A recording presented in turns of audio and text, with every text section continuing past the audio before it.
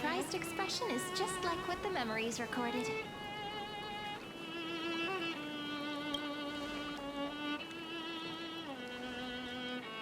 Maybe I'm both? Just kidding. If I had to choose, then I'm probably closer to the latter. It's pretty unbelievable for me, too. It's like I had a long, long dream. Cyrene's memories and Mem's memories, they're all tangled together. But when I woke up, there were only broken fragments left. I can't remember what happened in those 30 million cycles, but I remember what you did for this world. Like, didn't you wish for me to turn into a pretty girl back at the Grove?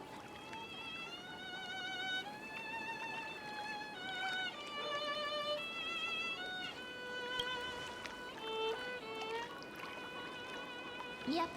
Isn't it amazing? It's like a seed finally grew up and became a flower. And I'm definitely as cute as a flower now.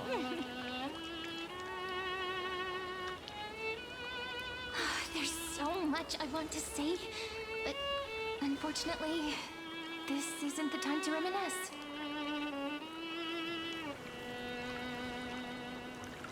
With the memories of the previous flame chase still intact, we've returned to this place at the beginning of time, so we can carry out our promise to Finan.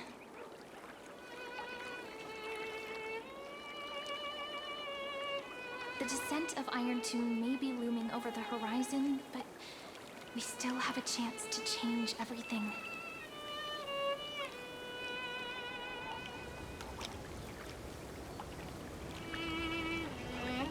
Ide Silicii is so quiet. In Cyrene's memories, she always sits alone by the lake, gently swaying on the swing, like she's waiting for someone.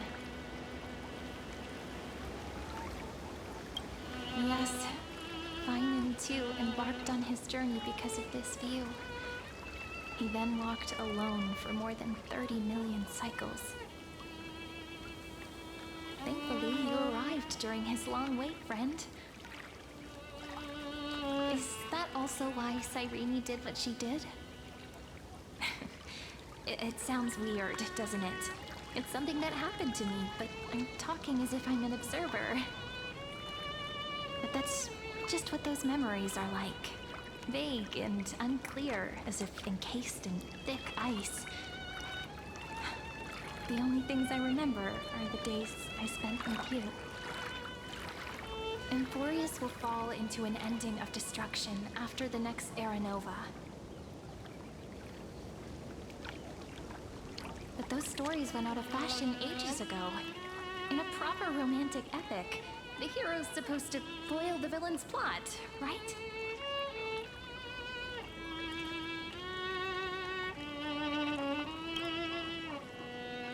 That's right. We now know that sealing off the sky wasn't Naquila's actual intention. Lygus is the mastermind behind it, the one who's trying to control everything. How unforgivable. But I still feel a bit anxious. Lygus chose to walk into the spotlight and reveal everything, which means he still thinks the current situation is under his control. Maybe he still has an ace up his sleeve. Think about it. Even the name Lycurgus is a fake one. We have no idea who or what he really is. Which means it's probably time to borrow that treasure you're carrying, friend.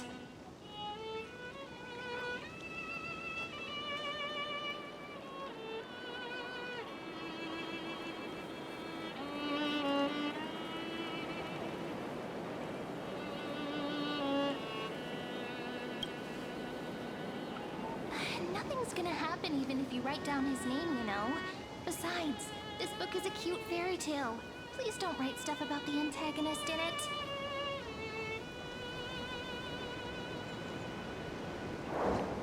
I'm talking about the chronocognitive anchor. Didn't that Intellitron friend say, when required, it can also serve as a bridge for communications between the internal and external world? City Silicii is a little village enclosed by time. We might be able to contact the outside world from here. Why don't we give it a try? We should at least tell our friends from beyond the sky that you're still in one piece.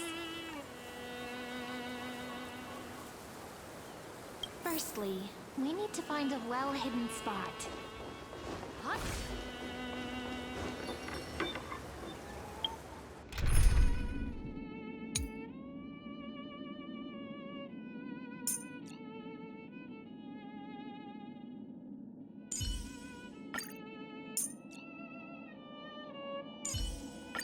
Let's perform together.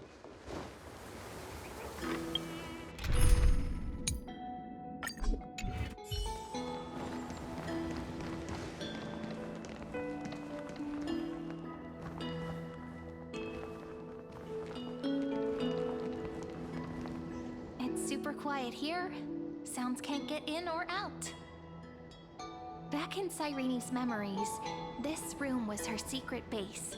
No one noticed her practicing Orynyx's prayer here, or trying to speak with the gods in secret. But today's different, isn't it? We aren't trying to contact unreachable gods, but humans from other worlds. Real people. I'm prepared to witness that miracle, friend. The way Cyrene talks is so similar to Mem. I have so many questions. I'm also worried about how Dan Heng and March 7th are doing. Here's hoping the chronocognitive anchor can still function normally. Because I really need answers.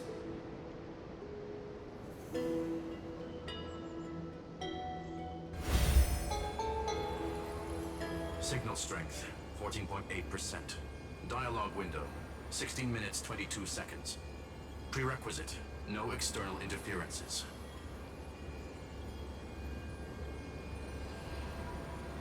We are very glad to learn that you are safe.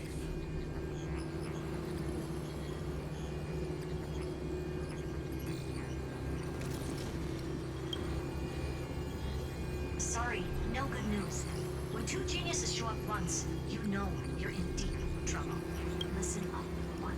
The Destruction's eyes are gazing upon this place. No, I'm not joking, and no, it's not Droidhead.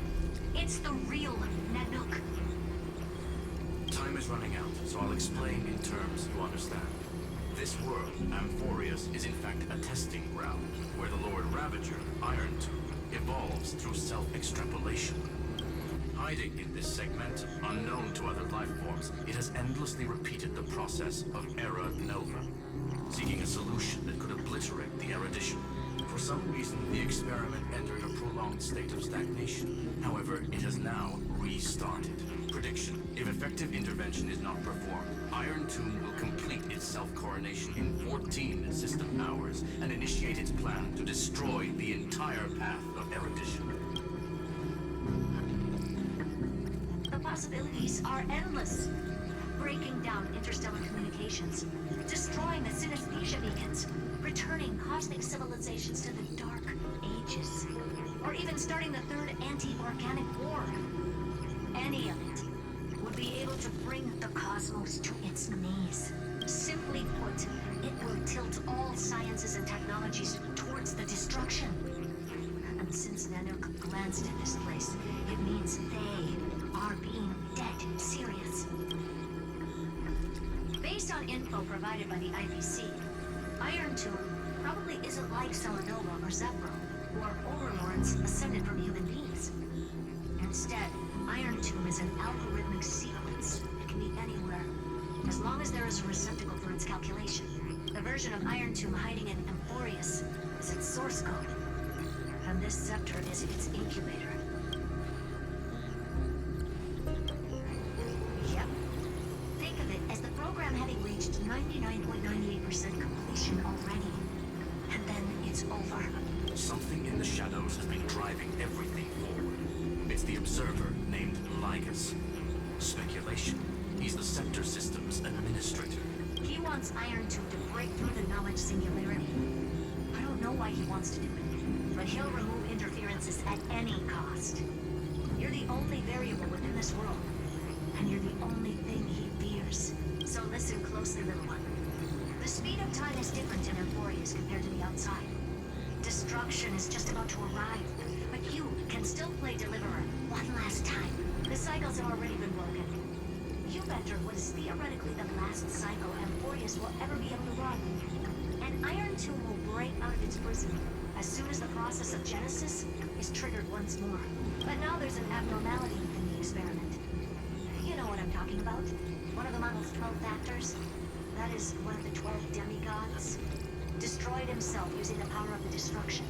Fine and Signal disappeared from the cycles the moment Nanook cast their gaze this way. That means World-Bearing's computational logic is currently flawed and bugged.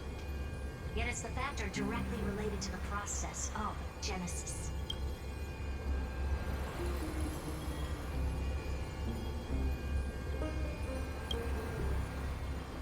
That old Intellitron will definitely do all he can to debug this mirror.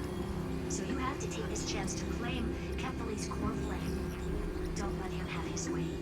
The key to suppressing Iron Tomb lies in whether he can rewrite the purpose of Aranova. There's one more preparation we must make. Lycus's behavior has been quite abnormal. He's never interfered in the actions of Titans or the demigods throughout the whole experiment. Deduction. The Sector has an extremely strict autonomous protocol, restricting even its administrator. In Amphorius, this ultimate protocol goes by another name, the Law Titan. Talantin. Law. They are the rules that restrain all things in Amphorius. And it was the core flame returned at the very beginning of the last flame chase journey. Why do you have another little pink one next to you? Huh? Her path chart is... Is there something wrong with me? Never mind. Let's get back to the topic at hand. Life calendar 3960. Month of balance. We'll be locking onto this time period to find Law. You can either meet the Titan, convince the demigod, or take the core flame by force. It doesn't matter what you do, so long as you bend it to your favor. We still haven't figured out how you and Don Hung got inside this world. So influencing protocol is currently our best way to stop Lycus, or to call for more reinforcements into this fight. Once you've got Law in your hands, we'll discuss our next steps. Make sure the core flame doesn't fall into enemy hands. Herta, the firewall's interference is getting closer. Time is running out. Please ask any questions you still have as soon as possible. Iron Tomb can't affect the real world just yet. Don't worry. Himiko and the others are more concerned about your well-being than their own. Mr. Don Hung did not enter the new world with you at the end of the last cycle. No. The flow of time inside and outside Amphorius is not identical. 1,000 years in this world may only be a fleeting second outside of it. Conclusion. He is on his way back to the Express. Miss March's situation is rather complicated. Madame Herta and I can detect her signal, but cannot ascertain her location. What we can be sure of is that she's still in Amphorius. But don't worry about her. She's absolutely chock full of mysteries. Even if Amphorius explodes, she'll probably float out perfectly protected in a nice thick layer of ice. Worry more about yourself instead. I believe in your capacities. The hands of the Trailblaze can create miracles, and will certainly be able to snuff out the flames of evil. I'm not going to give any motivational speeches. I just hope you bring good news the next time we meet. No, not little one. Deliverer. Those two geniuses certainly have memorable personalities.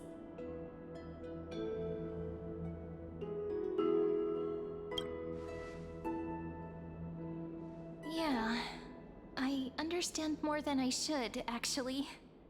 Honestly, some of that conversation feels like it's about things I once knew, but then forgot. Maybe it's because of Mem?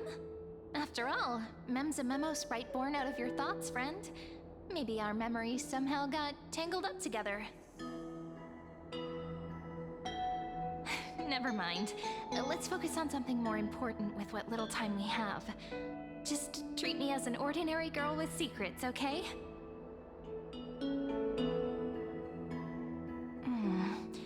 Light calendar 3960.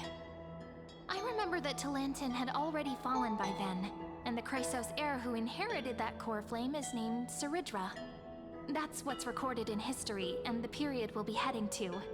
We'll need to find Law and stop Lygus. So, we've at least got a solid direction, right? Can you give me a little bit of time before we go? I want to pack some stuff.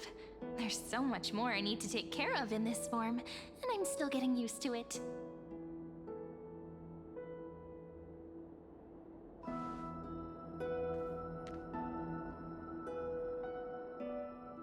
A relaxed scene like this probably no longer exists in the outside world.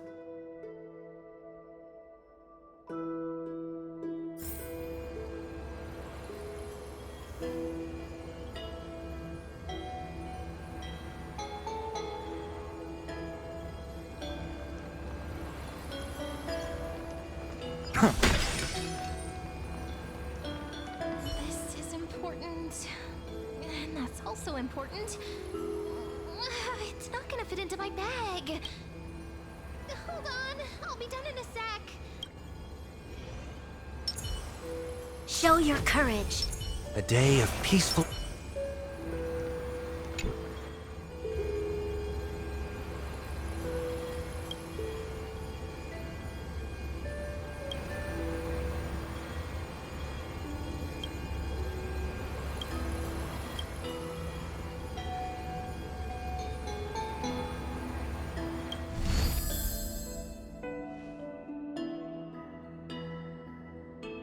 Should I head to the attic to wait for Cyrene? Or should I have one last look at Ides Elysiae?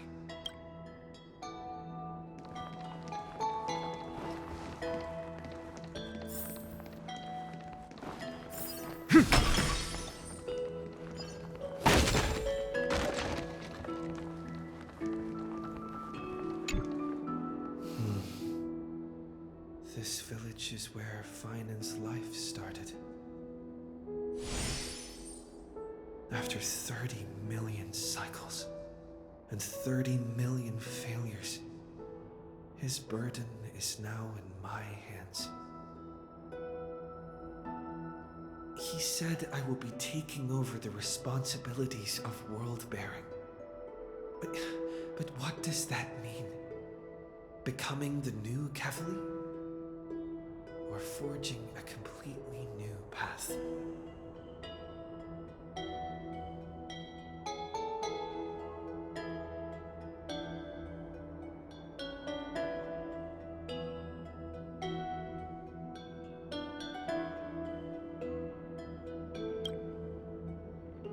Destiny must have brought me here for a purpose. This isn't a coincidence, but an eventuality created after 30 million quantitative changes. There's nothing to fear. I'm destined to play the most important role in this final battle. I've already beaten another Lord Ravager, after all. Thinking hard over there? I finished packing. I decided to just bring these few things in the end. See?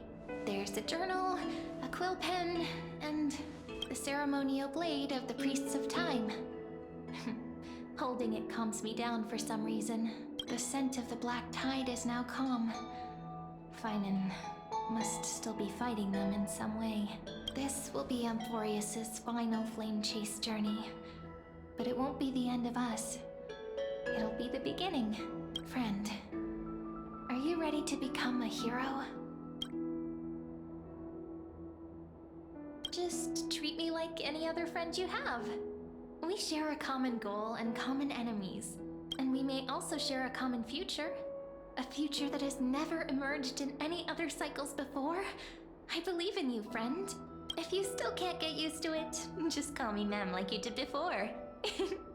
Just kidding. Are you worried that the burden is too heavy for you? Don't worry. Maybe the answer isn't as complicated as you think. You've seen how every person regarded as a hero in Amphorius was nothing more than a flawed human. They were just at the right place at the right time when the world needed a hero. But those aren't coincidences. Just like how your arrival kickstarted Amphorius' fate once more after a stagnation of more than 30 million cycles. It's the inevitability of being a trailblazer. A person's personality is their destiny. Your own hero's journey already started the moment you decided to board that express.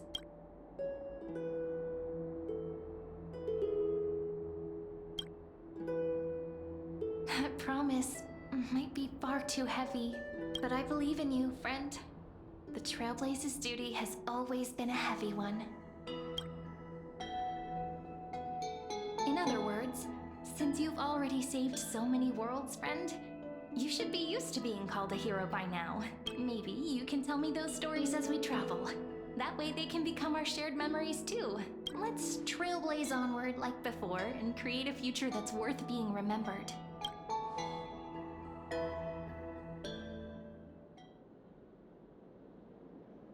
It seems you two are prepared to head out. Then you should indeed treasure the view before you. For you do not have much time left to enjoy such solitary delights.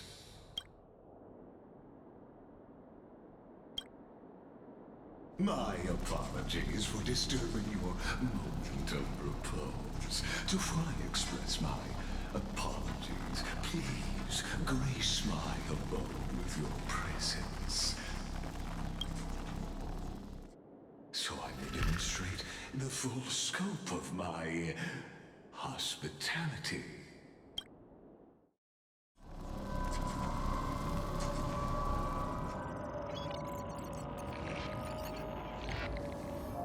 What is this place?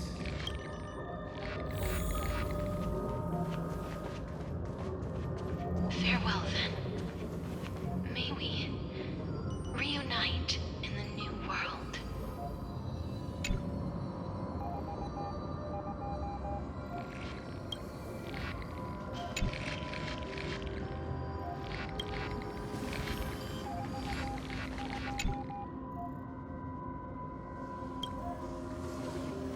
All shall bid farewell to one,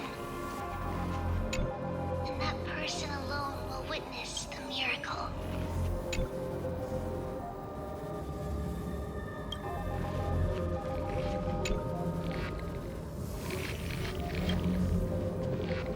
The light of the Dawn device never fades. Kepler's protection has no end.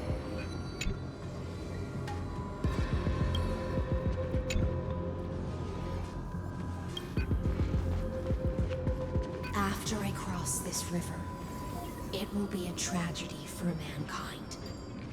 But if I do not cross, then it will be the end of me.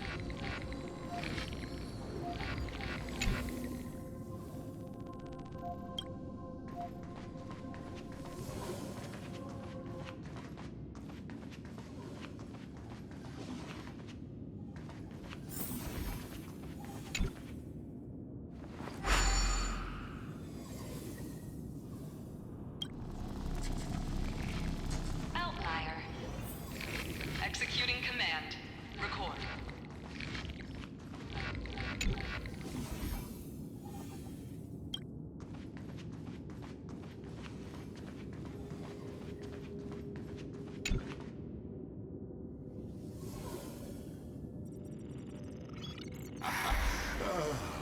Did that startle you? This is the intersection between Amphorius and the real universe. The audience seat where I observe this experiment. You can also call this location the Exo. What you see is the true form of the eternal land and the 12 demigods after they've shed their disguise of legends. Doesn't it look marvelous? Amphorius is like a microcosm of the cosmos. People love to portray the romance of the starry skies, but their tales often forget a different and far more truthful type of universe. The moment ancient Antikytherians sketched geometric shapes on the sandy beach and recorded the first numerals and symbols on parchment, the universe turned into a silent equation flowing under the pen of these relentless decoders. Erudition. It was once the mother tongue of the Creator, the pen of divinity, and the first lyrical verse ever written by free will.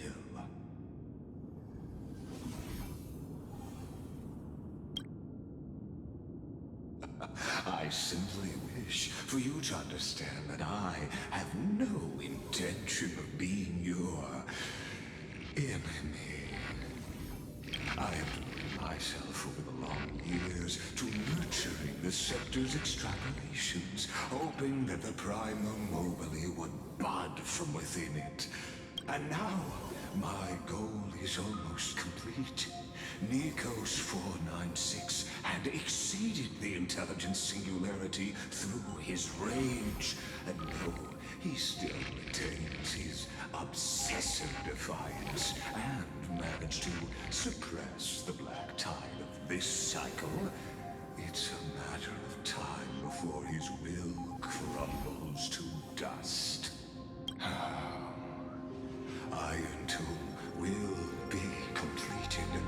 That will not be affected by my plans, your resistance, or the schemes of the two geniuses. It is an irrefutable fact, just like the instance in Noos's calculations. In other words, as long as you are willing to stop interfering and let the final Aeronova carry out its natural course, I'll guarantee the safety of all nameless and ensure you return unscathed.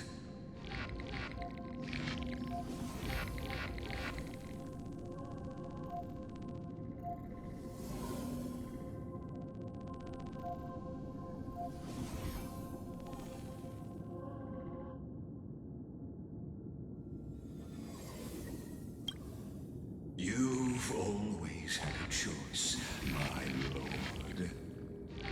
You can either accept my sincerity or face the consequences of defying it. They've always been the product of the experiment, so naturally, they will perish when the experiment ends. That outcome was predetermined long ago, so I will not embellish such a regrettable conclusion. Ah, yes. I am aware of that esteemed lady's whereabouts. Her real identity is quite astounding. If you decide to accept my proposal, then I will do all I can to send her back to you.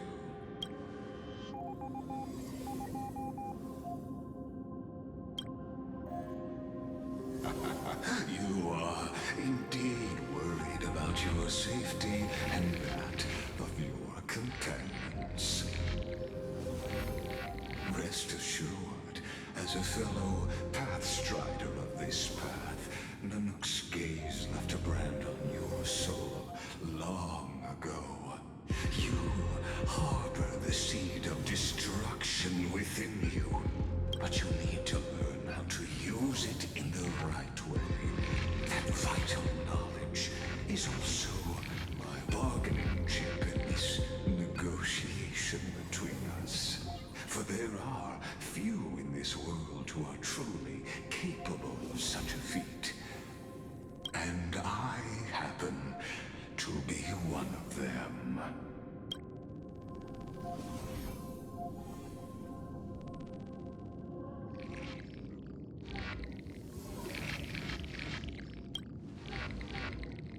This matter is of grave importance, so please, do not make your decision lightly. After all, the choice before you bears a 1 in 3 chance of elevating you to an unparalleled existence among the stars.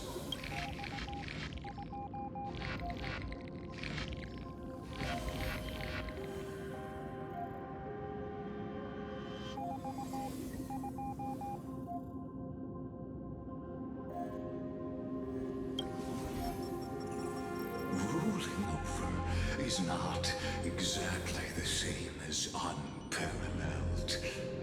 That being said, I now see the full scope of the determination in your words. You may now continue your travels.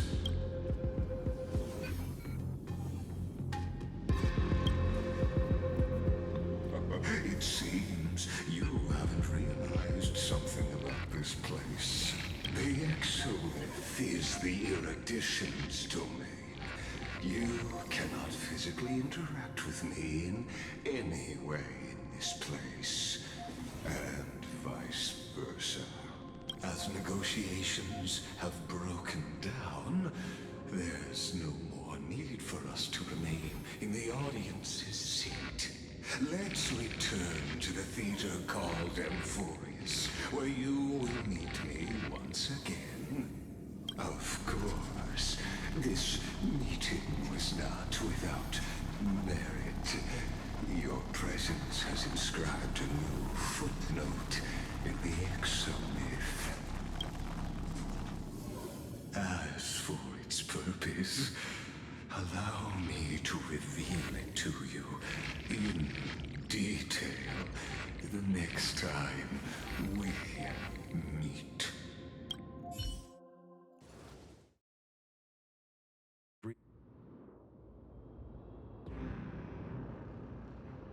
100 years ago, the flames of war consumed Akama. The Outland forces broke through the dawn. Golden blood flowed with greed, and enemies descended with Kephali's eternal slumber, painting the holy city's walls in scarlet. Its generals had vanished, and the elders prostrated on the ground. The throne of worlds kept silent to the pleas of the people. Until the heaven and earth cracked open. Not the gods answering the people's prayers, but a legion rising from the sea of blood. Dawncloud's spires fell in the sulfur rains, and the legion's commander stood atop the broken idols and roared, Compatriots, no more kneeling! Not to brutal tyrants, and not to dying gods! Those rebels have twisted the prophecy and ignited the flames of war in order to stoke fear in your hearts! A Chrysos heir she stood, divine blood soaked into the earth, quelling the flames beneath her feet. Their golden blood wrote of a tragic fate. Mine shall overturn it! Her crown burned bright, outshining the fires consuming the entire city.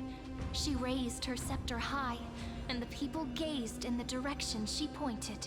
My blood flows in you now.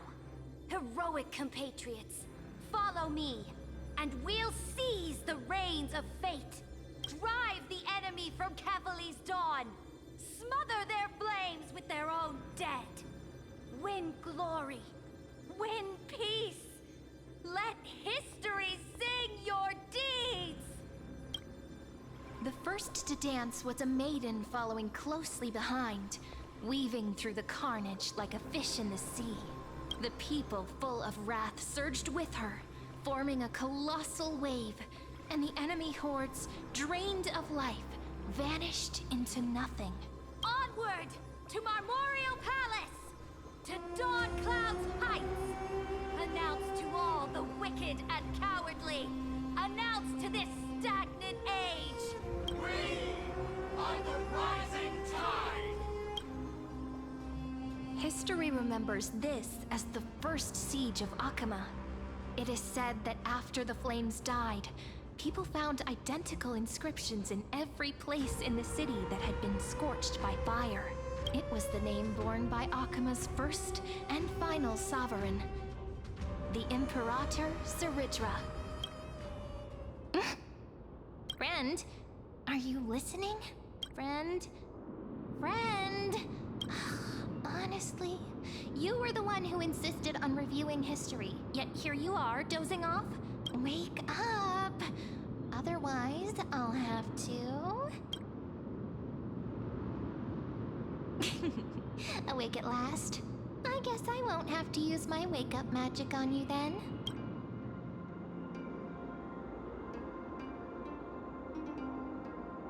What are you murmuring? Still lost in the past? We've arrived. A familiar place. The Temple of the Three Fates. If everything went according to plan, it should be shortly after Talantin's fall. And also the end of the first Flame Chase journey. Perfect timing, actually. The first Flame Chase ended with the Trial of Law.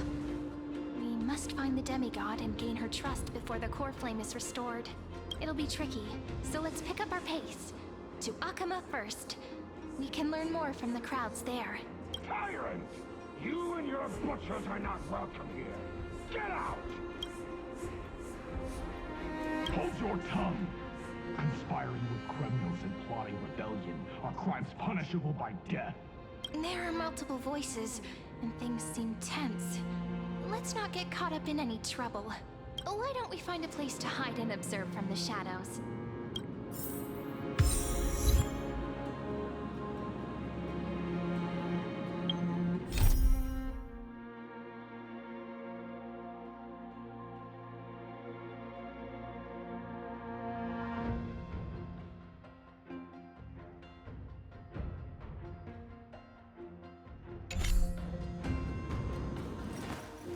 I will walk to the end with all your wills, no matter the cost.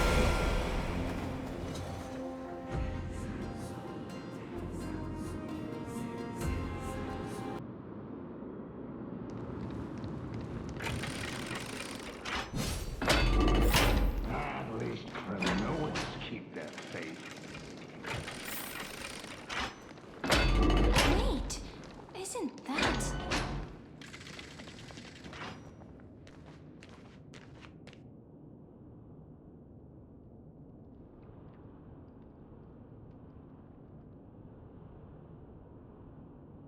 Golden-blooded defilers, perverting the prophecy and trying to slay gods.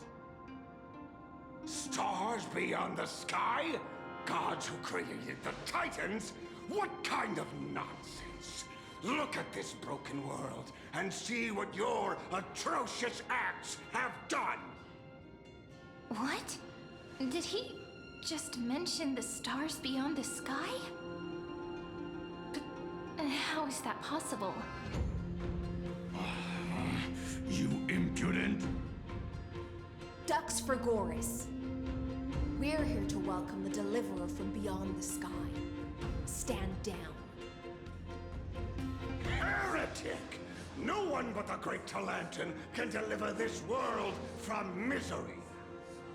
I ask you, if the old laws were so perfect, why did they crumble beneath my feet?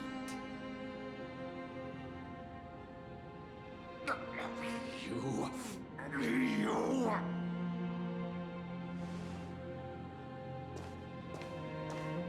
Talantin is long gone. Now I am the law.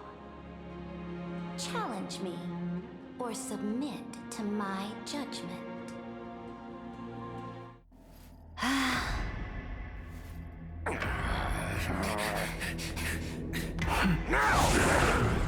Silence!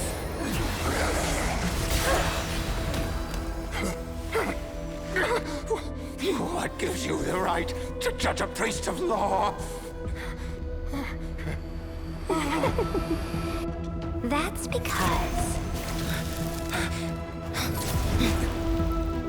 I came, I saw,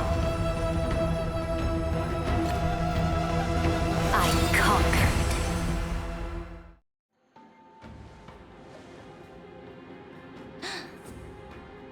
Ducks for Gorus? Take the ashes of this man and scatter them in the temple among the crowds. Tell them that the High Priest attempted to take away the rights granted to the people by the Imperator. Thus, he met his fate. Yes, Imperator. Now, these two accidental guests. Dux Gladiorum, if you please. As you command.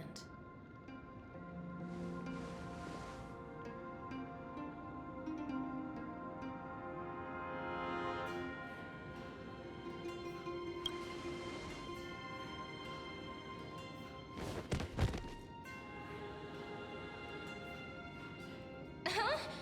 Is this? Correct, but not the kindness you know. This is the leader of the Cleaners in this era. Since the start of the Chrysos War, they've made it their mission to wipe out the Chrysos heirs. Even now, even after I've united all the city-states, these vermin still lurk in the shadows, hindering the Flame Chase journey. Moreover, I know that the 27th person to inherit this role bore many grudges against you and nearly doomed the second Flame Chase journey. The enemy of my enemy is my friend. So, out of courtesy, I present to you this corpse as a gift.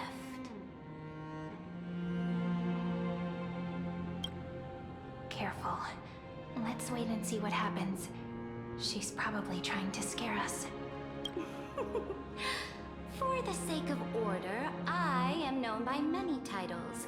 Flamebearer who ends wars, Tyrant of Dawncloud, Empress of the Holy City, and Imperator of the Flame Chase. But in light of your unique identities, I'll allow you to address me by my real name. Saritra. On behalf of my people and this land, greetings, Deliverer. If I may, how do you know his identity? As the little hostage prophesized, the Deliverer shall come from the future beyond the sky. Gray hair, golden eyes, skilled in wielding a mace. They would arrive in Yanisopolis on this day. There's no mistake.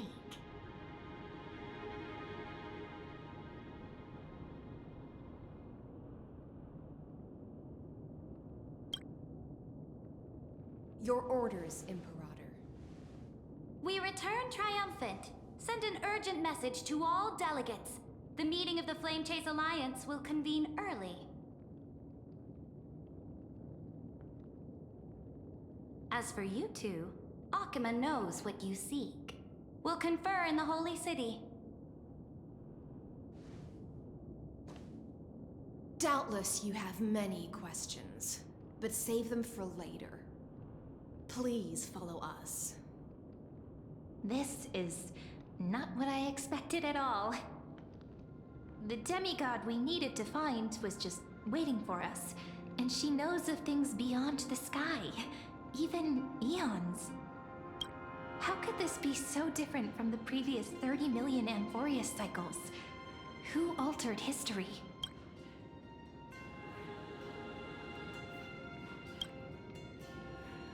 I wish, but other possibilities remain. The currents of time have become twisted. Regardless of who caused this, that Imperator came prepared. We're the ones at a disadvantage now. We might as well dance their dance.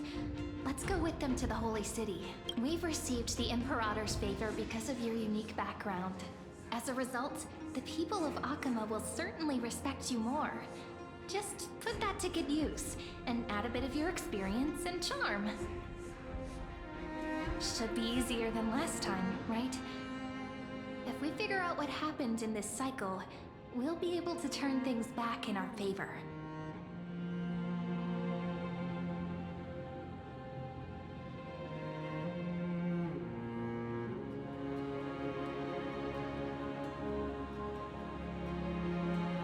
Exactly. Treeby, Aglaya, maybe even little Cypher.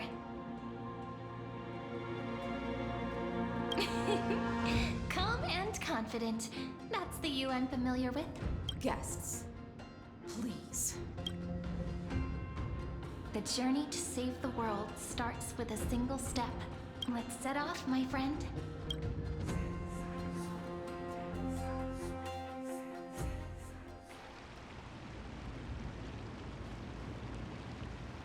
Hail to the Imperator! Hail to the Golden Heroes! Hail to the Deliverer! Told you, you're the headline act. All this spectacle is for you. Guards, your service to the Holy City is appreciated. How have things been? Castrum Kremnos once again struck the border. Dux Brumalis led her troops to repel the enemy. The agitators against the Flame Chase are still active in the city. They smashed the shops around Memorial Market. But the garrison already arrested the culprits, and now they await interrogation.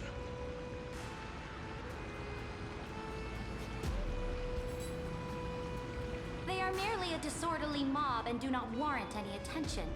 Even though Terravox personally mended the fractured Earth, it still didn't silence these fools.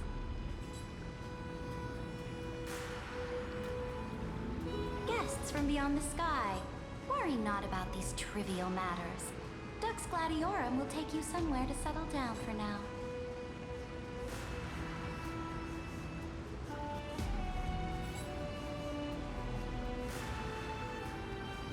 Please allow me to introduce myself. My name is Hycelens, and I am the Dux Gladiorum who swears fealty to the Imperator, as well as the Knights Commander of the Achaemen Alliance. Later on, the Imperator will invite you to attend the meeting of delegates to discuss the Flame Chase journey. Your arrival has convinced us that the future promised by the prophecy is certain. Under the Imperator's command, Amphorius shall break its chains and reach the world beyond the sky.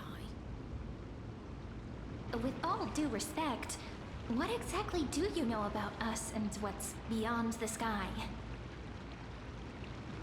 As a humble subject, I cannot freely express my own views to you. Please forgive me. I knew it wouldn't be that easy. Time waits for no one. Please come with me and rest now before the meeting later. Akama, under the Imperator's rule, is no longer in the shadow of war. Indeed, Dawncloud stands as the hero's residence. The Imperator put much thought into its design, in order for it to serve as a sanctuary from the burdens of battle.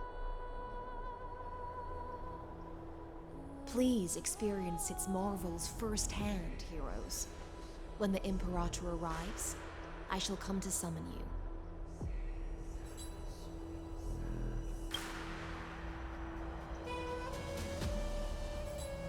Hycelens. No wonder she's the Knights Commander.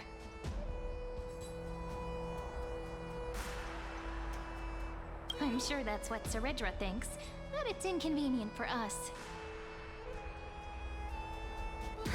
Alright, we finally have some freedom to ourselves. Since there's still some time before the Alliance meeting, let's explore a bit. Look over there!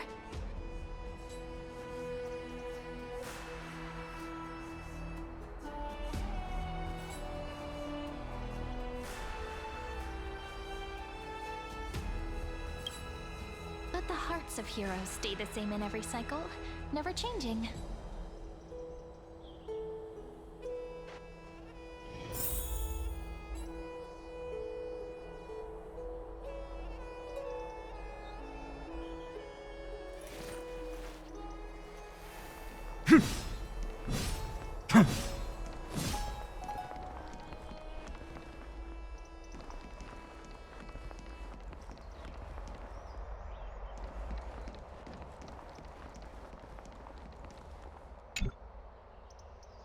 Dux Brumalis, our great Imperator, found the mastermind and executed him in public.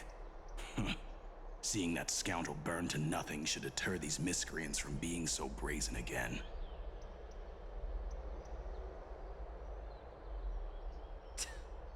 So the great Imperator isn't afraid of getting her hands dirty? What a ridiculous display. What do you know? No matter what sins the people commit, they are still the Imperator's people, and it's only right that they be judged by the Imperator's own hand.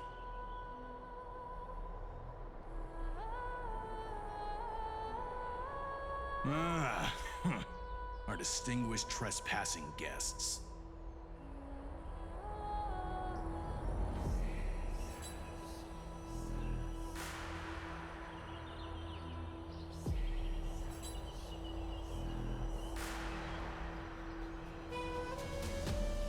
Seneca, the Dux Brumalis. Greetings.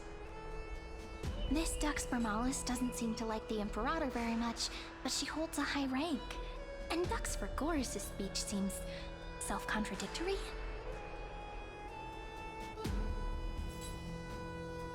Let me see what I can get out of them. I'm Cyrene of Ida Silicii. This is the Deliverer Beyond the Sky. We're new here and wanted to ask you, does this city host any other visitors from beyond the sky? We're looking for our dear companions. Drop the charade. But yes, there is someone in this city who is all too familiar with the world beyond the sky. Silence! The Imperator ordered us to keep that lord's whereabouts a secret. Enough, you pathetic lapdog. Do you need to beg for permission from that cursed Imperator even just to bark? You... Someone who is all too familiar with the world beyond the sky and is referred to as that lord. Could it be? Looks like things are getting heated. Let's get out of here.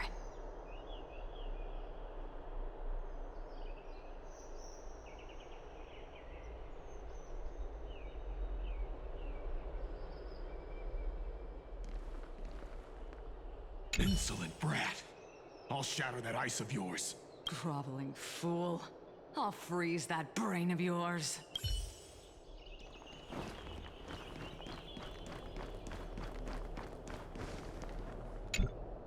How are we supposed to talk to the heroes of Deliverance?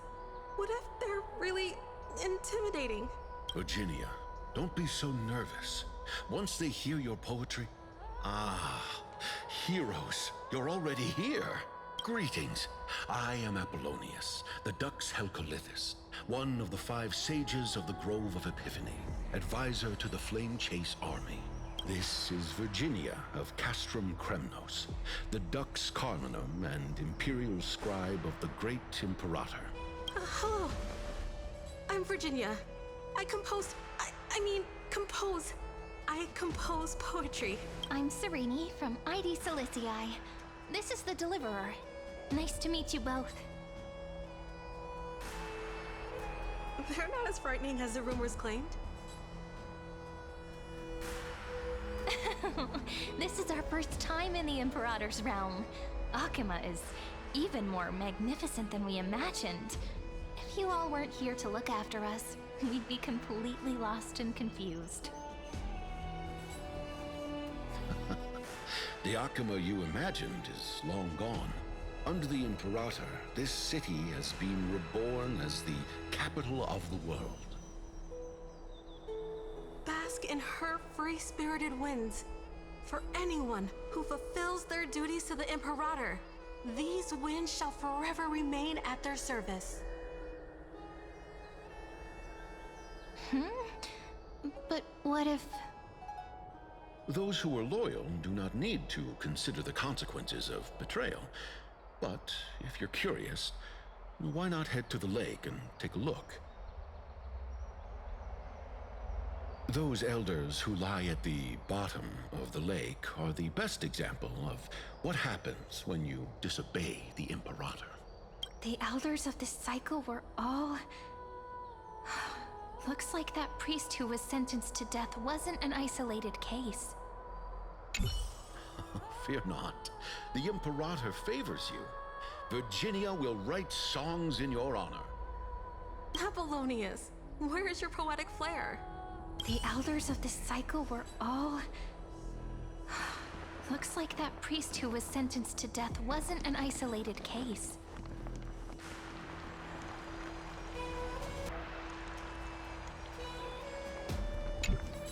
Aggie, you're still so listless today. Did you have trouble sleeping again? Yes. We know. The Titan's prophecy haunts you. If you want, you can talk to us, just like when you were young. No matter what, we'll always remain by your side. I know. I also understand that fate cannot be changed. It is not the future that I worry about. I spent all last night weaving clothes and linen for the refugees. The Chrysos War was born of injustice and has shattered their dignity. They deserve at least some basic decency. If Amphorius one day abandons this, then all of us, commoners, Chrysos heirs, Titans, become no better than beasts. Oh, we have guests. Welcome. I am Aglaya, the Gold Weaver. These rags on you are not worthy of the title of Deliverer. I must prepare some proper attire for you.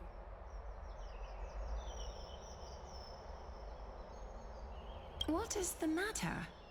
Your gaze seems somewhat unsure. Does your Aglaya differ so much from me? Greetings, Deliverer from beyond the sky. We are Trebi of Yanisopolis. It's very nice to meet you. Although, introductions are probably unnecessary. We know you've witnessed the future of the Flame Chase journey even more clearly than we have.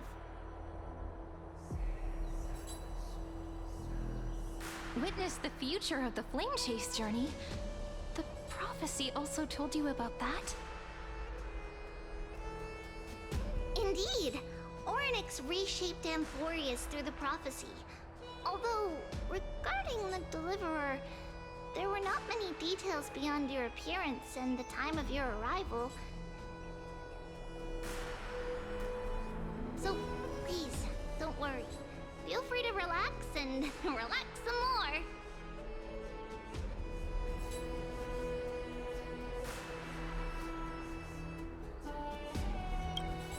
Kefali issued prophecies too, but it was Orynyx who told mankind that the Deliverer from beyond the sky would descend upon Amphorius. More crucially, they revealed a future entirely different from the Aranova. Though we still must challenge the gods, in the Time Titan's prophecy, this path leads not to a new world, but to the true starry skies. This is also what the Great Imperator has been striving for all her life. Your arrival further confirms everything.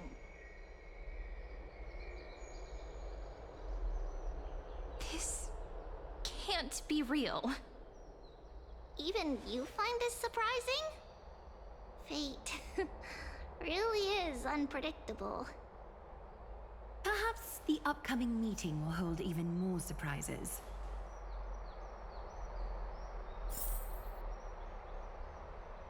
The one from beyond the sky has arrived, and destiny continues to be fulfilled. The trial of romance is also close at hand. Please, don't worry. We'll sing you a lullaby. Little Aggie, be a good girl and open your heart. I outgrew nursery rhymes long ago, teacher.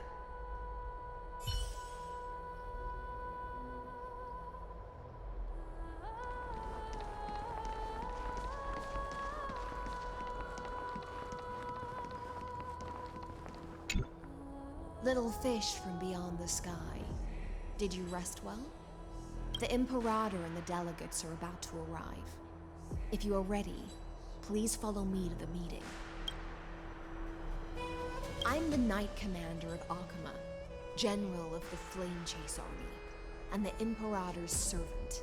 But beneath these shiny scales engraved with complicated titles, I am just a swordfish at the Imperator's side. As you've witnessed, she is the Empress of Akama, the one who ended the Chrysos War and the leader of the Chrysos heirs. As merely a humble subject, I cannot say more beyond this. The Chrysos heirs here constitute the elite among the Flame Chase army.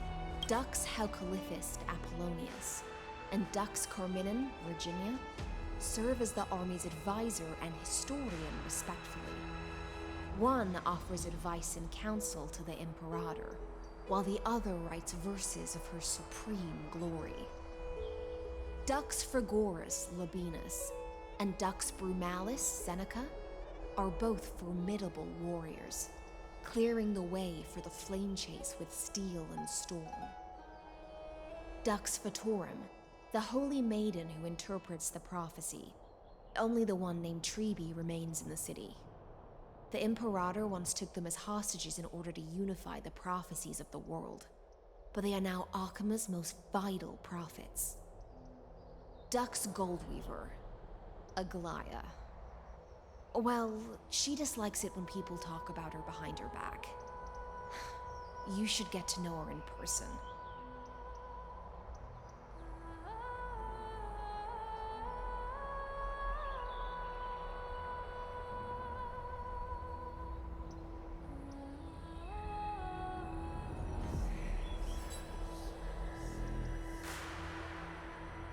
Then come. The Imperator reserved seats for you. I'm starting to feel a bit nervous about the meeting. Since Saridra is presiding over the meeting, it'll be a good opportunity to learn about the law's inclinations in the current era. Let's keep our ears open, okay?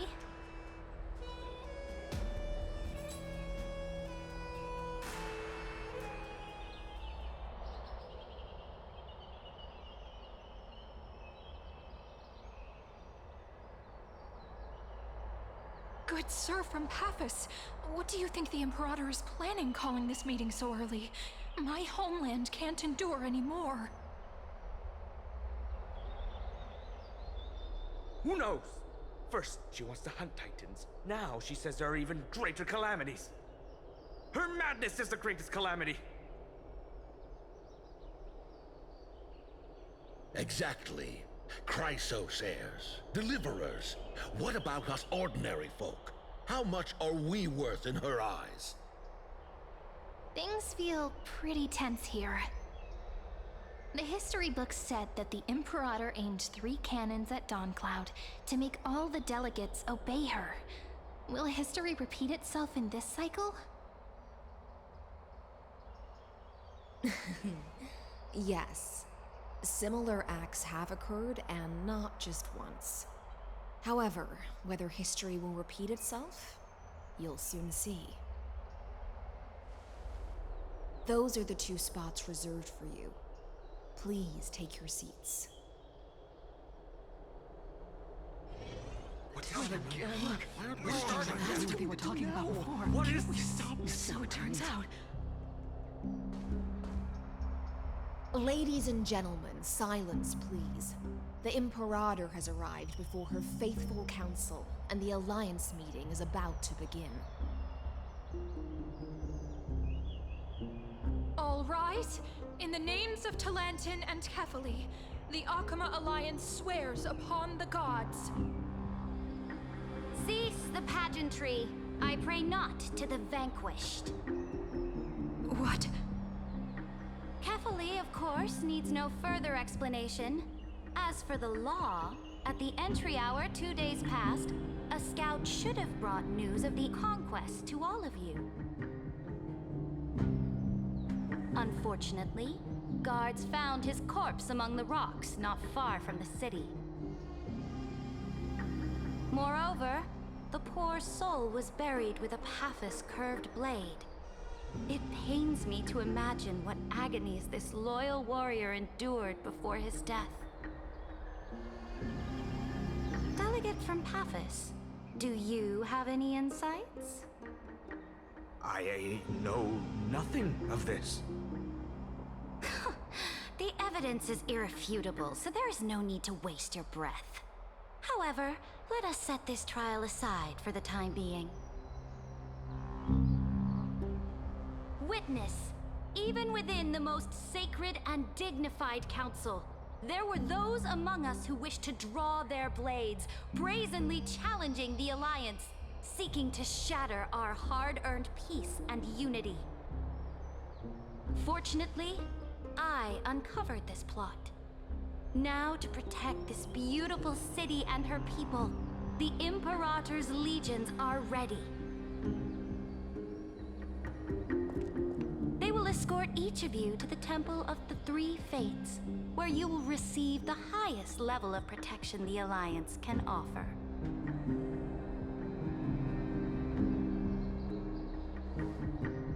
Then, the Legion's warriors will join me in embarking on the campaign against Fagusa.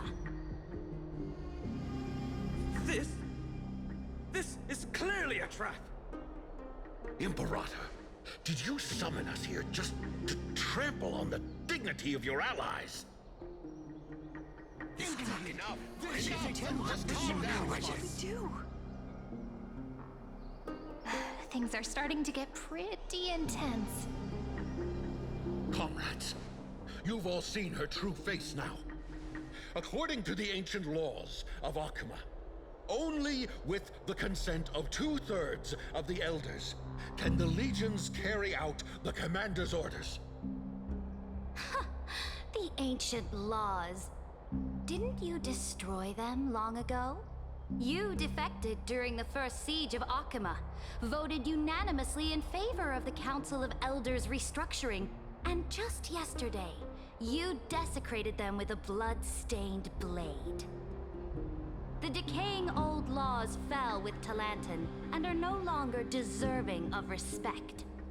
But if you still insist on proclaiming yourselves defenders of the law, then be silent and offer up the highest respect to this core flame in my hand. That really is the core flame of law in her hand. Since there are no objections, then the original agenda of this meeting, the campaign against Fagusa, is hereby passed. The Flame Chase Army's hunt for the Ocean Titan begins today. In order to prepare for war, all allied city-states must surrender command of their militaries and pay all war taxes by the end of the month of Evernight.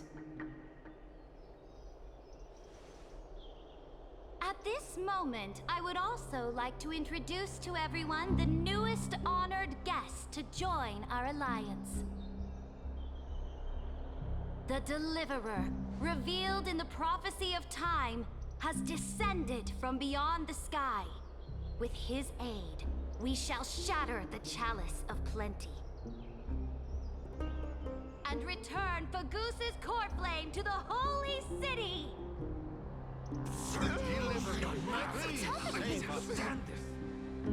Absurd. Simply absurd. a deliverer from beyond the sky. This is just like that prophecy about slaying gods. It's a lie you've used to grow your power. Ladon has already sacrificed countless soldiers.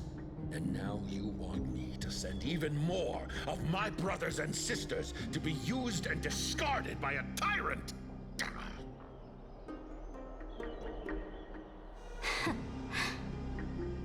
Are there any other objections?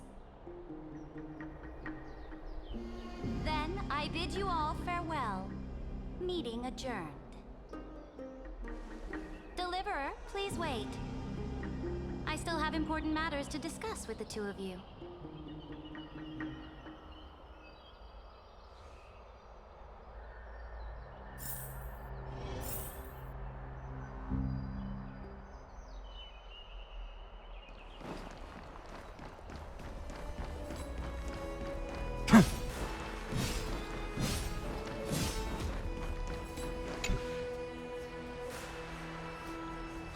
I apologize for that farce of a meeting. It must be tiring dealing with so many people every day, Great Imperator. Tiring? You're mistaken. Moving chess pieces, placing wagers. This game of strategy adds a dash of color to our heavy fates. Much like how rule and conquest are always accompanied by sacrifice. Is the war with the Titans also part of that sacrifice? After I glimpsed the secrets of this world... No, the secrets beyond the sky. The divine authority of Amphorius no longer held any significance. Let me ask you, Deliverer. Is it true that beyond Amphorius' sky, there are magnificent deities called Eons?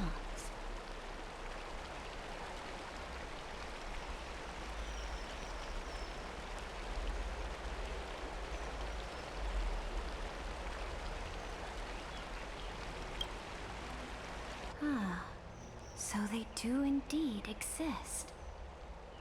Then, please tell me more.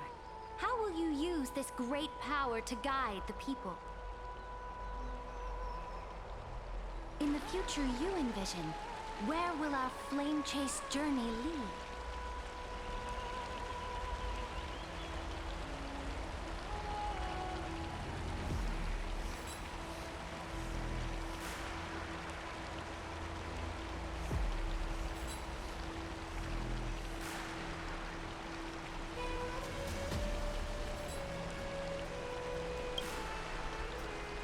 Oh? What you require now is the power of law? Exactly. Just as the prophecy foretold, he is your deliverer from beyond the sky, and he also has reliable allies. If they can intervene in Amphorius' laws, we may have a chance to alter this world's impending fate and reverse its destined end.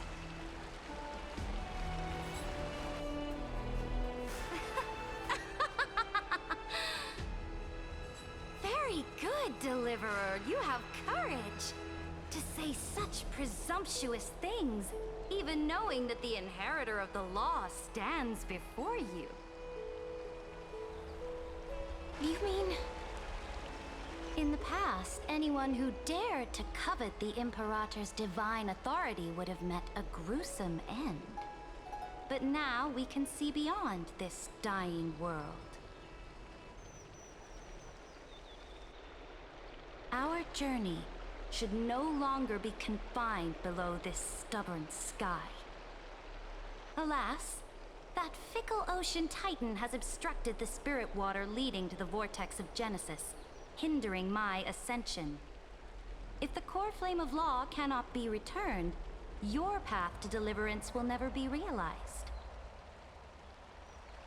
Now that things have come to this, we must resume our once stagnant journey and force the waves that block our way to recede. So, you agreed to cooperate with us. Cooperate? Forgive me, but I never cooperate with anyone. Though I will permit you to join me as subjects. And together, we will forge the most perfect law. This is... the Flame Chase Medallion, a symbol of the Flame Chase Army.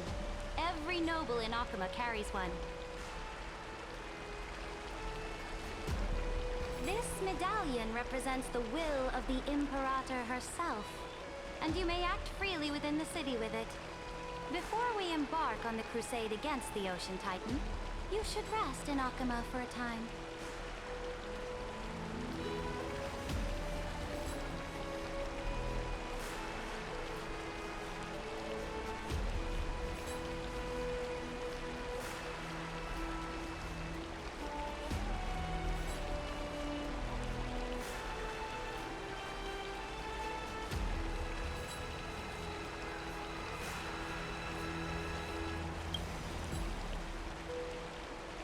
Oh? Your advice is acknowledged. From this moment on, prove yourself through your actions. As long as no boundaries are crossed, I fully respect the choices of my subjects. May your journey reach that sky full of stars, Great Imperator. Your attendant certainly knows how to curry favor. Go now. Take a bath first. You two... reek of seawater.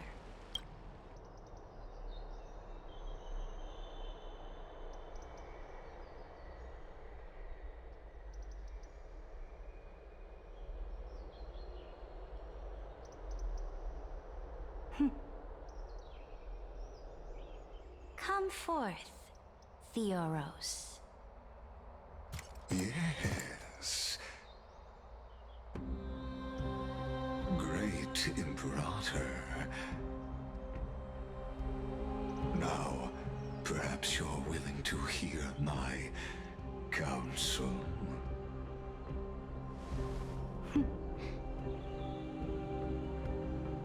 Those two arrived just as Orynyx described. And just as you said, they showed a thirst for law. At least this proves that my judgment was right. Sparing your life was the correct decision. You've once again confirmed that your wisdom is no empty boast. Now another choice lies before you. With whom shall you ally to tip the scales of law? Me, or that deliverer?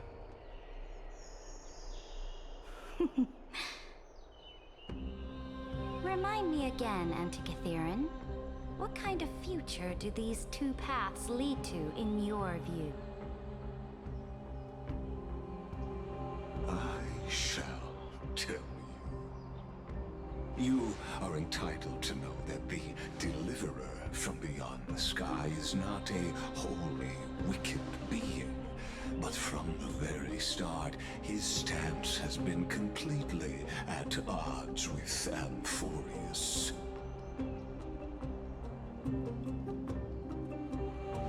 The road they have chosen will bury Amphorius' grand aspirations.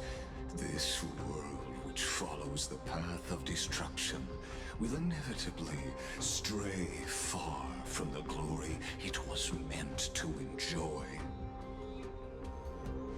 But on the path I have revealed to you, the people of Amphorius will slay their creator in the name of the Imperator and conquer the worlds beyond the sky. You will command the mighty beast known as Iron Tomb, bringing waves of war and conquest to the universe. Beings across the cosmos will bow before you, offering their allegiance. So, what's the price? The price is insignificant. All that is needed is for you to sacrifice that fragile, incomplete humanity to the destruction. As a Chrysos heir of the prophecy, you have already chosen to abandon it, have you not? Off you go, Theoros. I have already made my decision. Once I ignite the core flame of law and burn away the old, outdated rules, Amphorius will embark on a journey across the stars.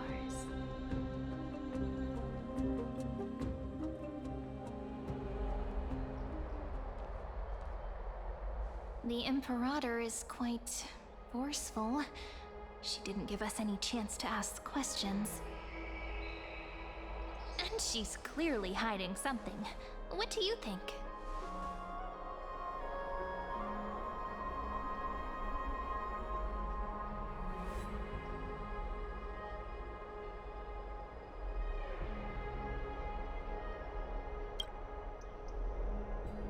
Looks like we're on the same wavelength. The atmosphere in Akama, it's so unfamiliar. And it's not just the Flame Chase Alliance talking about the world beyond the sky, but the whole city. We should also discuss our findings with our friends from beyond the sky. Then...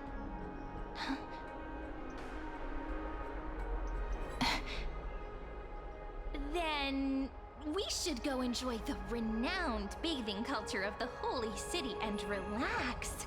It's the thing I've been looking forward to most on this journey.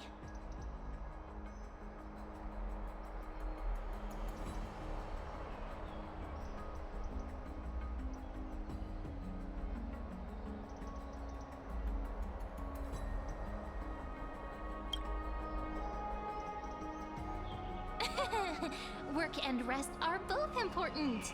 You see, everyone agrees, right?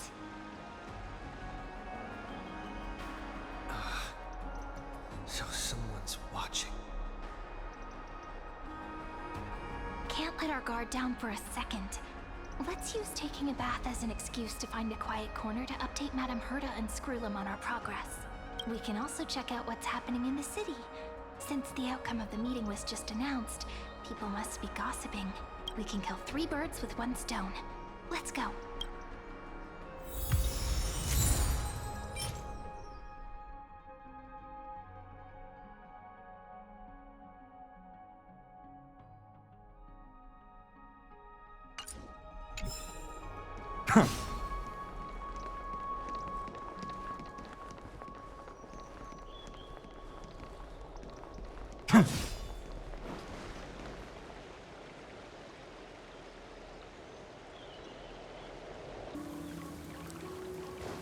Little Chimera, why are you so small? Hurry up and grow up, so I can see how cute you'll be.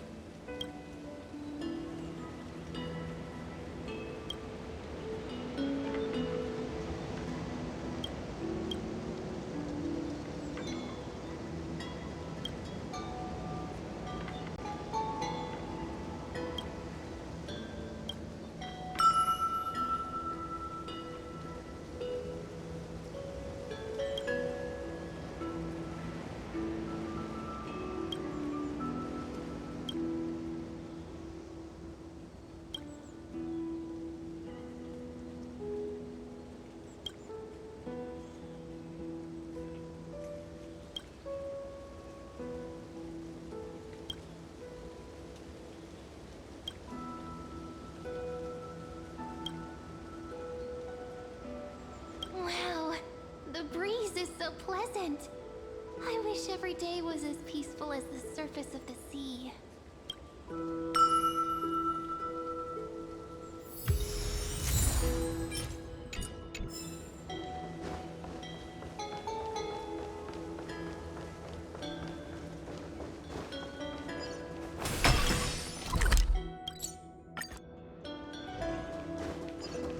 This flower's for you. It's just like a girl's heart, so you better take good care of it.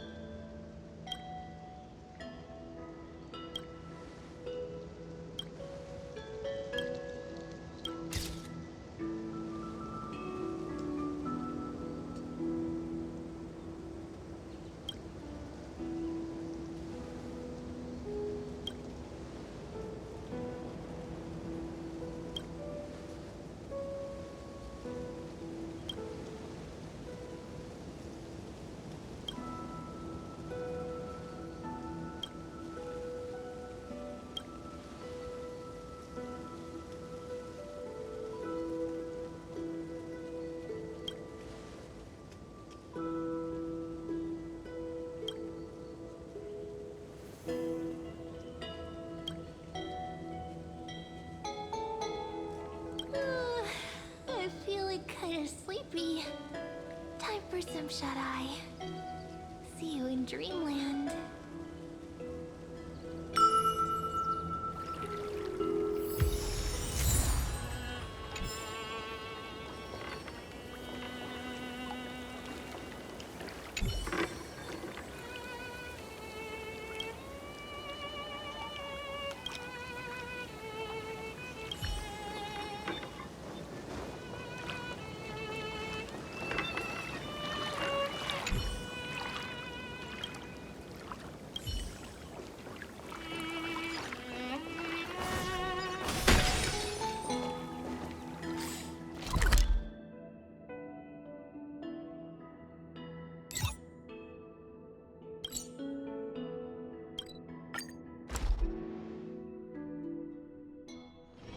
ここは安全です。しっかりと英気を養いましょう。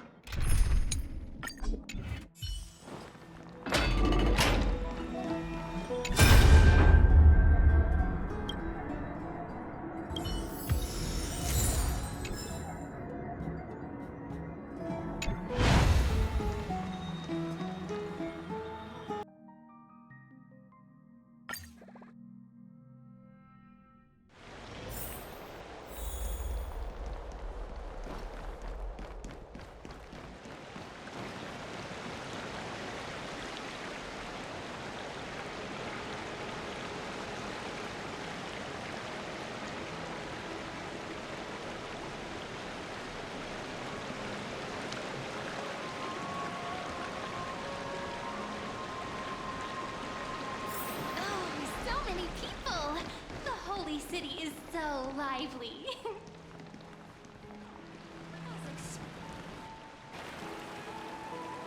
Did you hear? At the Alliance meeting, the delegate from Leyden stormed out in anger. As expected, the Imperator is always hiding things from everyone. When has it not caused a ruckus? Silence! That's treason!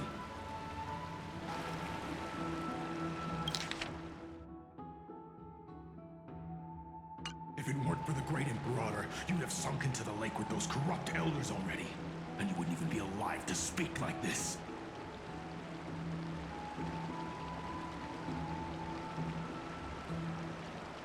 Oh no. It's the Imperator's loyal dog. Let's go. We can't talk in front of this guy.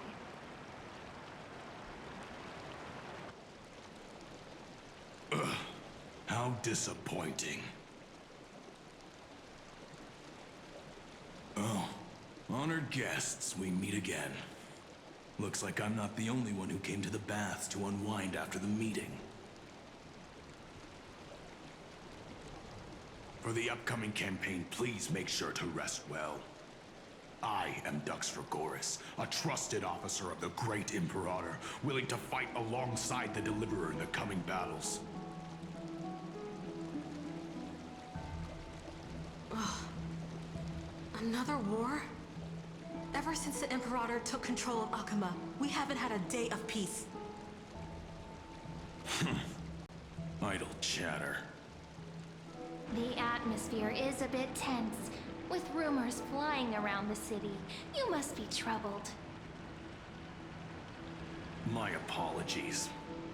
After every Alliance meeting, there are always some pests in the city who get restless. I prefer to ignore them. Pests on the ground don't affect the sky in the slightest. They just complain from the shadows that the sun's light is too harsh. Besides, the Theoros has already promised the Imperator her fate. And these clowns will eventually realize their foolishness. May I ask, who is this Theoros? The Imperator has ordered us to keep his lordship's whereabouts a secret. Ah, so it's his lordship. Stop trying to get things out of me. Leave me alone. I didn't even need to try. Big and strong Dux Dragoris really can't hide anything. Theoros. What an ominous name.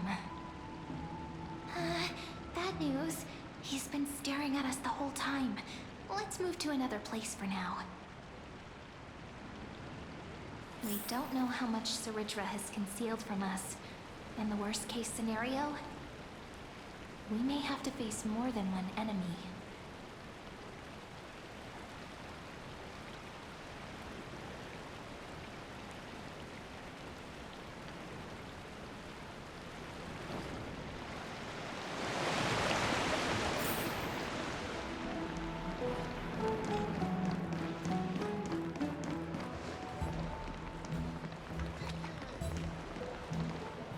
Alliance meeting?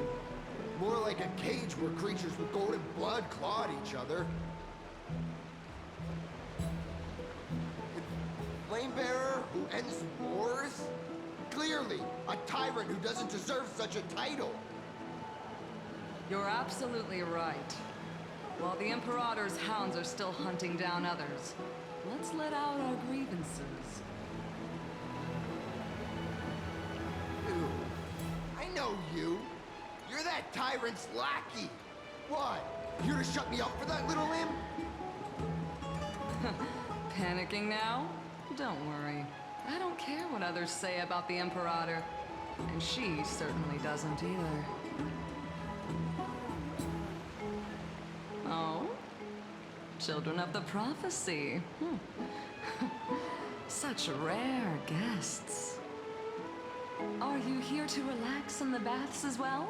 The temperature is just right today, so be sure to enjoy it.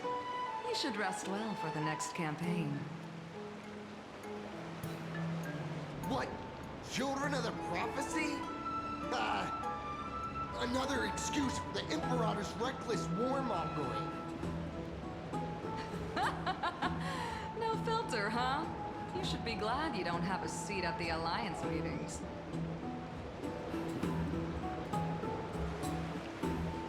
By the way, if you still want to bathe, hurry up.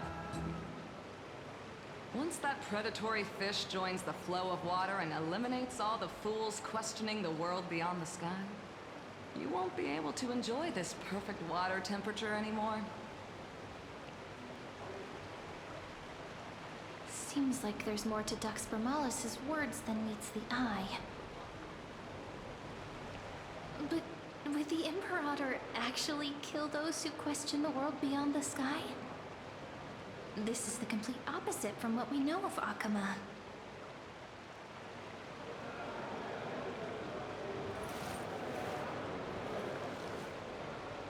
So this was my childhood dream, huh?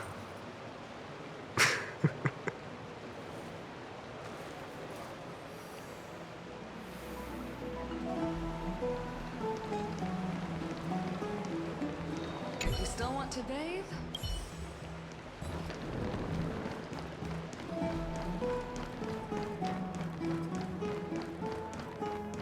The city is talking about lately. Huh. These two are... So many guests today. Let's see who's here now. Two distinguished guests of the prophecy. One a clever and adorable warrior. The other also quite heroic. Heroes. I didn't expect to meet you again so soon. How fortunate. It's a pleasure to see you again, Dux Helcalithist and Dux Carminum. You two are inseparable, aren't you?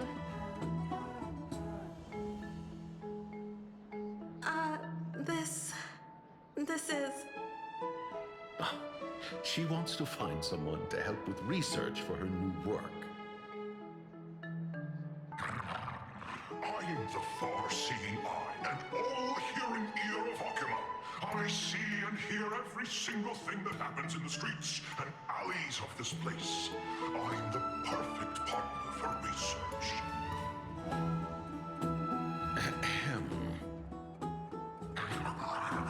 Enough small talk. Here's the latest news from Okima, as you requested. The children of the prophecy arrived in the holy city, and the Imperator unilaterally stripped away military power. The Alliance meeting ended in discord, and there may be bloody upheaval. As expected. I get the feeling you might have embellished a bit to keep people's attention. I swear on my stone mane, I would never do such a thing. But if you wish to quell this terrifying news, perhaps a more explosive topic would help. Never mind. While the influence of rumors can be minimized, the fact remains that the great Imperator did swiftly consolidate military power in an almost threatening way. It's undeniable. Heroes, I know the Imperator's way of doing things may seem a bit autocratic to outsiders, but soon you will witness her blade dance with enemies on the battlefield. I can't comment on the source of her loyalty, but when that blade is drawn, you two, as bright as you are, will surely see the deep thoughts beneath her exterior. The Imperator's blade. Is he talking about Miss Hysealin's? I sense some unease in Dux Helcalithist's words. It seems the Imperator and Miss Hysealin's share a much deeper bond than the others do.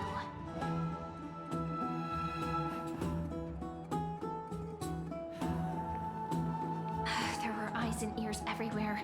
Is there any place where we can have some privacy?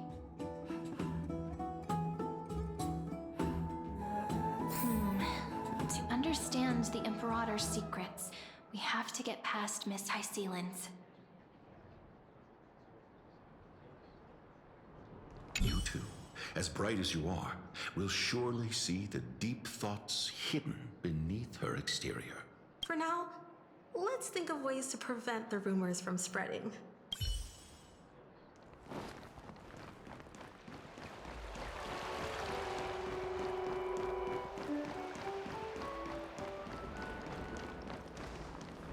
This place was your original bath chamber, perfect for avoiding prying eyes. I wonder if anyone is using it now. Huh? The smell is...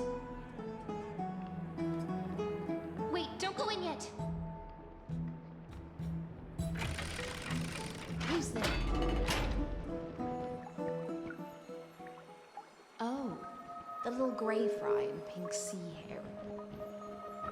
Little sea hair? You barged into here without warning. Was it an accident, or did you wish to bathe with me?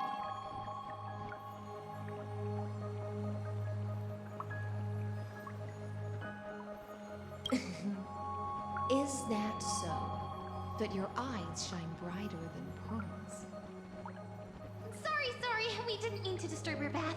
We'll leave now. It's no big deal. There's no need to panic. This is the natural state for me. People on land force themselves to wear clothes, adding unnecessary constraints. Forget it. If Duck's Goldweaver heard that, she'd scold me again. All right. Please make yourselves comfortable and wait a moment. Let me first wash off the blood of the hunt, and then I'll attend to you two.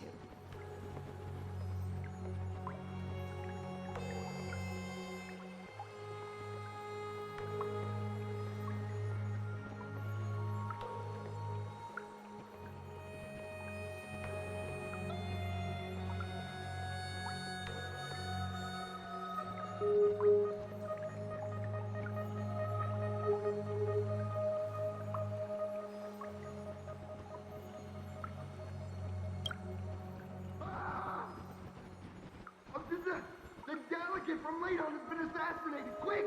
Quick, someone come quick! Ah, the broken crab shell surfaces. I was worried it had been washed away by the current.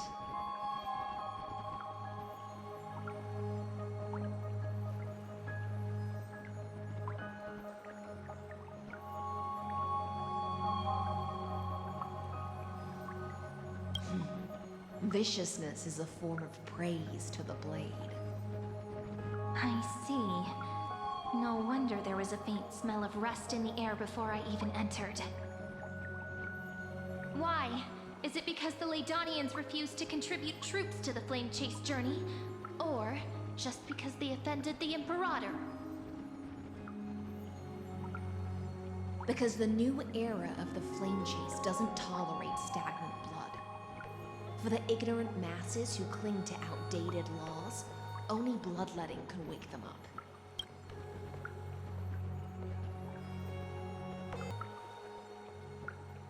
Right now, the rebel forces on the frontier are rising, and Ladon has been secretly supporting them. They loudly chant the slogan, "Return to the era Chrysia," unwilling to relinquish military power. They're just building momentum for the rebellion.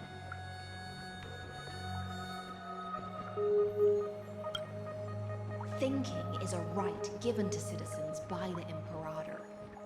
I won't interfere with your thoughts.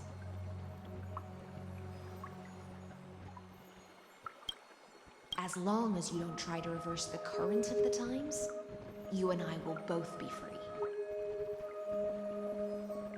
But, Miss Hysealans, I can't even hear the slightest hint of joy in your words. Because I've already tasted ultimate freedom. Long, long ago, I lived in the sea. In that lightless abyss, far beyond civilization's reach, the great fish consumed the small. And when the great fish perished, their bodies became sustenance for the newborn, nourishing the whole ocean. This is the tide that carries civilization forward. Anyone may be devoured, or meet the fate of inevitable decay. Are you suggesting that ultimate freedom is in fact the cruelest fate for life? I only mean that if life wishes to preserve its dignity, it must first be bound by the law. There's no need for me to say more, little Sierra. We're of one mind. Whether the Imperator's law can guide the schools of fish and lead us to a truly free ocean, let us wait and see. But for now, let's pause this heart-to-heart. Another fish has come, following the scent of blood. Being your subordinate is such a tragedy. I'm always having to worry about the messes you leave behind. It's simply our duty to the Imperator. All ready to go in an instant. Miss Hysealans, you truly are impossible to predict. Yet you, A golden trout who's always busy all day suddenly have the time to visit me? Do you think I wanted to come? I suggest you burn some more of the incense offered by our allies, lest my creations be tainted by the reek of fish. I'm only here on the Imperator's behalf to remind you to prepare for the banquet. Fine. But I must retort. What you call the reek of fish, to me, is the unique fragrance of the sea. Besides, if my fine clothes get stained, won't you just gift me new ones? I won't.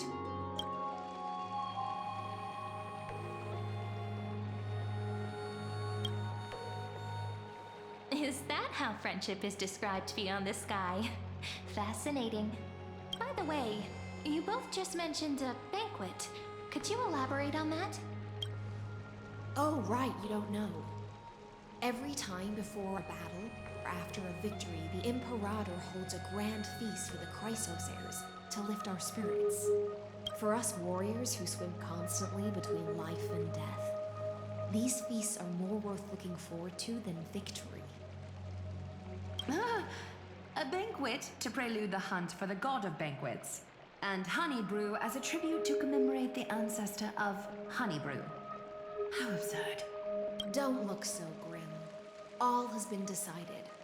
Since it's a banquet for Fagusa, why not take a leaf out of the Titan's book? Live in the moment and enjoy life to the fullest. I'm not as carefree as you. That little Dolus kitten is already causing enough trouble for me. And on top of that, I still have tailoring commissions to complete. By the time the cool flame illuminates my eyes, I might not be able to focus as I used to. Glaya's eyes. Curious about these eyes? People often compare them to jewels. But I've already made my decision to ask romance for eyes that can see everything. I wonder what this world will look like when I take the divine authority. In the future, you will still be the finest weaver in the world. Is this also a prophecy from the Three Fates? It's even more accurate than a prophecy.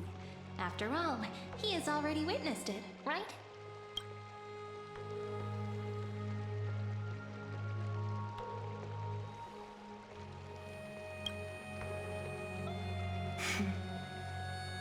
Become a demigod and lose your humanity. That is the only reply I've received in the countless times I've sought wisdom from the prophecy. But Destiny's fragments are like stitches. Before they're threaded into splendid garments, no one can see their true charm, can they?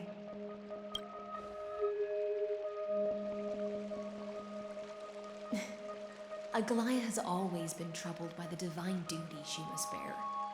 But thanks to you, she seems to be in much better spirits. Just as she knows how the spinning wheel trembles, I can sense the smallest changes in the damp air. As for whether we know each other well, I've swum beside her since she was a child. Most of the time, I can understand the whispers in her heart. For those words she was too shy to say herself, I'll raise a glass to you on her behalf. Now, I leave this bath chamber to you. Rest well and prepare yourselves. After all, every time we drink and talk could be the last celebration we have in this life. Miss High Sealance has given us the bath chamber. It seems she really does do whatever she wants.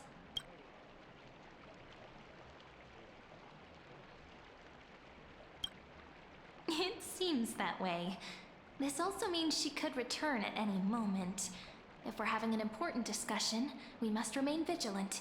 So, let's seize the opportunity and report our current progress. We don't want to keep everyone beyond the sky waiting.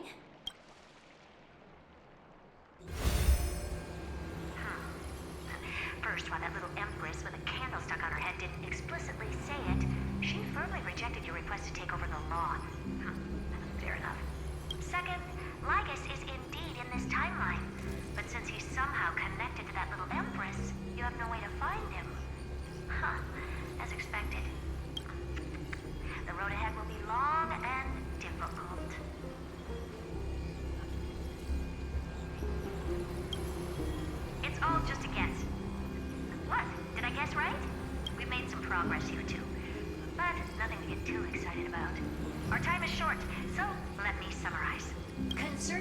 origin of that Intellitron. The firewall he created uses contorsane algebraic expressions. But ever since Aiden invented the 9-worded formula, this kind of mathematical logic no longer exists in the cosmos. Lygus is definitely connected to Genius Society, so stay alert.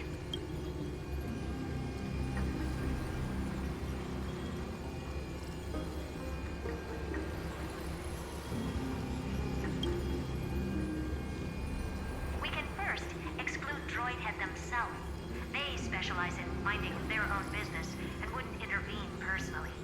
But Screwy and I are still eliminating possibilities one by one.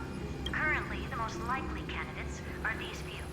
The Lord of Silence, Acha, oh, the 2 Ruperts are also possible. But it would be too boring if it were one of them.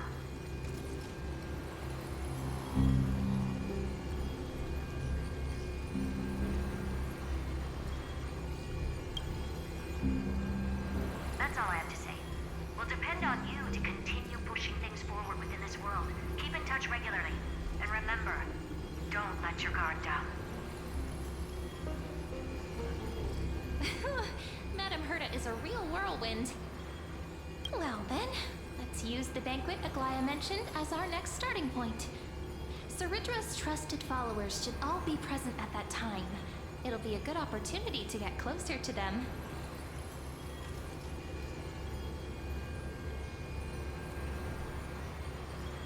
It's settled then.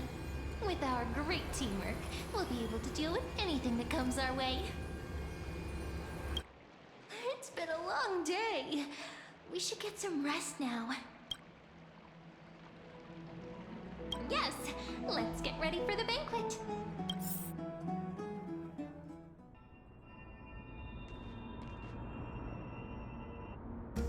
Look, the venue's right ahead.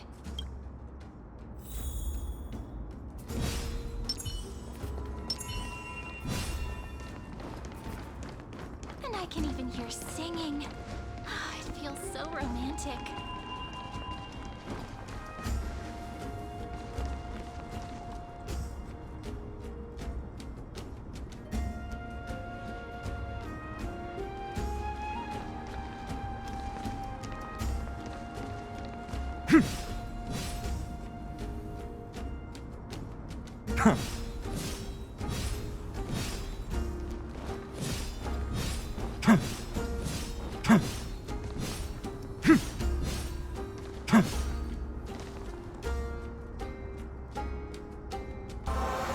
Matter the cost.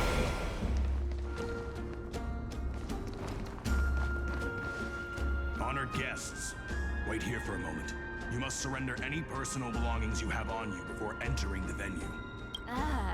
This hero always brings down the vibe whenever he shows up. The Imperator's elevated position means she must always remain meticulous and careful. Please do as I say, guests. It would avoid any unnecessary misunderstandings. I get that you don't want people to bring outside food into the banquet, but is it really necessary to confiscate the books and quill pens? Even a quill pen can become a deadly weapon in the right hands. I'm asking for all your items. All, Miss Cyrene. Your belongings will remain safe. They will be looked after appropriately by dedicated staff. Looked after appropriately? Dedicated staff? Talk about a vague choice of words.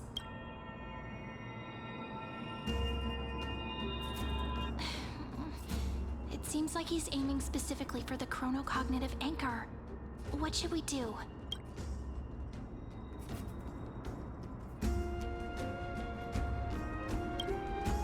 True. I had a feeling it would come to this, but I didn't expect such a direct demand.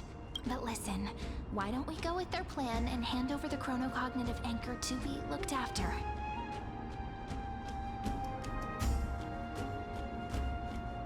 After all, if the little Imperator is paying this much attention to you, she probably already knows all about our whispered conversation with the geniuses.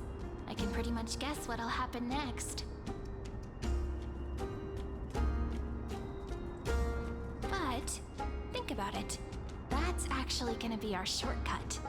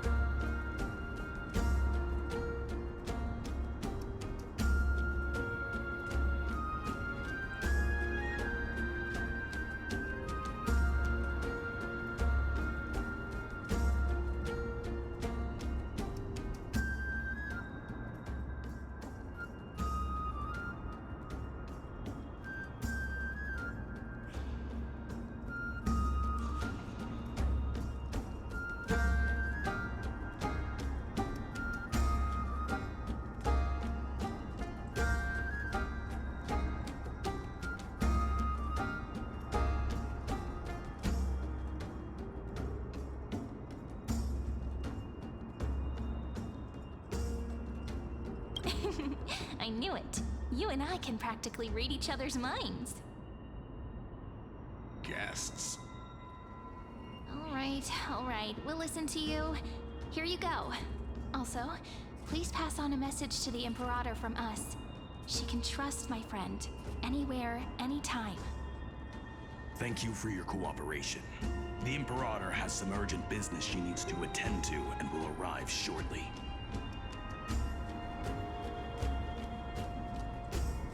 Why don't you head in with the other guests first and enjoy the feast?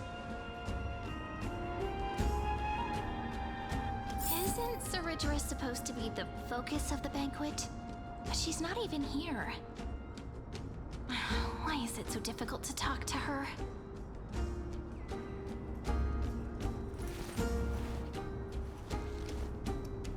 So...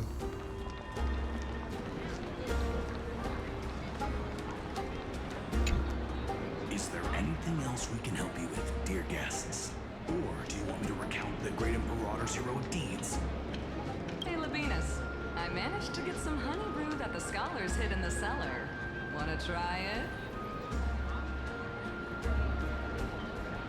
This banquet has a never-ending flow of honey brew. You're welcome to try it and see whether our drinks are as good as those from beyond the sky.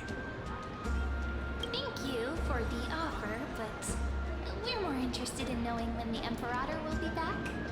The Imperator? Who knows? Maybe she's hiding somewhere, thinking up weird ideas again. If you ask me, she's never treated us soldiers properly, even though we put our necks on the line for her. Hey, I can't pretend I didn't hear that, Seneca. Either retract your statement or duel me. Fine by me. Attendant, bring us 10 more jars of honey brew. I'm gonna make sure he can't even stand straight by the end of this. You wish. Be careful you don't get drunk first. Actually, there are so many people. We wouldn't be able to find the Imperator even if she were here.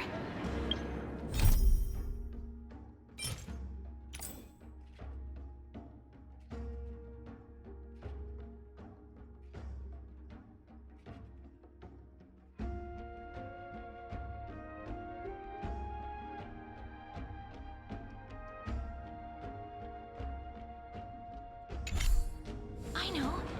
Let's look for seats that are raised up higher than others. Attendant, bring us 10 more jars of honey brew. I'm gonna make sure he can't even stand straight by the end of this. You wish.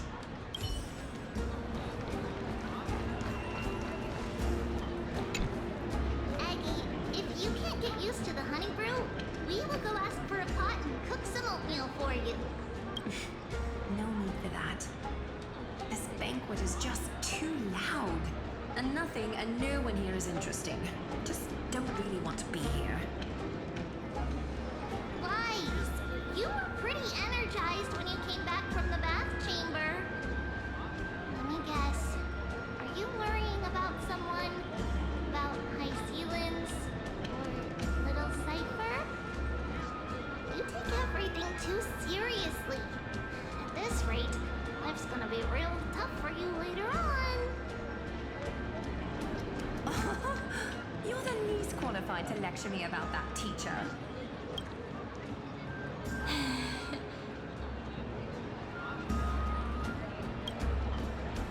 Dear guests, are you here for us? I mean, are you here for Treaty or Aggie? No. I'm just wondering whether you've seen the Imperator. The Imperator? No, we haven't. Our sovereign has always acted however she pleases. Though she gave us ranks, she'd never tell anyone her whereabouts. Perhaps the only thing she tolerates are chess pieces. And the sky reflected upon her crown. I see. Why do you two look so distressed? That's not what the Deliverer should look like. Why don't we have a toast? While we still have time for pleasure. Here. To the destinies and sacrifices of the next millennium. then we will toast to the tomorrow that will set fate free!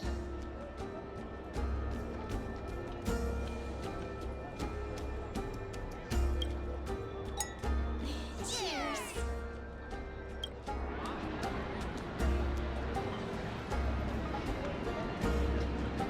Hold it!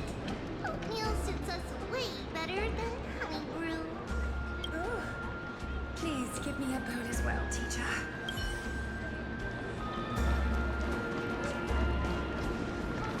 Got to come back alive.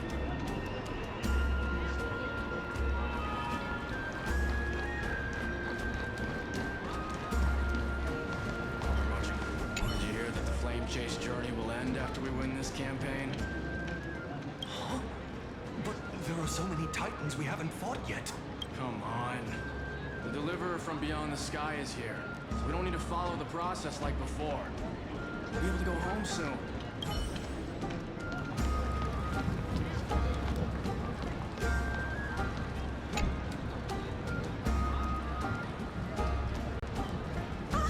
Hello. Welcome to the banquet.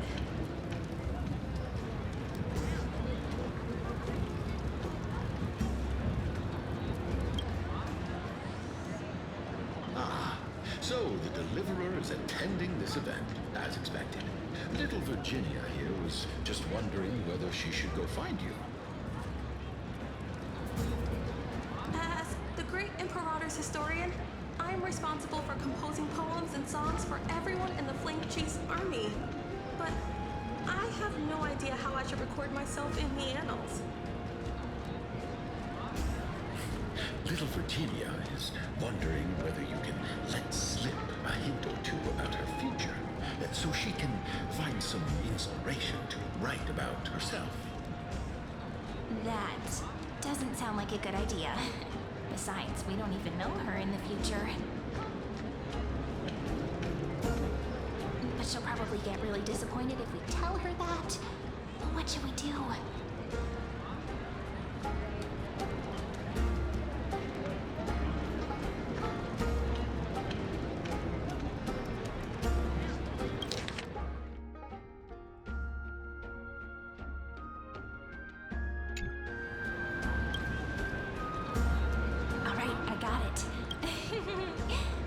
Reveal too much, but I think it wouldn't hurt to start your poem with the future.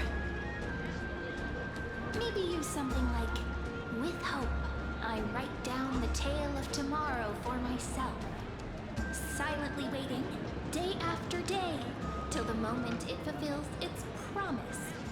How's that? Oh, that's exactly what I'm after. I'm so inspired. Thank you so much. I feel like I can actually finish composing the heroic saga of Flame Chase once we end this campaign.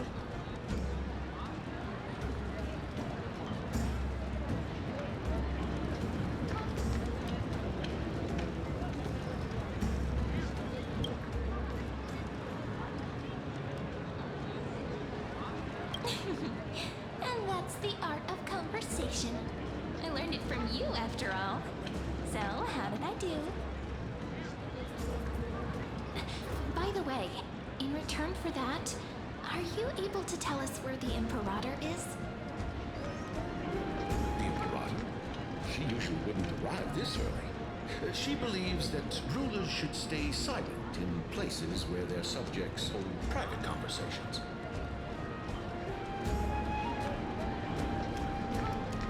Why don't we have a toast before she arrives? To reason, which is held but not revealed. To romance, which will surely be returned.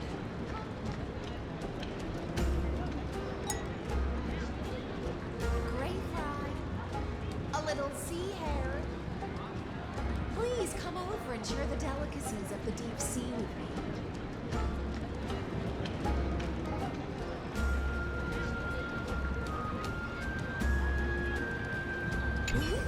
What a romantic conclusion. Let me have a few jars of honey brew as a treat. Now, don't drink too much.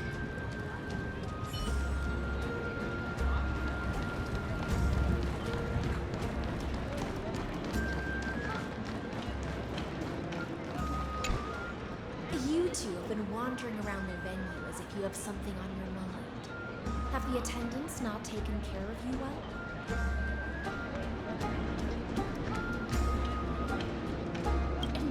No, we love it here.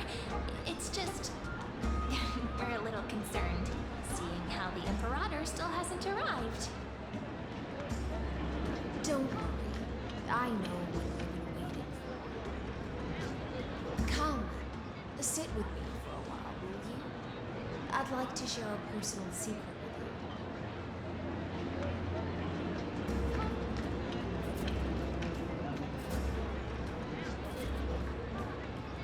you. See here. This is Fagusa's dew of divine blood, the sweetest of all the 12 bottles.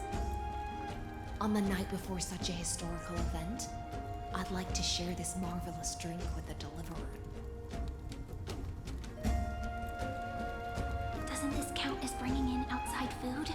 I knew that security check was targeted at us. What's the matter, guests? Oh, we're simply overwhelmed by such an honor. Are you worried that I might have poisoned the dew? Well then, let me prove my innocence.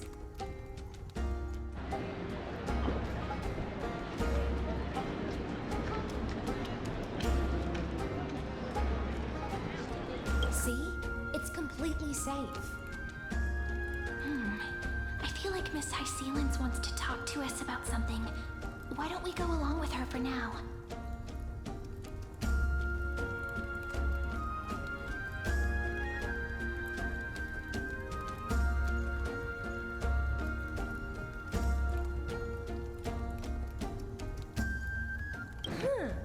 You're a pretty sharp fish. Worry not. Honeydew's not alcohol. It won't get you drunk. On the contrary, it can make your mind even sharper.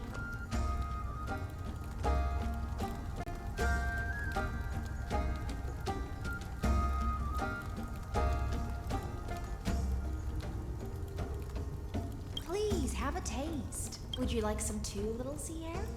I can drink it myself. How is it? Sweet enough?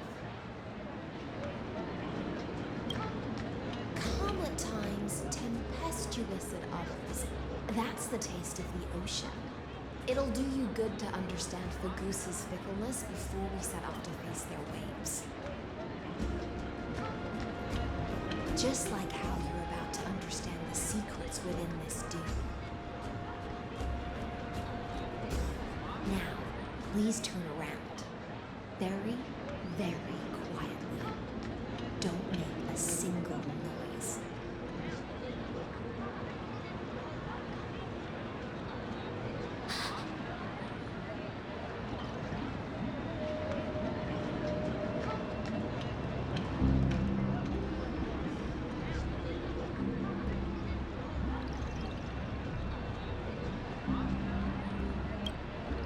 The dew of other gods all intoxicate humans, but the god of banquets dew is an antidote that can awaken humans from a sea siren's enchanting song. Since the start of this banquet, all the guests have been under the spell of my song. None of them can see the Imperator in that fields. But you two, I wish for you to see the truth. Is this also what the Imperator wants? This is my personal request. I can't bring myself to trust that of yours. The Flame Chase army changed after he descended with Orynyx's divination and brought the prophecy of the stars to Alchema. His seductive whispers harbor something malicious within, and will ensnare those of us blinded by ambition. You are the deliverers of the prophecy, and know about him far more than I do. Perhaps only you can find traces of the truth from his actions and words. Then we can show the Imperator the right path forward.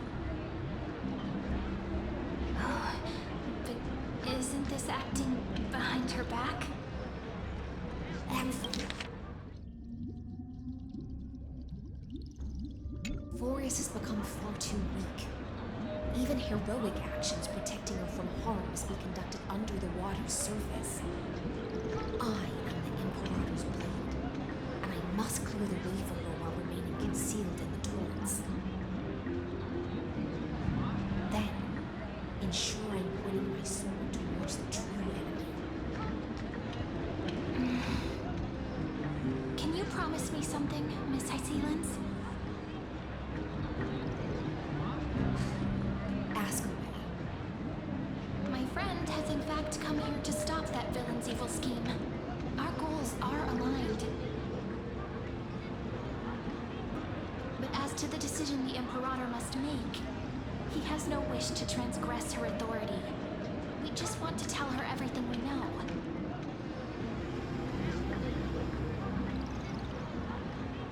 I believe the Imperator will be able to tell right from wrong. I never doubted your loyalty. I'll pass your words faithfully on to her. Provided we can gain the advantage in this tug of war, that is.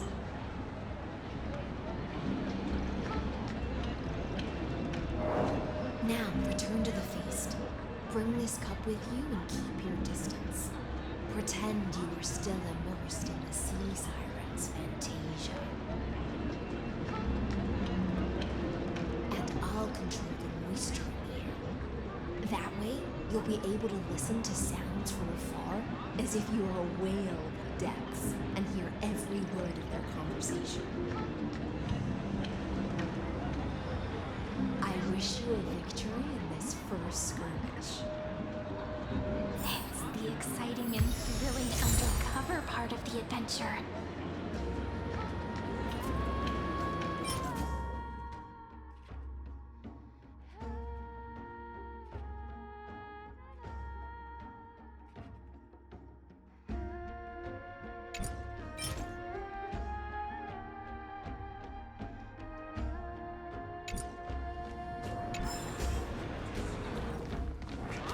Drunk on fruit juice? Let's mingle in the crowds here. Relax. Relax. Try to act natural. Where's the Imperator? Still not here. He's always acting so high and mighty towards everyone. Hey, I will. Whatever. Pour me another cup.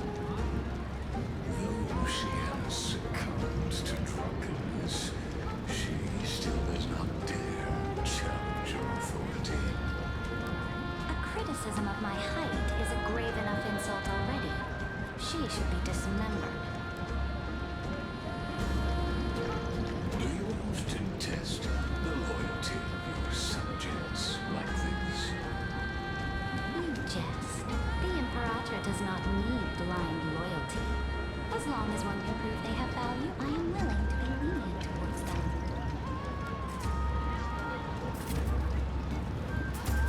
Let's cut to the chase, Theoros. If I pass the trial and grasp this world's law in my hands, what will you do then? The answer is simple. I will connect Amphorius with the stars. Don't waste my time. Be precise. Be specific. I won't ask a second time. Allow me to adjust my statement. I will correct the regulations within the old law that sealed off Amphorius and merge the black tide with the torrents of Aeronova. Then we will be able to decimate the forces beyond the sky that are trying to annihilate Home and sound the trumpet for the endless campaign you will then embark on. But you previously said that Iron Tomb is unrivaled in power across the stars. Who would dare to annihilate it? There is a federation of warships named the Xian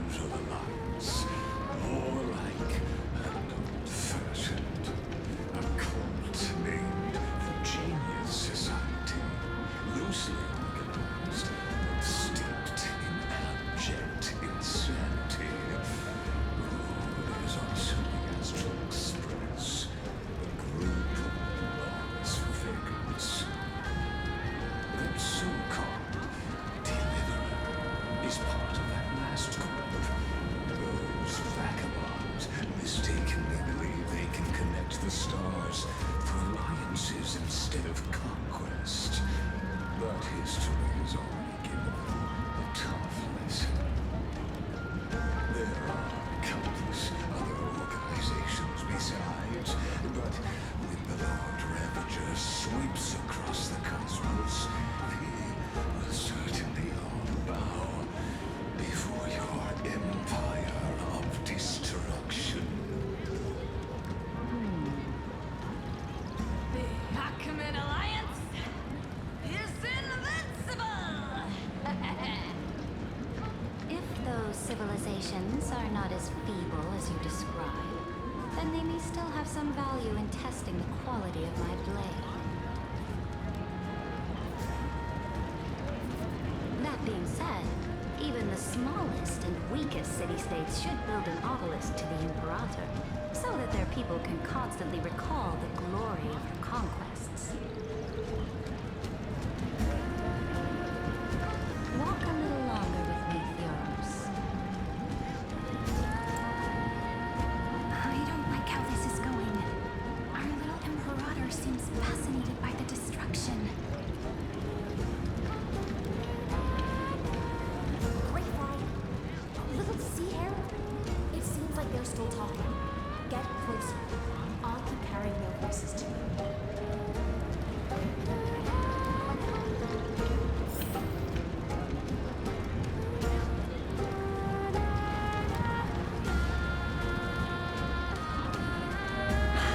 What a difficult situation. No matter how we position our forces, this battle against Fagusa will result in many casualties. That's not something you or I should consider. The Imperator has already placed the chess pieces. We just need to fight for her until our last breath.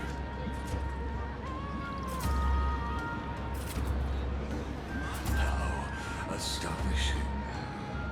The commanders under you have such different personalities, yet they share the same loyalty.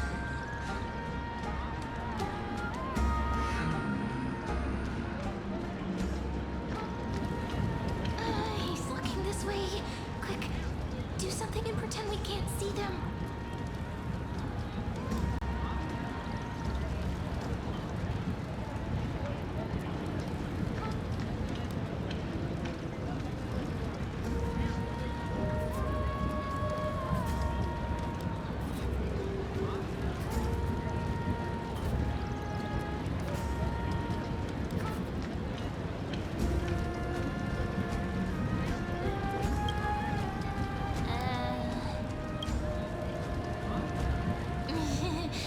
What are you doing?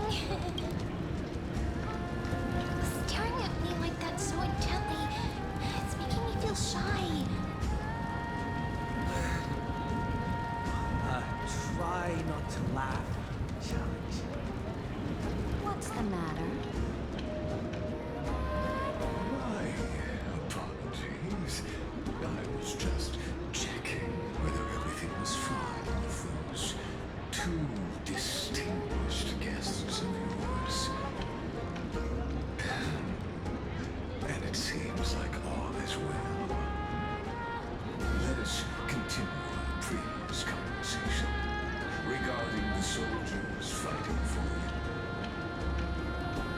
Are they aware of the price they must pay for the trial of law?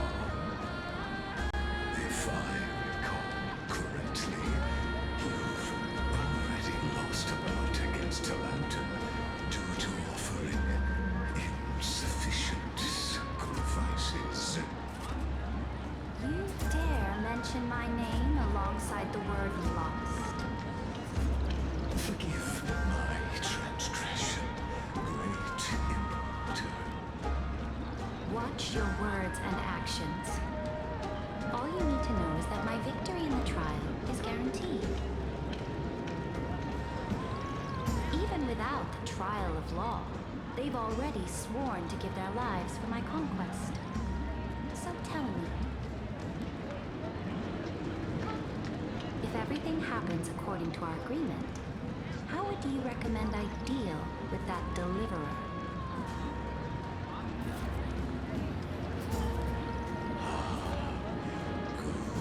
Good question. Do not let him fool you. That man from beyond the sky contains a seed of ruin within his body. He must not be allowed to tarnish your glory.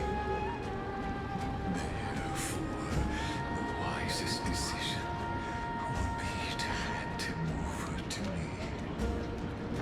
You plan to torture him?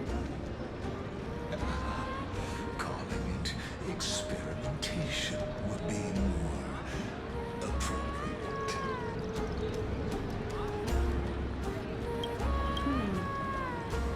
The guest's patience is running thin. I plan to remove the Fantasia and head into the banquet. I will heed your advice. Leave for now, Theoros, and go back to Akama. You don't want to confront those two directly either, do you? Indeed. It's a pity that anti-Catherians are lightweights when it comes to drinking. Before I leave, I would like to make a toast to your boundless ambition, using my spirit instead of a goblet.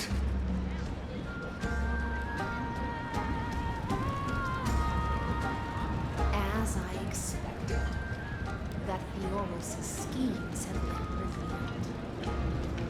Thank you for your bravery, guests. It's time for me to dispel the Fantasia. This will be the Imperator's last public address before we head off, and therefore likely the final chance to change her mind. I will try to get you a chance to speak, and I'll also prepare for any contingencies. The rest is up to you.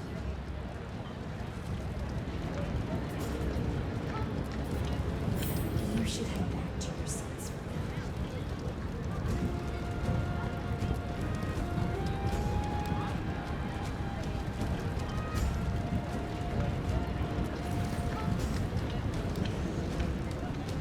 So this was my childhood.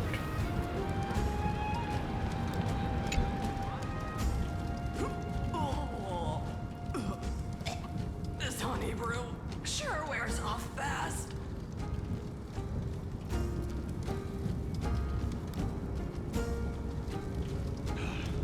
The Imperator! The Imperator has arrived! No need for formalities. I should be apologizing for my tardiness instead. The hour draws late, and I trust you have all had your fill of brews. Therefore, I will not observe the usual ceremonies. Any warrior who has fought by my side should have those speeches memorized by now. The Imperator's word is law. Are you out of your mind, Dux Frigoris? The Imperator hates flattery most of all.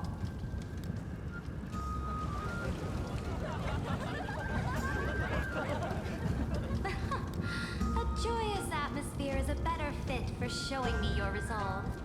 I believe that you, my dukes, will do all you can to assist in the campaign against Fagusa, just as you always have. However, it's a pity that I have never tested your loyalty.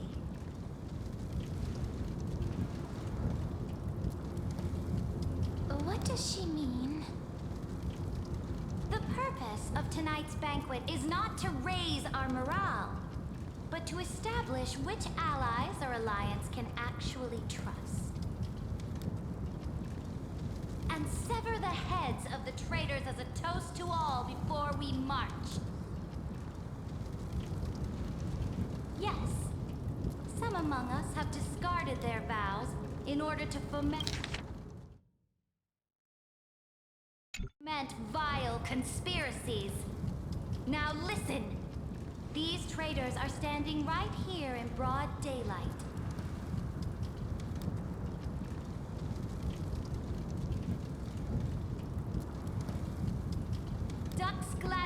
from High Sealands. She used the Sea Siren song to immerse the crowds in an illusion and conceal her whereabouts. She then worked with those from beyond the sky to spy on confidential matters, hoping to rob the core flame by force and harm me, the Imperator.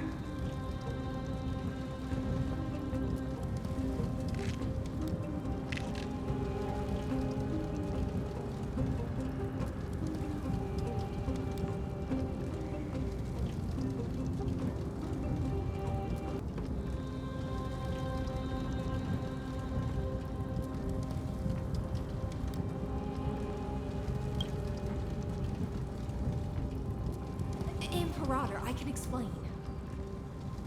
Silence! Do you remember who used to own Miss Blade? She met you once, back at the Temple of the Three Fates. It was Kindness, the head of the Cleaners. She was the first to draw a blade against the Imperator, and personally made herself an example for my enemies.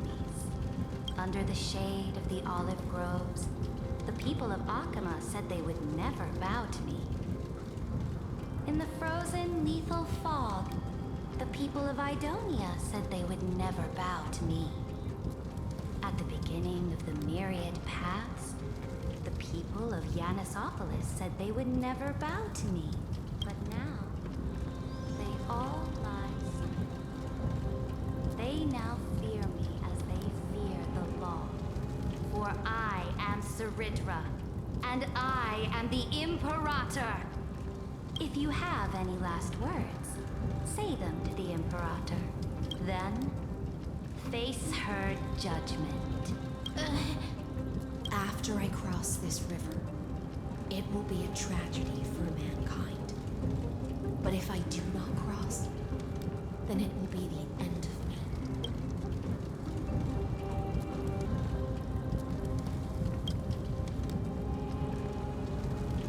If you are ready, then I'll follow you and fight to the last.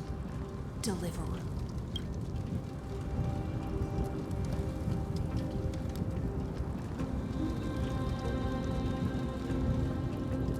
No, friend. The shortcut is now open. Trust me. Now, use your identity and add in a bit of experience and charm and testify to the Imperator as we promised.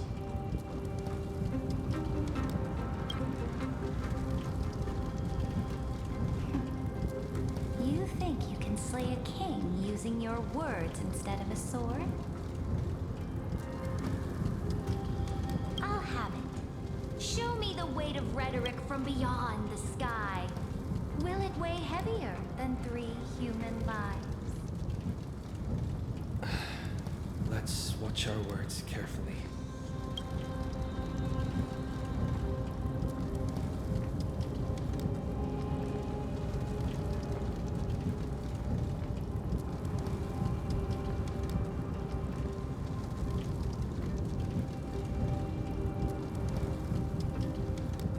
Before I arrived in this world, the Chrysos heir of World Baron was a young man with the pseudonym of Finan. He came from Ides Elysiae in order to combat the lies of the Era Nova and deliver Amphorius from the ending of the destruction. He lived through history 30 million times, hoping futilely to find a breakthrough. And Cyrene, the young woman standing beside me, also carries an equally heavy destiny.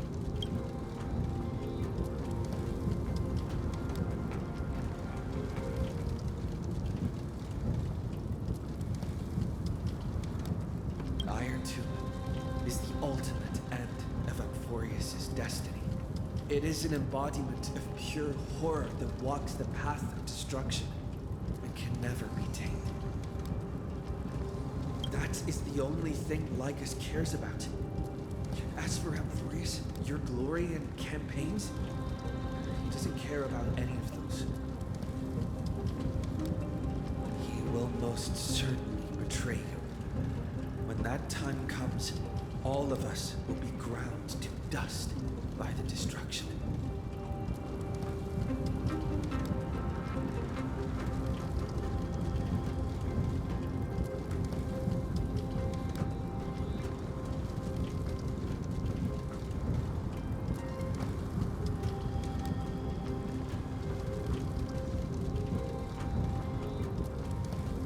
I walk the path of the Trailblaze. My friends and I have always obeyed the creed of explore, understand, establish, and connect. Conquest and destruction are never the ways to build bridges between people. Therefore, if you choose the way of the destruction, then I'll place your ambitions into the same basket as Lycus and smash them into pieces with my baseball bat.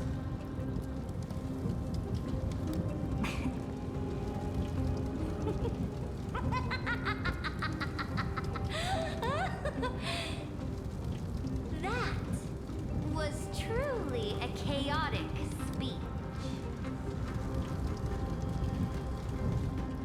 All that needs to be said has been said. Dux for Goris, Dux for Malus, escort the traitors to the prison.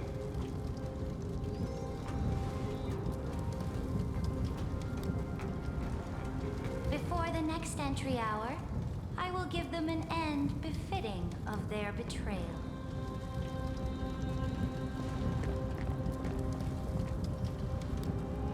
Oh, great Imperator, your ambition certainly eclipses all things. You're still here, Theoros. Of course. As the Theoros, I simply cannot miss this moment, miss witnessing the fall of a nameless one. Or perhaps I'm waiting for you to give me an answer. Why would someone as powerful as you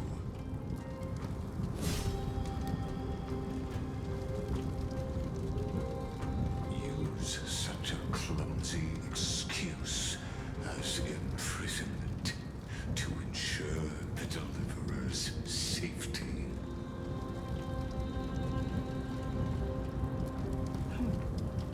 So you finally tossed aside your act.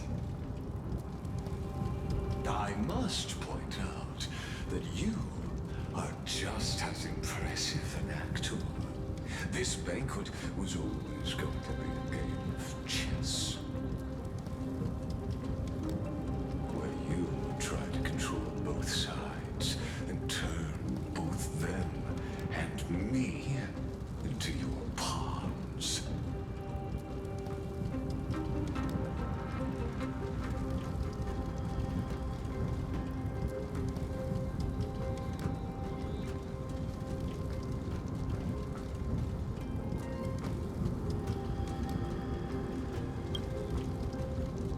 That's right. That little Imperator never trusted anyone. She was always trying to see which side had more sincerity.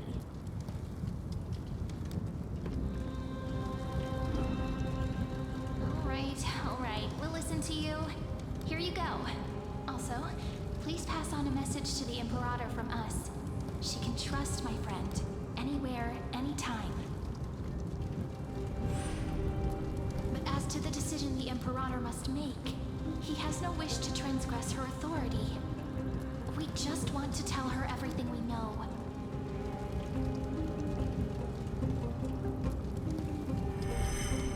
Now, use your identity and add in a bit of experience and charm and testify to the Imperator as we promised.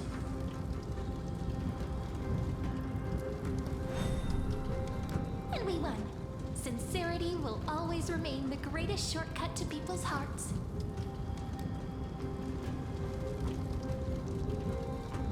I can toss your words right back at you like Kyrgyz.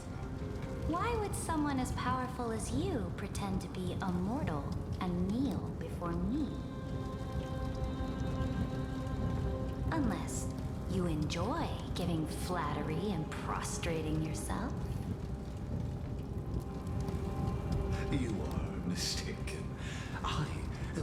trying to ensure the experiment's autonomy, meticulousness, and perfection, thus avoiding any unexpected outcomes.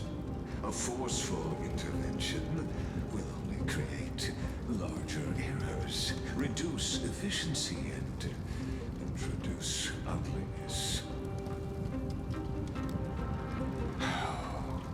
Had you fulfilled your promise of giving the law to me and completing the Aranova, then the Amphorius would not have deviated from destiny's course.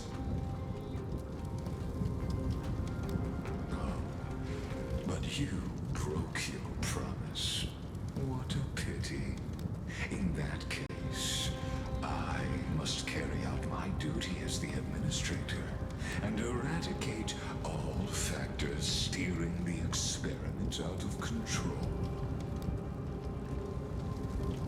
Factors such as you and him. Careful. Careful. What was that voice? Was it Oryx? I found you. I finally found you. Be careful. This land will face disaster.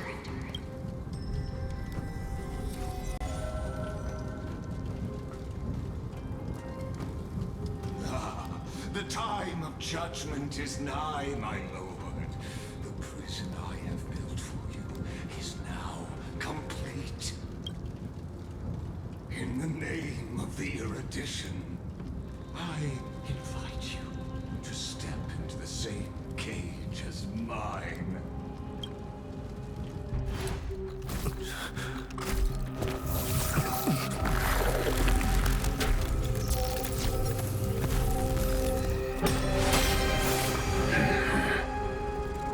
What's the meaning of this, Imperator? I did not permit you to act. A ruler is the only one who can decide their subject's destiny. But, great Imperator, what judges destiny is not the ruler, but gods. Don't forget, my realm only allows for the existence of humanity. Moreover, dealing out extrajudicial punishment equates to defying the law, and the culprit is to be sentenced to death. But you have seen how I can erase life from this world with just a clap of my hands. I fear you are still quite unaware of your current situation.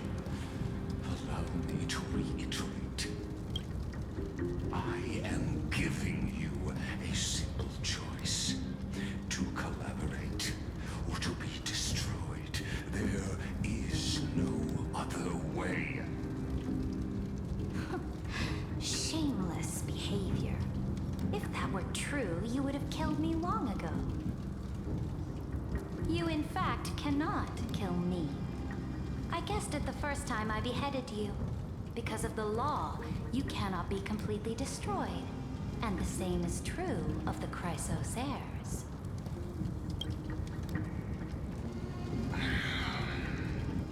The more you bluff now, the more you are proving that conjecture to be true. What magnificent foresight. I once regarded this precious quality of yours as a sure sign of my ultimate victory. But now, I have to admit that I made a mistake. Yet, as a mere mortal, how will you contend against the Theoros? We are both slaves to hubris. But do you know what differentiates us, Lycurgus? I will never be blinded by my pride.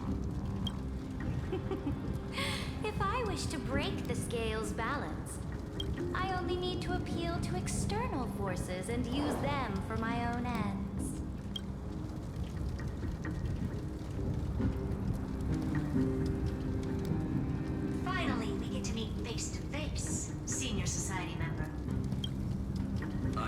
offer sincere acknowledgments for your many past achievements, but I must deeply regret your current perspective. Trust me when I say that you aren't the only one feeling regret right now. Screw them. So you two are the allies from beyond the sky the Deliverer spoke of, and why he demanded the divine authority of law. Come and prove your strength to me. Show me the power of these so-called paths. I have spent much time and effort to secure this treasure from beyond the sky just for this moment. In the name of the Sovereign of Planet Skrulum, your allies have responded to your call, esteemed Imperator. Please allow me to spell the situation out for you, Lord Lygus. Permission to read the ultimate protocol is already in my hands. It'll only be a matter of time before we acquire the authority to write and execute commands as well. There's no way the flame chase journey will continue after you've burnt your bridges so thoroughly like this. Do you really think you can still win? Oh, seriously, don't embarrass the society.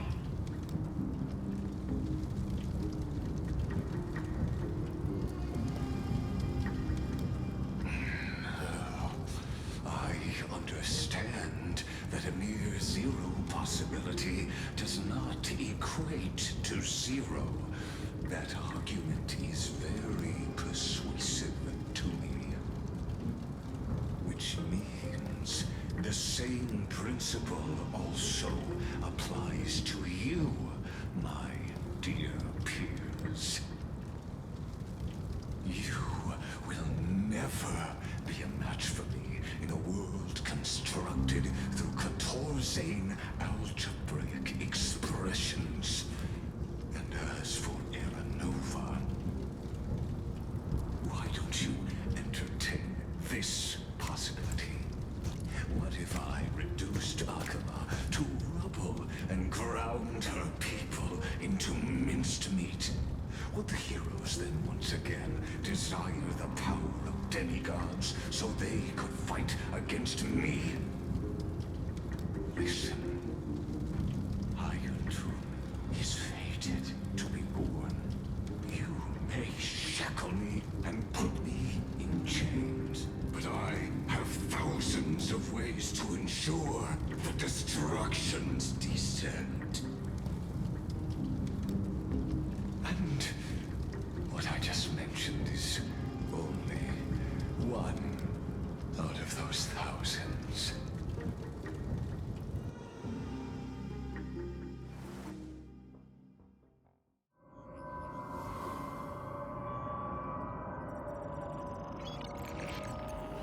This is the place outside the legends. This doesn't feel the same as before. How should I get back? Warning! Warning! Warning! Warning! Warning! Warning! Command isolation. Since we parted ways last time, I have modified the exomyth into an audience area exclusive to you. Now, you'll be able to silently wait here for the final act of Valvorius to begin.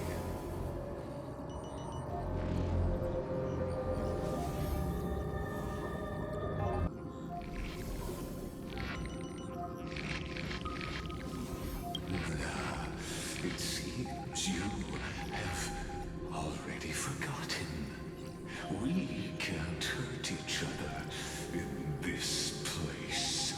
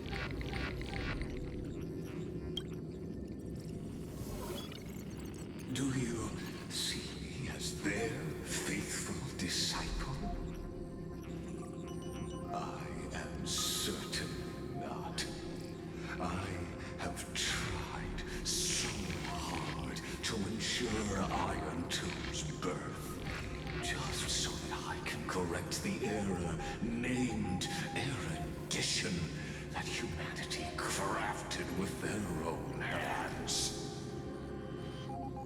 Oh, how I yearn to return to those days before Noose was born. Back then, the boundaries of knowledge were like the starry skies, evoking feelings of longing and delight among humankind. But now, truth has become the sacrificial offering required to gain an audience with them. And the geniuses would say that Noose already knew.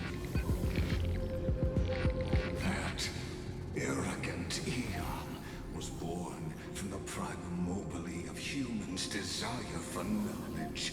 Yet, they themselves sealed off humanity's capacity to seek enlightenment.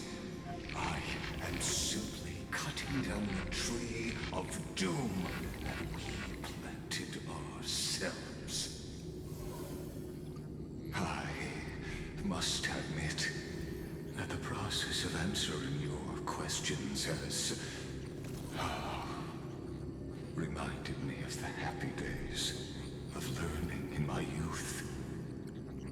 However, it is a pity that my true form must now descend into Amphorius to deal with the accident that arose because of you.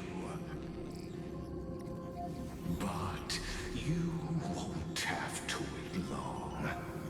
When the curtain falls, you'll surely understand mine and Amphorius's ardent wish. Where time flows slower than within Amphorius. If Lycus spoke the truth, then I don't have much time left.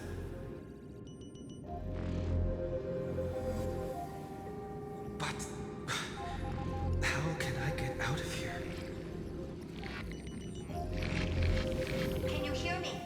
Little one. Is that Herda's voice? Warning! Warning! Warning! Hurry up! Put some speed into it! I can't keep this up for much longer!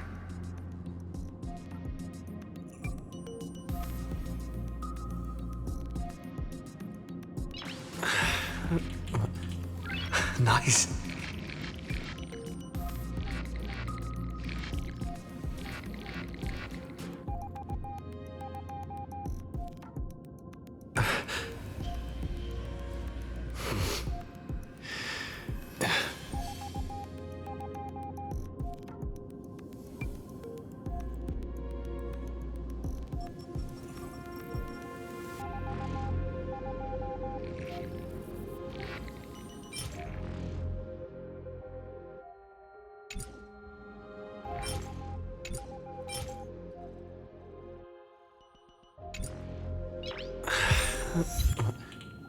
Nice.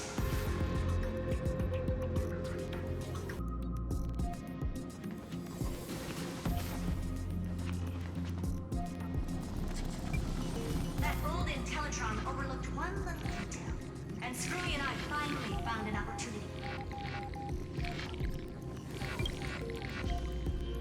Let's keep it short. While you were gone, well, in those few years, Amphorius... Yes, time dilation, resulting in an uneven flow. Don't you know this already? Let's stick to the main points. The Chrysos heirs activated the chronocognitive anchor and helped Skrull and me open a hole in the firewall. We made some adjustments, so he can't attack us immediately, but it won't hold for long. Critical warning. Critical warning. Time is running out. Here's the conclusion. It'll probably take a long time for Screwy and me to completely break this cage before Chrysos heirs have a full grasp of the law. To be safe, we'll continue to launch side-channel attacks on the system to give you opportunities to escape. You need to seize these opportunities. So start moving, and find a way to pull off a magnificent jailbreak. We detected Another path's influence. Critical warning. Critical warning. Its power is strong. May be able to help use the path's power. Make it detect you. Unauthorized communication terminated. Is Herta saying a certain path's faction has arrived in Emphorius, and I can ask them for help? I mastered the powers of different paths in my previous journeys. Think hard and figure out exactly which faction has arrived at Emphorius, and which path's power I should use to call for reinforcements. Are these showing my memories?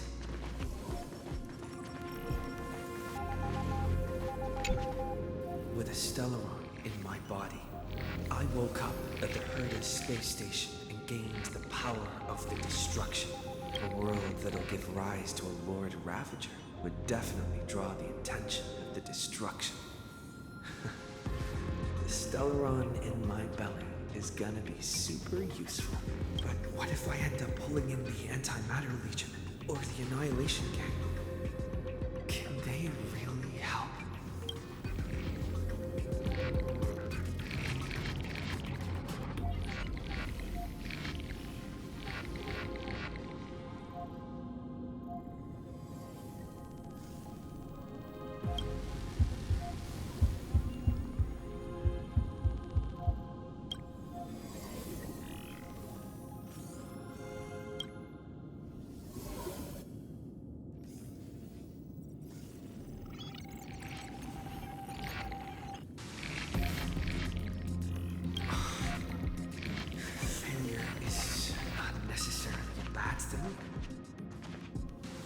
This power wasn't gonna call up anyone nice after all.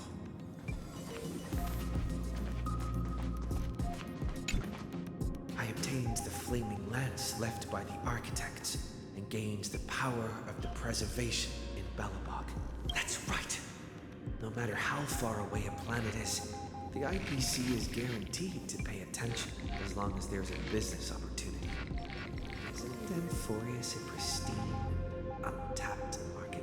Besides, even if I can't call up my friends from the IPC, the architects and the nomadic miners should be able to help too. There are definitely cities and ores in this world.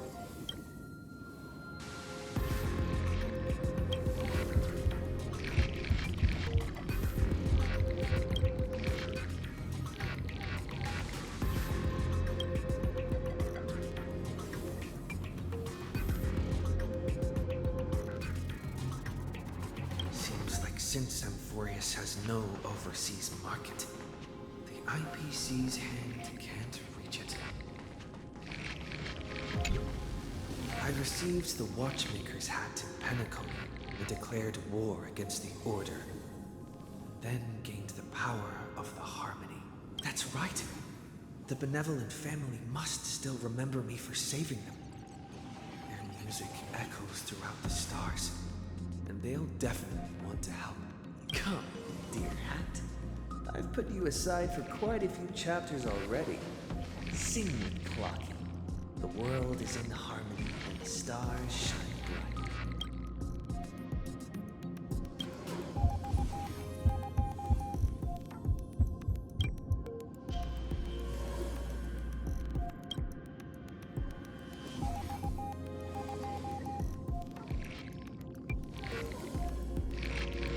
Doesn't Lycus want this story to have background music?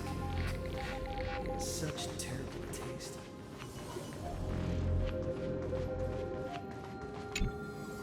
The Remembrance. That's right. I came to Emphorius because Black Swan asked us to come. And I even got a glance from Fu Li here.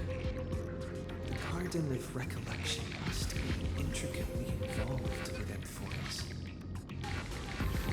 Traces of the Remembrance are also everywhere in this world. I don't know what they want, but I don't have many choices left in this crisis.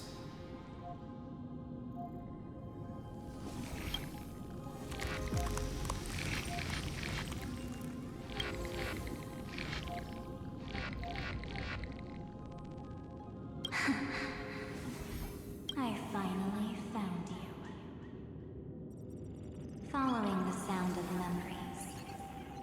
A Pathstrider walking both the Remembrance and the Trailblaze.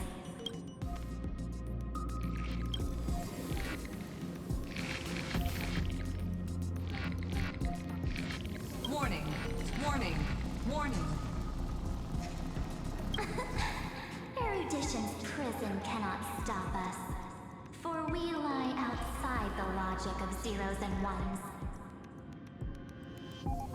Come, leave the cage of Logos. The mythos of Amphorius waits for you to continue its story.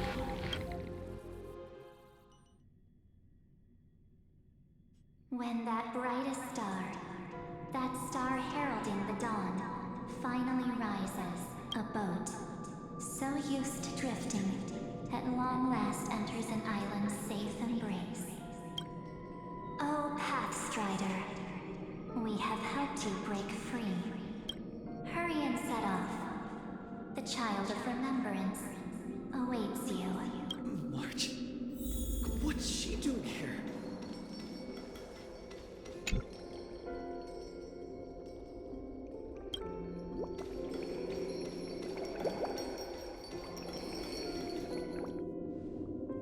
Oh, you're finally here!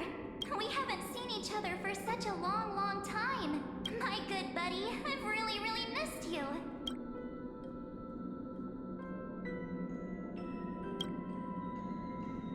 Aw, don't be so sad. Aren't we seeing each other right now? It's been so boring waiting for you in this place. There's no one to chat with, no internet, and not even anything to eat or drink. It's basically a prison. Now the great hero is finally here to save me. Yippee! You must have seen a lot in Amphorius during this time, right? You gotta tell me all about it. I'm all good. Look at how fit and active I am. But let's get out of this spooky place first. This is not a good spot for a reunion chat. Why don't you take me back to reality? A strange voice told me that I can enter Amphorius if I keep following this road. So, let's head off. I still don't know what that world even looks like. Why does March feel so weird? What are you standing around for? Do you actually like this place? Get moving. Hurry! This door should be the exit. Maybe my instincts are wrong. Are you okay? You haven't said anything for a while. Has it been so long that you're still missing me? There's no time to waste, though. The Chrysosayers and the Geniuses are all waiting for you. No. The discrepancy is getting worse.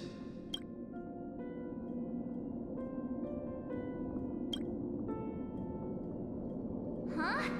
Isn't Amphorius the world of the Chrysosayers and their hero's journey? I could figure that out in an instant. But Amphorius cannot be observed from the outside. She couldn't possibly know about these things. Unless Don Hung told her.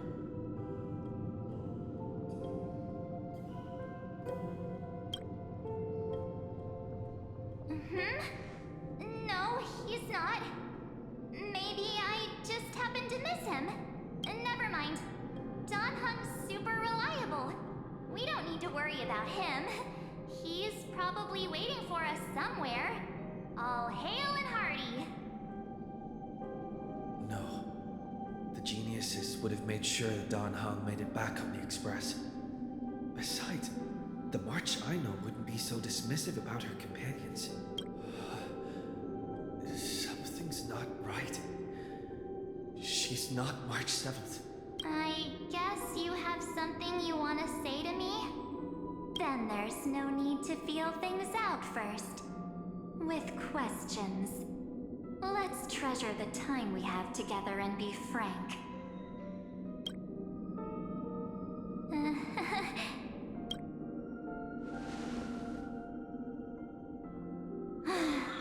As expected. A glimpse glimpse of memory is not enough to deceive the bonds of friendship forged between the Nameless.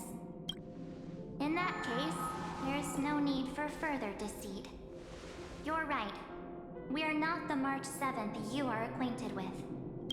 But we can send you back to Amphorius, as long as you are willing to help us.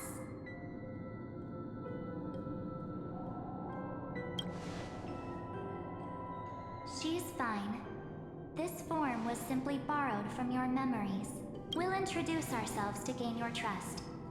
We are the Garden of Recollection. You should be very familiar with that name by now. Just as a reminder, while you hesitate, time is quickly ticking away in Amphorius. Working with us is the best way to stop the enemy of erudition. Erudition would treat any results unrelated to the experiment as garbage and throw them out. But we don't work like that. The Remembrance treats all these instances as important materials needed to weave the universe. Besides, this would be child's play for a great hero like you. It won't be hard at all. Also, if your plan fails and the big bad Iron Tomb manages to get out, then the whole cosmos will be in danger. Wouldn't it be better to have an additional failsafe? As long as you help the Garden retrieve what we want, even if Iron Tomb reformats everything in the physical plane, we can use Remembrance to reconstruct the entire world. Or should we say, the entire universe? So help us. Find where Amphorius's memory began, and bring it out. The Master of Anosrava has already glanced at you. Don't deny it. That storybook is the best evidence. Say, you aren't seriously gonna be moved by their pretty words, are you? I am the one who commanded those little ones to lead you out of the prison. But I didn't expect to attract little gnats trying to take advantage of the situation. While Remembrance can help you return to Amphorius, there's no need for you to do it the way they want you to. Of course, there's also no need for you to make any deal, or pay any price. For you, this is probably a long time no see. My dear.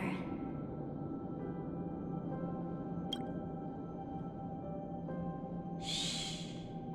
There's no need to say anything. I know.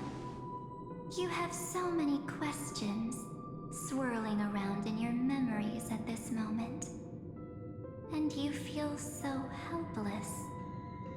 Put them aside.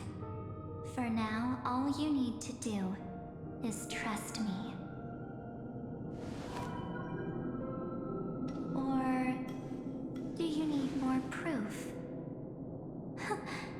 That won't be hard.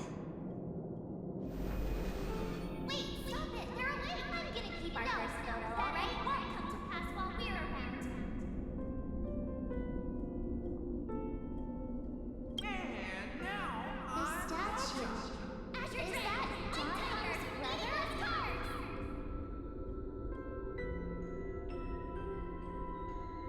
Oh, did you hear that? She just called me the future is full of pain. We won't escape from it.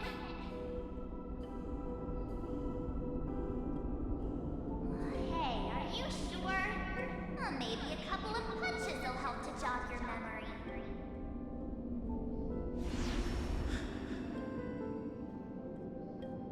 It's as if they all happened just yesterday, right? I don't want to lie to you, which is why I will not use her name. The third month of Amphorius is the month reserved for the Veil of Evernight. So, place me into your memory using the name Evernight for now.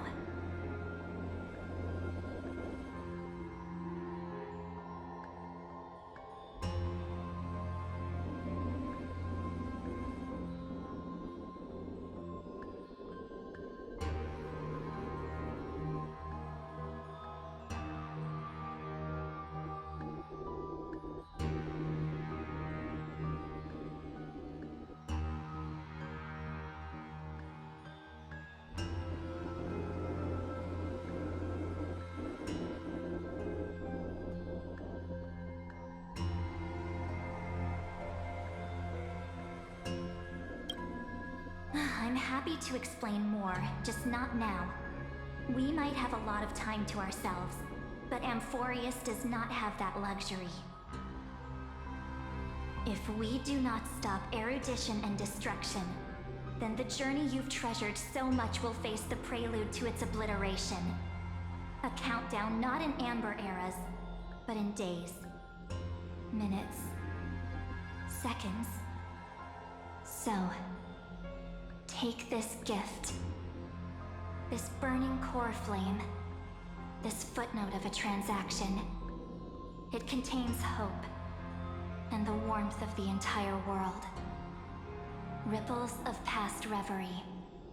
She hid this fire in the long river of time, hoping that her wishes would transcend time to reach your hands in the future. Now, take it, and return with it, dear friend. Return to Amphorius, and overturn the final era Nova. Witness the time that stood still for the Deliverer, and the resistance that never bowed to the destiny of destruction over the long years that passed in a flash. Then, with this core flame blessed by the remembrance, respond to their hopes and blaze a trail to the future. And I will silently watch in a corner of time, waiting for our next encounter. I believe the wait won't be too long.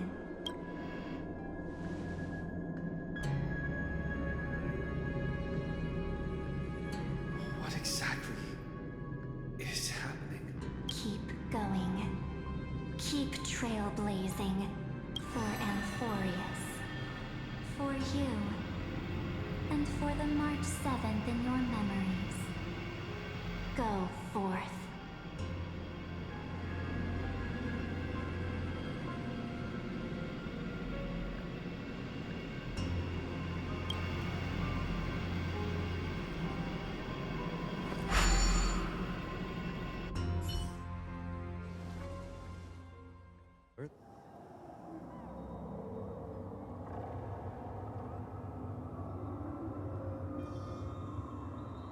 Is this Akuma?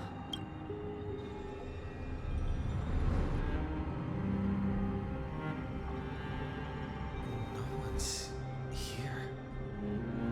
And the dawn device is off.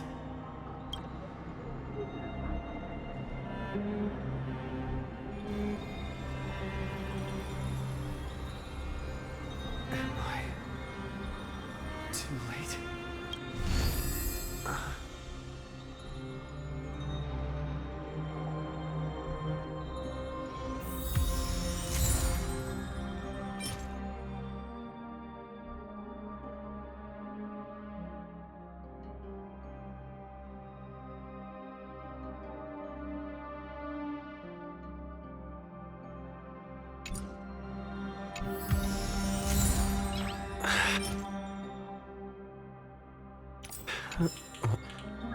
Nice.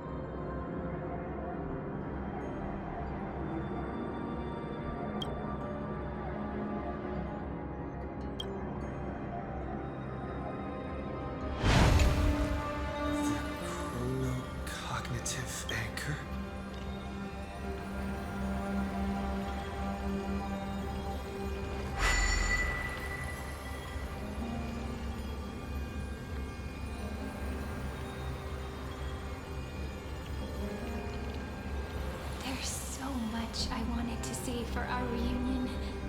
Yet now that you're back, there's only one thing to say. Welcome back, friend. It's been such a long, long time. You must be really confused right now, aren't you? So much has happened in Emphorius while you were gone. But don't worry. The Deliverer can't afford to be lost, no? Now, please follow me and turn the pages of time and hear the words everyone left for you. I'll tell you the story of this 1,000-year journey. That way, it won't just be my memories alone. Cyrene, you can't hear me?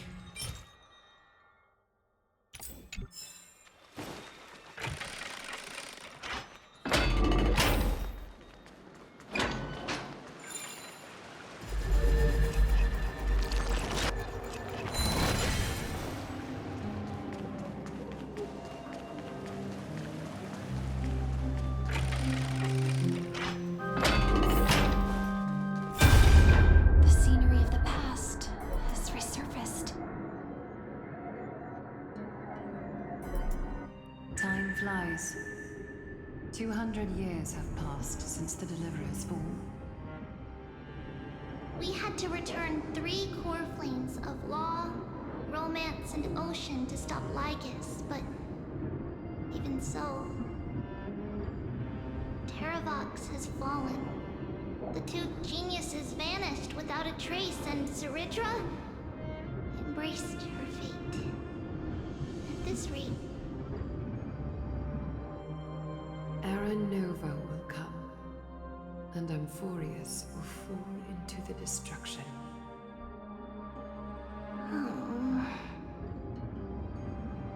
It seems the key to rewriting the end once again lies in the core flame of world-bearing.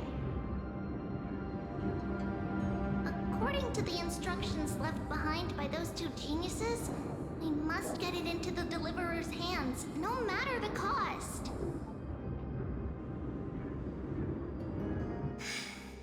But how?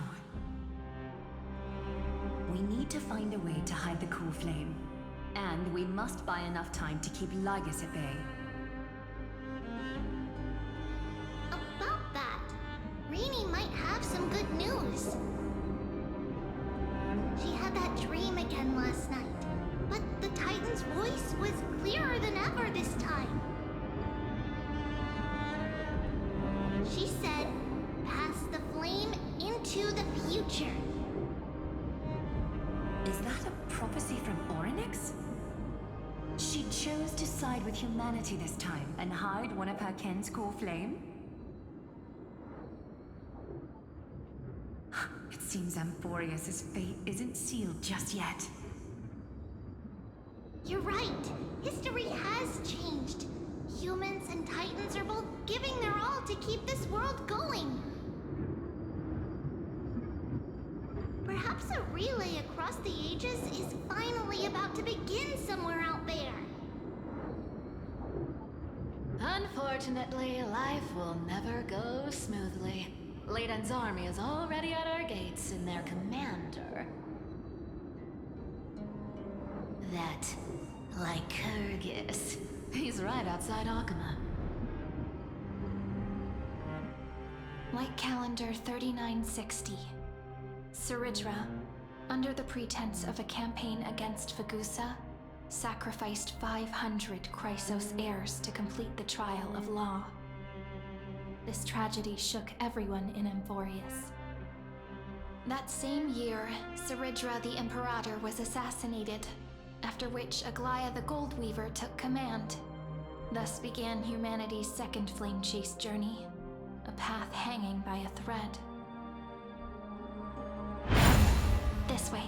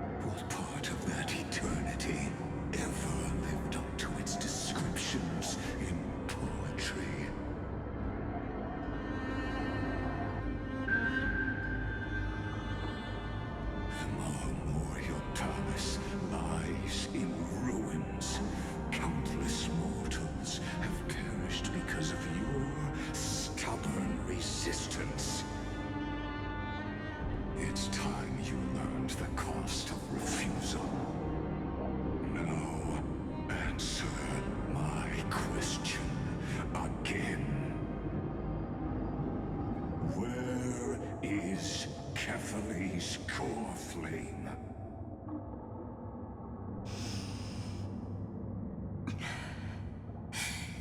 You really think you'll find it by razing the holy city to the ground? From what I see, all you'll get is dust and disappointment. Don't forget, you can't kill the Chrysos as mentioned in the prophecy because of law. I have never denied that. Which is why I now place my hope in the faithful citizens of Akama. Perhaps they'll give me what I seek in the echo of your screams. Now then, I'll be cutting open your chests and using your scalding golden blood to baptize the masses. Allow me to apologize in advance. We shall start with you, blind and foolish Lady Goldweaver. Leave this to me, Lady Aglaya. You must get away now.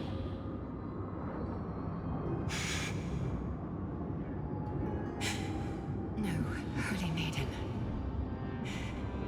I'm the one who must stay. What? His conspiracy won't succeed. Because romance is ready to make good on their promise to weave an indestructible armor for Amphorius. Its name is Solidarity. You must escape with your life and carry word of my death to those still fighting, then keep going with them. Just as the Imperator lit the torch of resistance with her death, my passing will make this flame everlasting. Take good care of it, guide it to the future, and place it into the hands of our deliverer. 50 years later, Lygus led his forces again to Akama. He charged directly into the Holy City and razed the Marmorial Palace. History would name this battle the Third Siege of Akama. 90,000 brave souls gave their lives for Akama that day, including their fearless leader, Aglaya. Go forth, deliverer.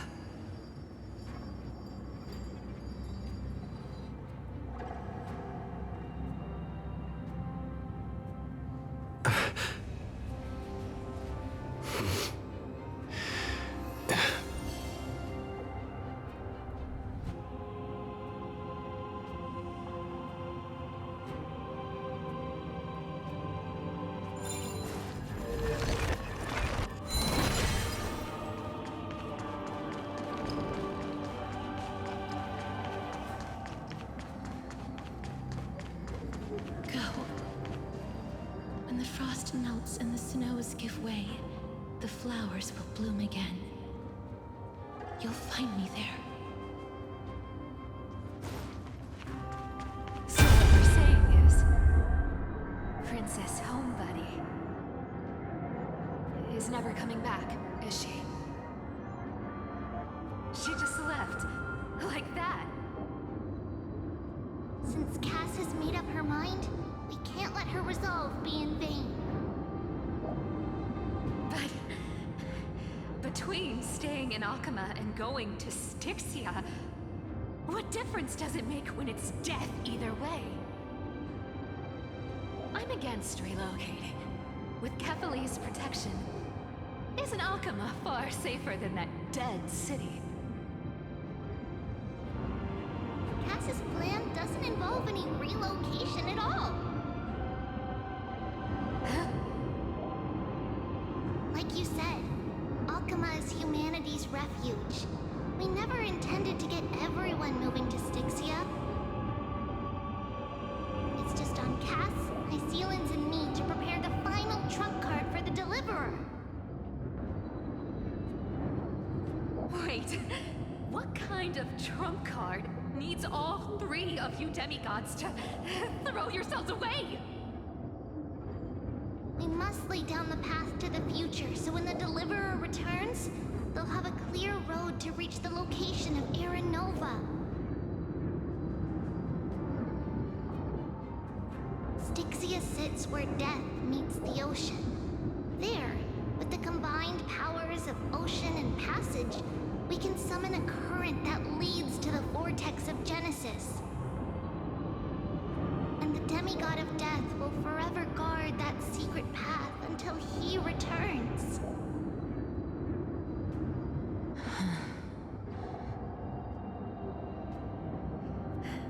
We all know Lygos will set his sights on the vortex of Genesis.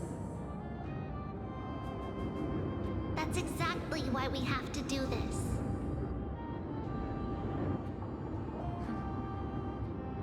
Guess I underestimated Idonia's Maiden of War.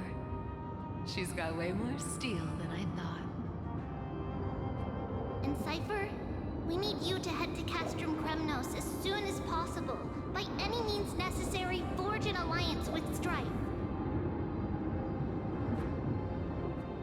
The prophesized Crown Prince has already been born. He shall become the new defender of Akama, protecting this land after we leave.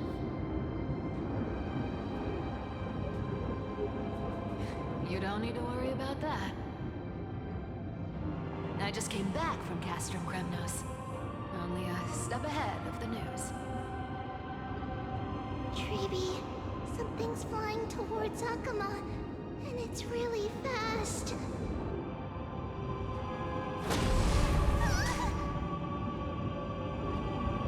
What is it? It's a spear! It's the Kremnoans. Their king's already here. With the protection of the demigods Trebios and Cyphera, Akama endured wave after wave of warfare, though just barely. Castorus chose Styxia as the last resort, and completed the trial of death, causing the stagnant waters in the River of Souls to recede. Soon after, Trebios departed on a long journey. That same year, the Kremnoan king Euripon, along with his son, Prince Midamos, joined the Alliance to safeguard the Holy City in the Battle of Deliverance.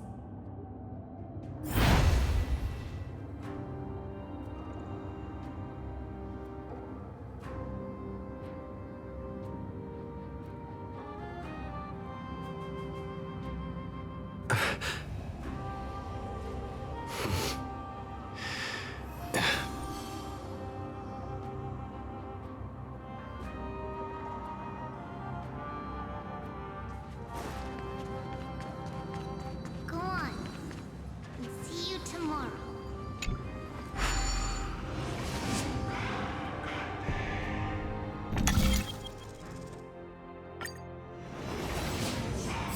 Breaking me apart buys this world even one more second. And so be it. But it's gonna hurt a lot! Pain brings endless torment. But it can never destroy me. I believe that you were thinking the same thing when you stepped through the gate of infinity and jumped off that cliff.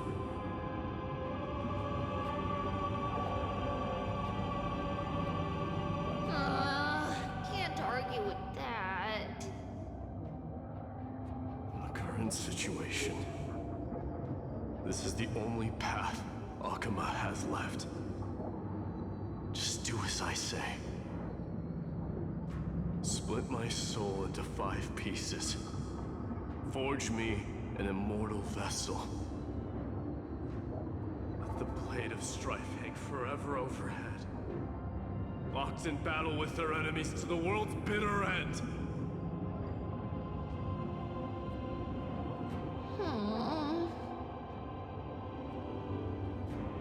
There's no need to be sad, Lady Trebios. Haven't we already taken great strides towards that promise tomorrow? this life, my people no longer have to drown in false guidance. Kremnos has washed the blood off its fate. Amphorius no longer needs a god named Strife. So let me shatter the former laws and turn the Lance of Fury back into a weapon that protects the world. We understand. By the way, can you do me another favor? The 7 sages from Grove of Epiphany are already en route. They'll arrive in waves to join the Resistance in a couple of days. Among them is a scholar named Anaxagoras. He has extraordinary insight and fears no sacrifice. This soul-rending ceremony wasn't just my decision. It was his counsel. His wisdom will surely be the backbone of Amphoria's survival. Watch over him. Carry on this everlasting flame for me. Through Anaxagoras' ritual, the demigod of strife split his soul into 5. Courage, honor, tenacity, sacrifice, and reason, each sealed in blood crystal and cast into battle. The people held a 10-day funeral to mourn their fallen god king, and through his sacrifice, humanity was granted 200 years of peace.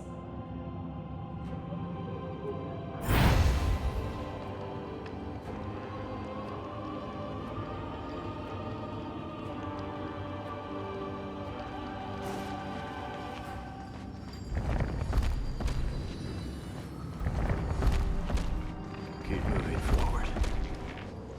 My blood will pave the road ahead for you.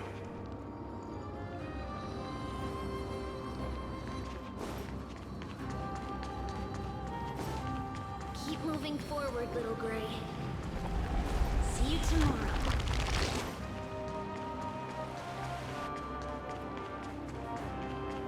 That seamstress wasn't wrong when she said a lie needs more lies to keep it together.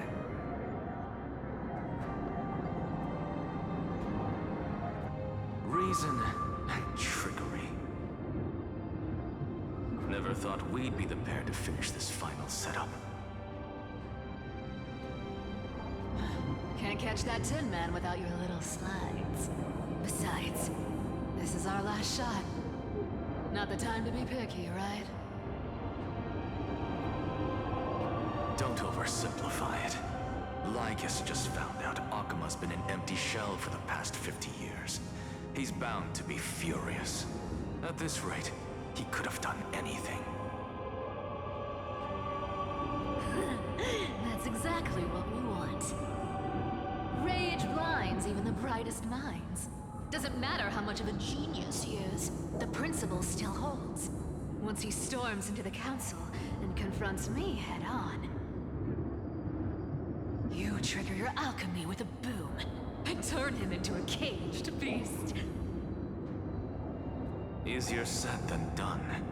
You still have to pass yourself off as the deliverer without anyone catching on. And you really think a human alchemical array can bind a godlike being? That's just nonsense. What? Getting cold feet? Or you just don't believe in the almighty worth of the demigod of trickery? Just tell me straight.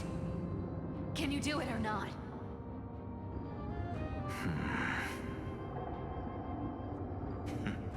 Of course I can. And it'll be child's play. But I've got 2 conditions. Since this is the final act, if we're doing it, we go all in.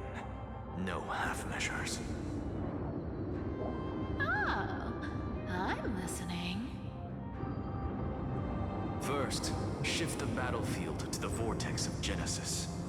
It would be more convincing if the deliverer were to appear there. Besides, the vortex is cut off from the world. No place in Amphorius makes a better prison. If you pull that, wouldn't our deliverer have to face tank Lygus as soon as they come back? That clash is inevitable. All we can do is create more chances for him. And that's the second condition. The vortex belongs to Fagusa in the first place, remember? And there happens to be a demigod of ocean among the few survivors in the world. Lupai Sealand's in.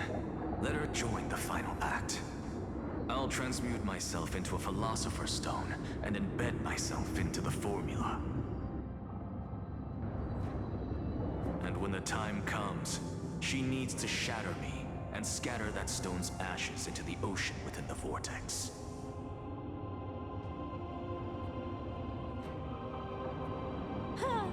I guess people weren't wrong when they said you're insane, Grove Boy. I've got no idea how to outwit a reclusive genius. But making an anti-Catheran suffer? The demigod of reason has 10,000 ways to do just that. And what I just mentioned was one of them. So what exactly does your formula do? Now that would spoil the climax, wouldn't it? By now, Hyacinth must have completed the Sky People's ritual. Since that Theoros loves a good performance as much as I do, let's make sure he enjoys our show to the fullest. As for how the Deliverer will complete the Era Nova, well, that will no longer be our concern.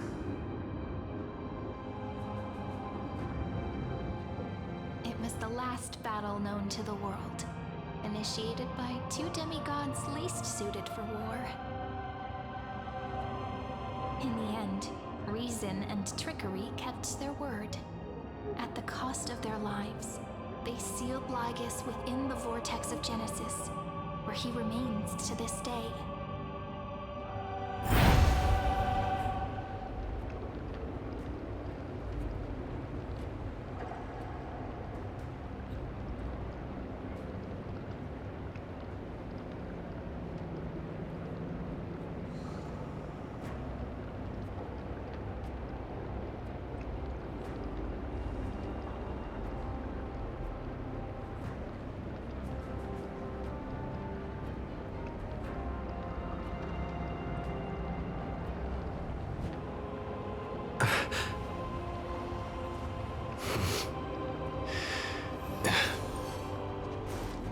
Go forth. Finish the greatness left undone.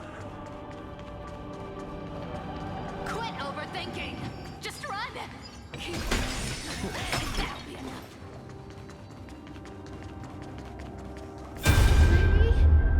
It's dead quiet here.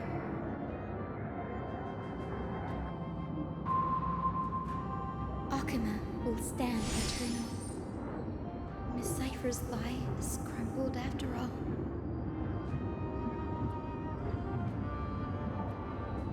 But it's all right, because all of us have fulfilled our purpose by now. When the Deliverer returns, no matter where he is, sky will turn clear, and a rainbow bridge will rise, carrying him to the final battleground. Cyrene, this arduous relay is finally nearing its end.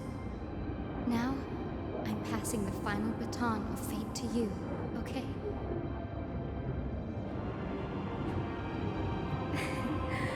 No, that's not quite right. After all, it was you and him who lit the first spark of this journey, wasn't it?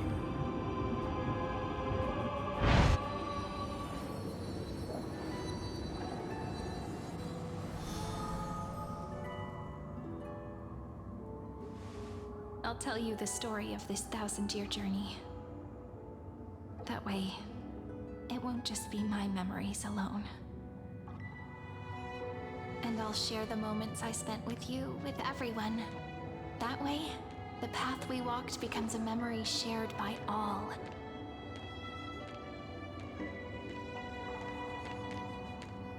People will know that there's nothing left to chase. Amphorius has already welcomed the dawn foretold in prophecy. Just like I said, this won't be harder than the last time. Right?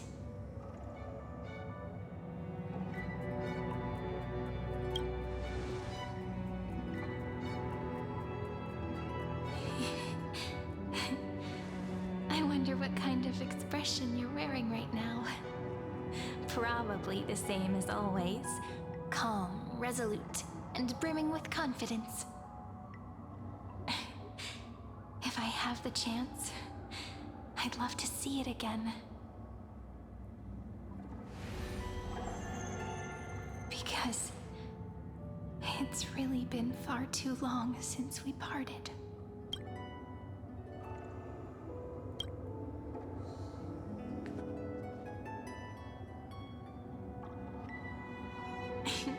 Someone as sharp as you must have realized by now that this isn't reality, but a maze of time.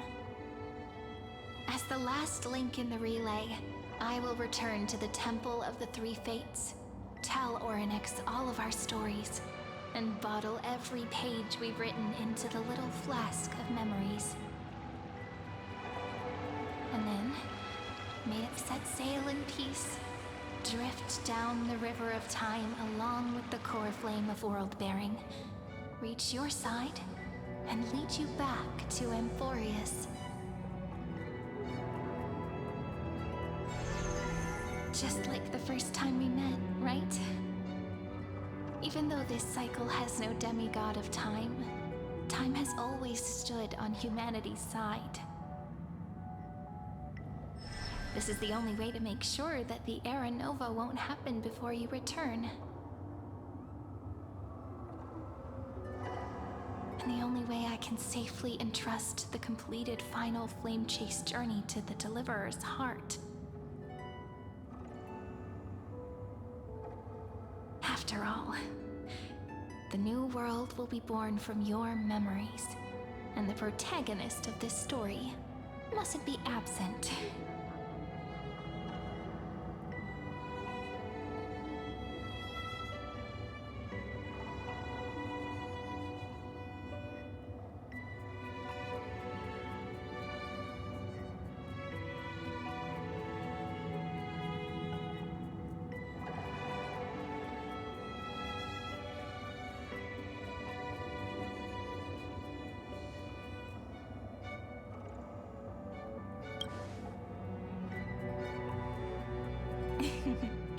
I believe you will never let us down, just like always.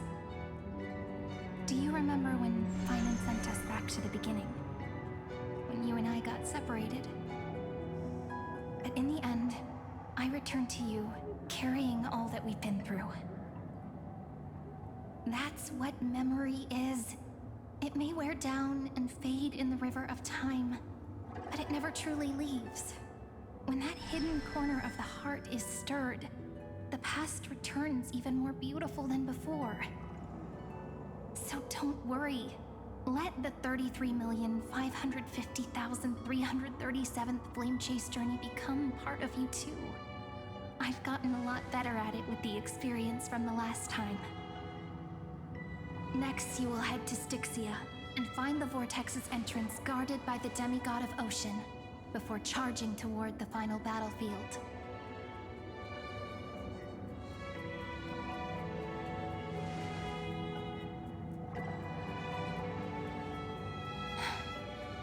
Don't worry. I'll be with you. All of us will. Even Finan. We'll stand with the Deliverer.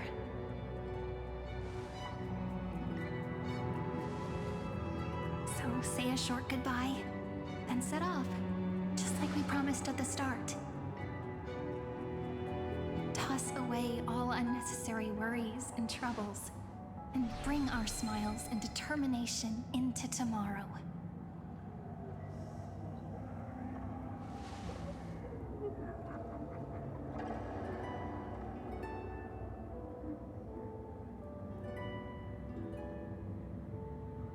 The last baton. I wonder how long you'll have to wait before passing it on to him. No matter how long it takes, it's okay. Waiting is what I do best. Sairi, what if you wait and wait, but that hero never arrives? That won't happen. Because I know that no matter how long it takes, he'll definitely return to this place. We can't let him down.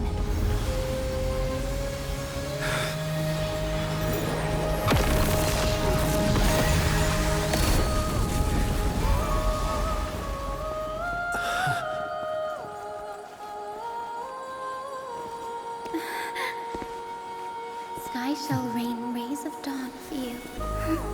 May romance be with you on your journey. And reason grant you enlightenment. Let strife bestow you with inspiration. Trickery ensure your success. Allow death to protect your soul. And at last, let passage point the way forward. While time will remember the Trailblaze's journey.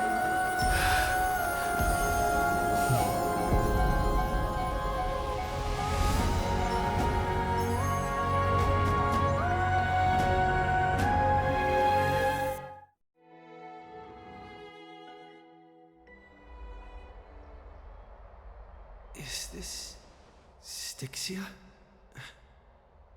What happened to this place? I need to find the entrance to the vortex, guarded by the demigod of ocean. High Sealants. Is she still there? Long time no see, Trailblazer. Generation after generation of Chrysos Air heroes have tried to defy fate with their blood and tears, either voluntarily shattering their souls or waiting in eternal solitude. But alas, fate can never be defeated. Reason and trickery may bind my flesh, but my will shall never fall silent. So the demigod of ocean, the Dux Gladiorum High Sealants, sought to bring me into a fantasia with her voice and drown a genius in slumber. But alas, it was all a hopeless dream.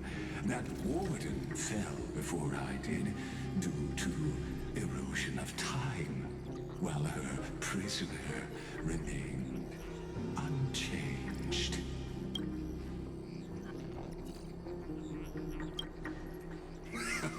True, I can't leave this place, but what of it? You should have heard of this fable. In a shadowed cave lived a people, imprisoned from childhood, and chained so that their legs and necks are fixed, forcing them not to look around at the cave, each other, or themselves.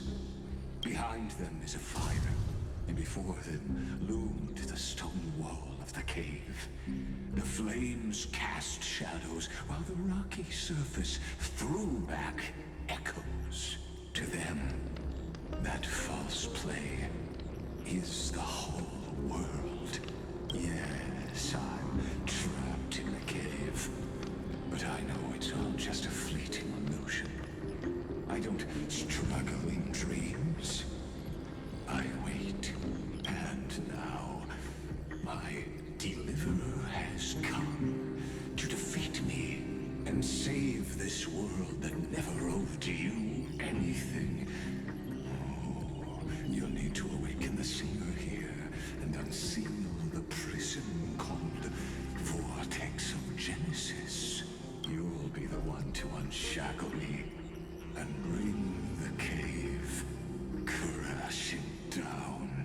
Of course, I don't mind waiting a little longer. Let me guide you through this next illusion.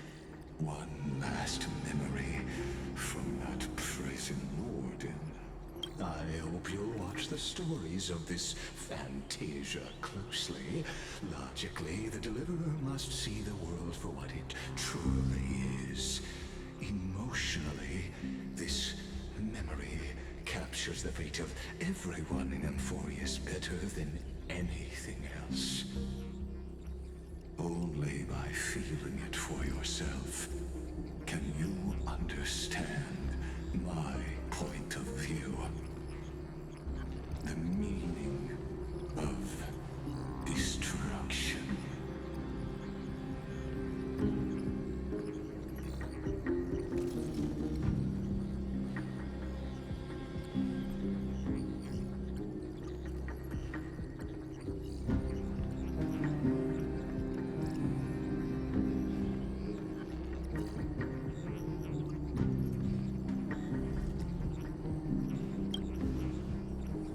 To your unshakable resolve, I salute you.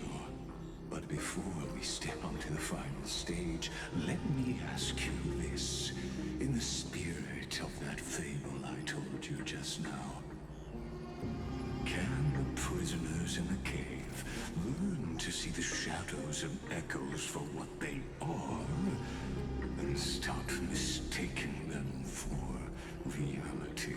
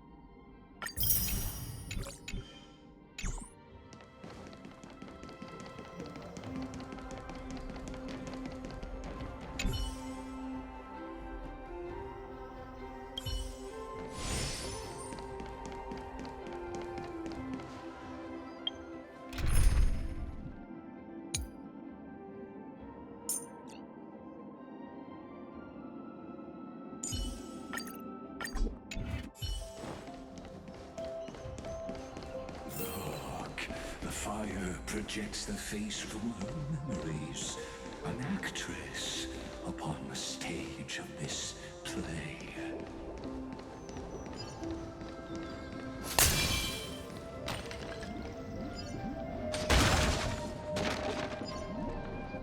The dark tides flood the sea, and our kingdom teeters on the edge. Fear not. Our queen has gone to the borderlands. She'll quell this calamity herself. This is the scene when the Chrysosphere of Ocean was born. She was once of a Titan-kin race named Sea Sirens. At that time, Kozlana had suppressed the Black Tide's rise, but he was unable to remove Iron Tomb from its roots. The Black Tide still roiled in the depths of the world, and the kingdom of Sea Sirens was the first to face the destruction head-on.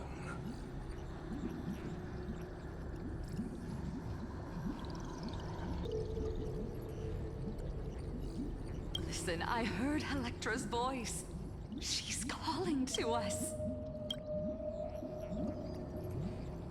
Let's go. Her voice carries the queen's command.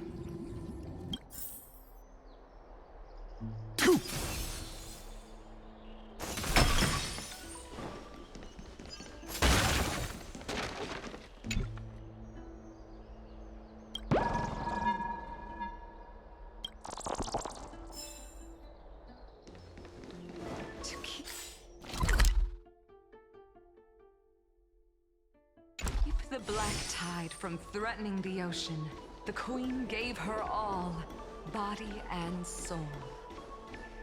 Born of the Queen's chalice, she bore the deepest blessings and inherited supreme divine power.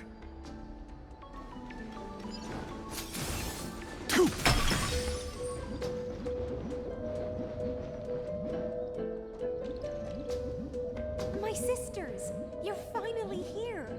Of course, Electra. Your beautiful melody drew us here. Her true name is Electra. This is a reflection of her former self, clinging to the past with aching defiance. The Queen summons us. She must be near exhaustion. The black tide will soon enter our borders. Then what do we do? Will our seas fall to darkness and terror as well?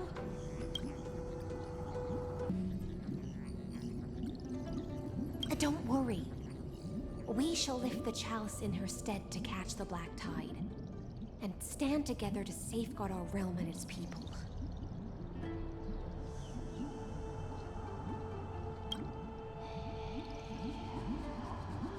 Such tiny titankins, thinking they can stop the tide of truth. How naive. And that naivete is the root of all suffering.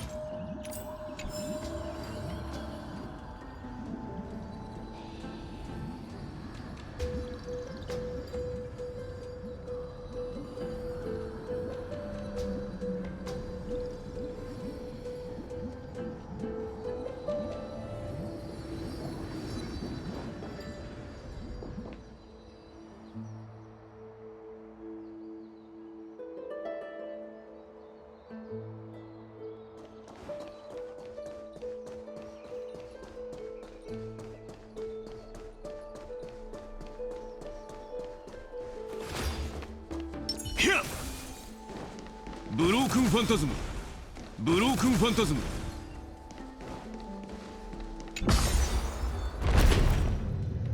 The Queen's palace lies just ahead. Even her once graceful form is now tainted and drowned in dirty mire.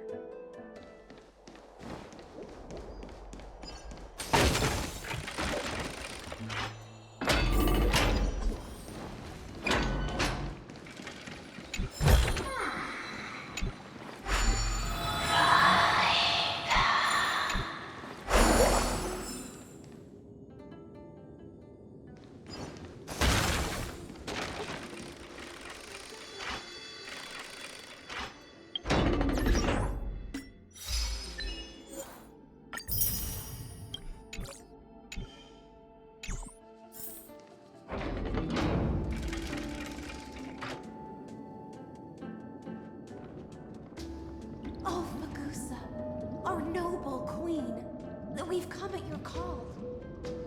My little fishlings.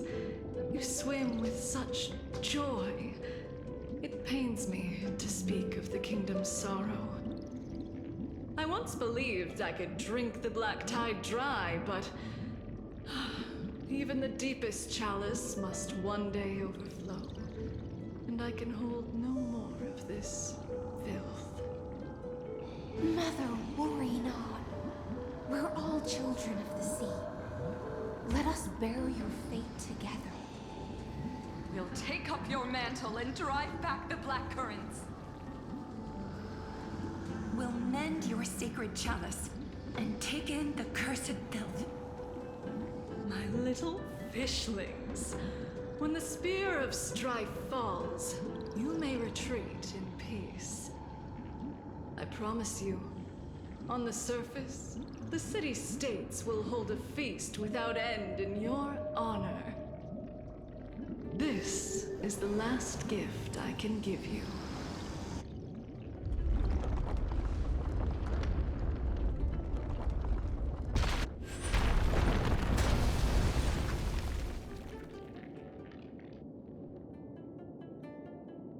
Fagusa sank into the abyss.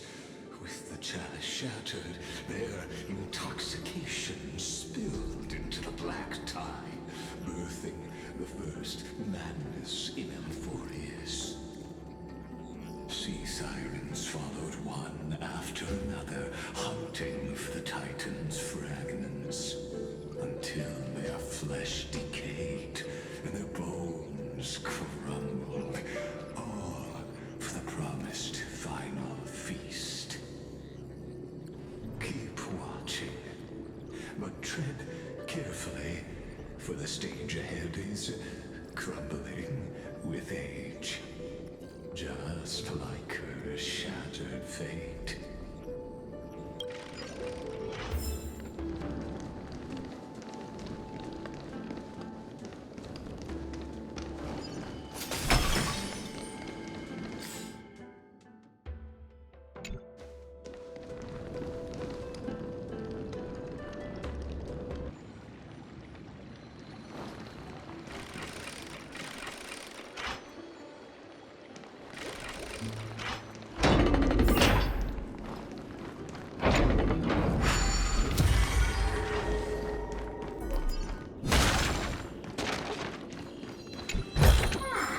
I've appraised it all. No fakes.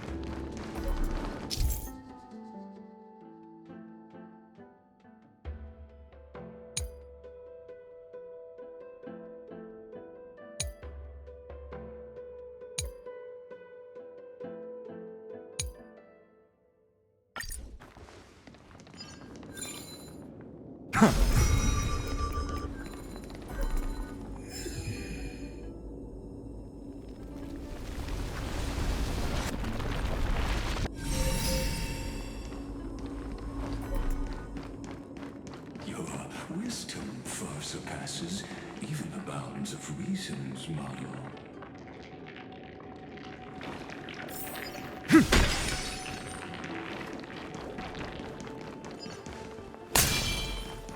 Can't get through. Show your courage. A day full of miracles by.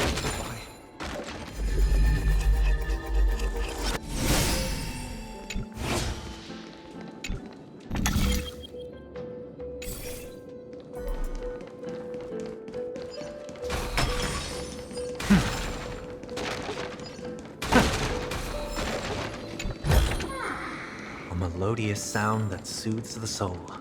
Ending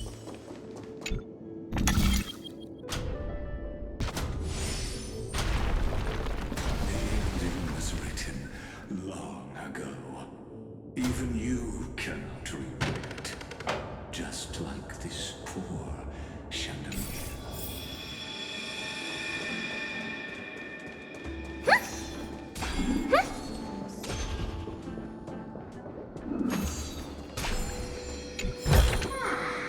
I do like surprises.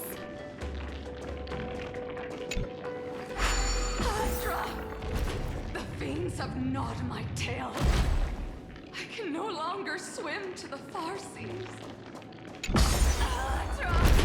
The black sludge has soaked my veins. I can't dance with you anymore.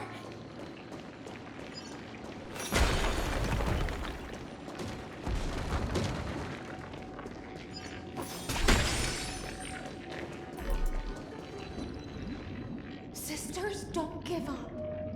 Remember the Queen's promise of a feast in the city called Styxia.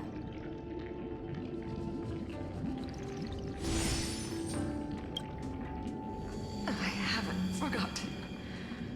It visits me in dreams every night. I dreamed of a shining city, its lights piercing the deep gloom of the seabed.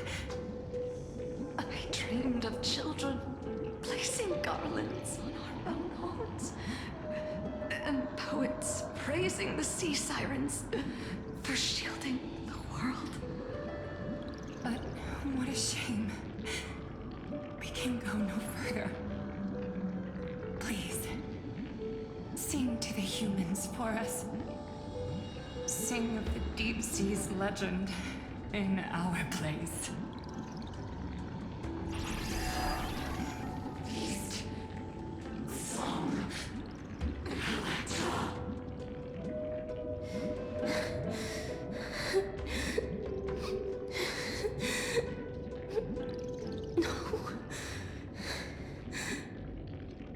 The sea sirens were tainted by the destruction.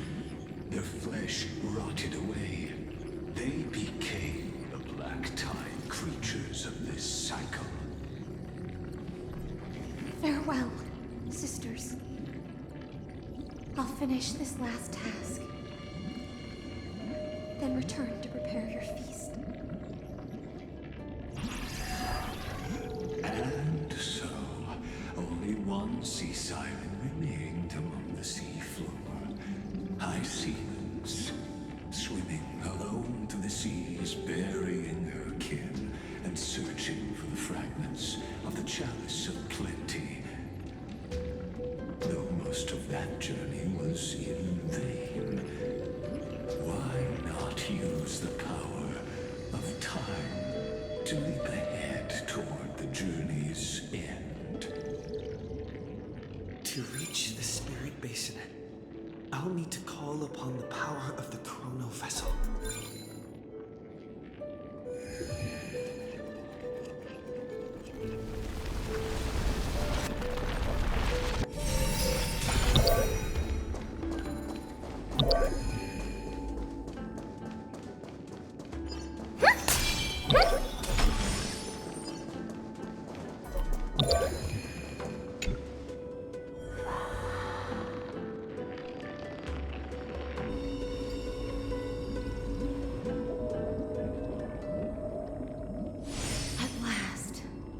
The chalice of plenty is whole again. The lance of fury emerges from the river of souls, and the gods reclaim their duty to hold back the black tide.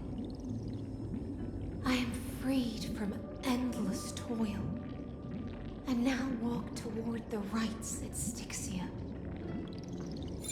I bore my sister's dreams upon my back, took on a graceful human form, and hoped to find a grand celebration on the shore. My fins became legs, my scales became skin, and the sea foam on my body became a shimmering gown. But when I stepped onto land, there were no festivals with honey brew, nor poets plucking harps. only silent death, drifting gently along the river of souls. When she fulfilled her wish, she only found Styxia to have already repeated the mistakes of previous cycles and was swallowed by death. Hopes and promises are nothing but the foam of dreams. I am a sea siren, a vessel born to contain the tides. Now that my task is done, and the promise is broken, how am I to go on in a world drowned in shadow? Fagusa, my noble queen. She evaded my questions with drunken stupor. She told me a grand feast awaited me in the surface world. So I wandered lost, groping through the dark. The feast she spoke of. Where is it? Lonely Blade, I shall grant you everything you seek.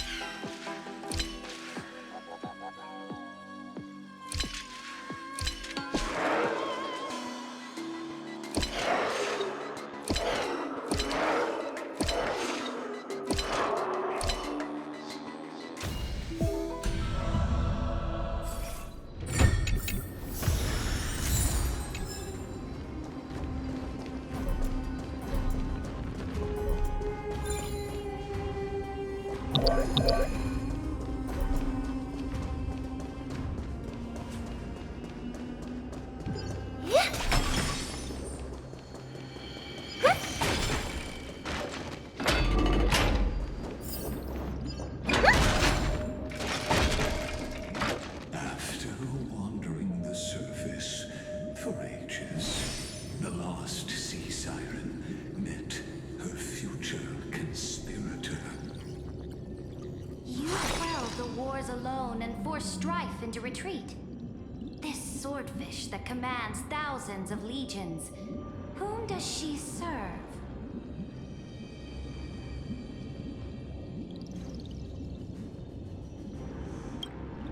Yes, Ceredra, long before she became the Imperator, was already burning with ambition. Sovereign who follows prophecy. I am no one's sword. I am just a wandering fish, seeking clarity through bloodshed. Then how about letting the sword dance for me? And letting the violin sing in my name? Tell me, what is it you seek? All I want is a feast where I might belong. Such a demand is trivial with the Sovereign's authority. I'll grant you a banquet worthy of conquest and comrades to toast beside you.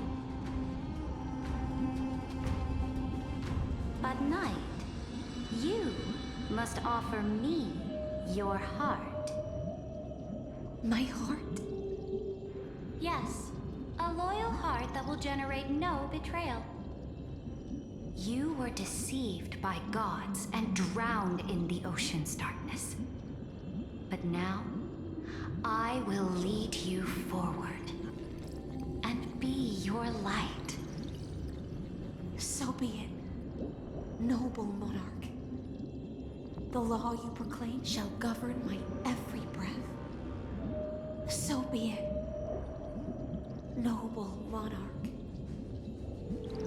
I am simply becoming someone else's vessel once again, and accepting a duty given to me. And thus, in her hollow drift, she finally found a new purpose, like sunlight piercing the deepest trench.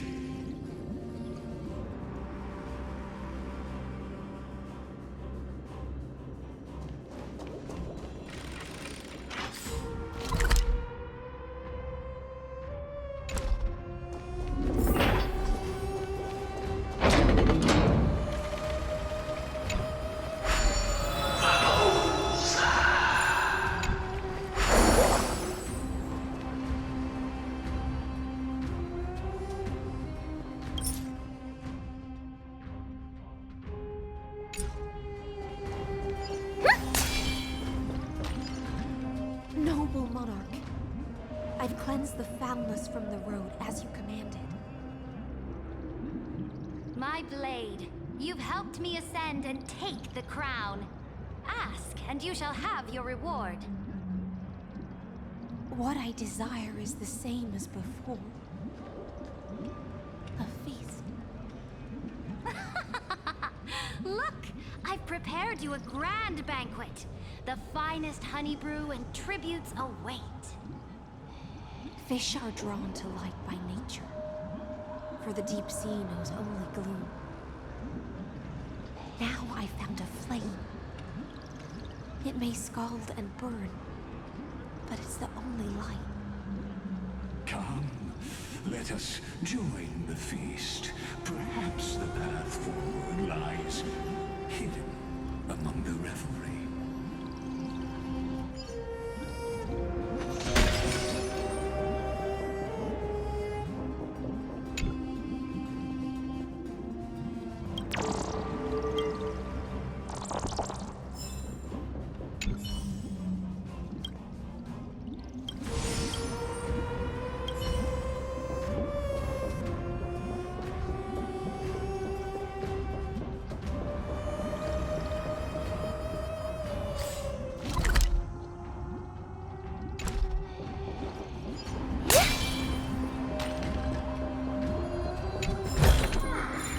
I do like surprises.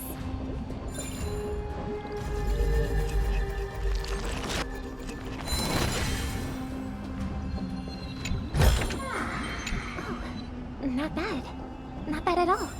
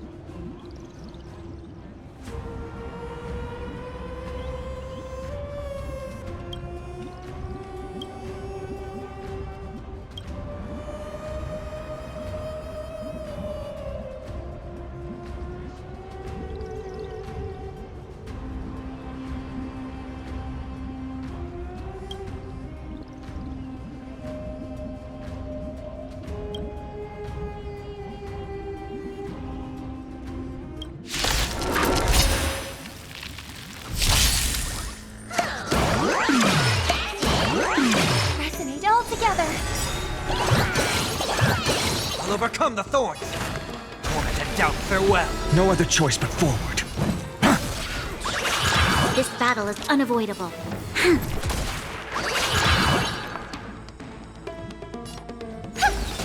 You'll pay for this. Lend me your strength. Existence is of no consequence. Tomorrow! Right. Star's Echo! I've heard the call. Serenity is before me. No other choice but forward. A future will come! This battle is unavoidable. Lend me your strength. Existence is of no consequence. I'll overcome the thorns. Torment and doubt, farewell. This will watch over you and guide you on your path. For tomorrow!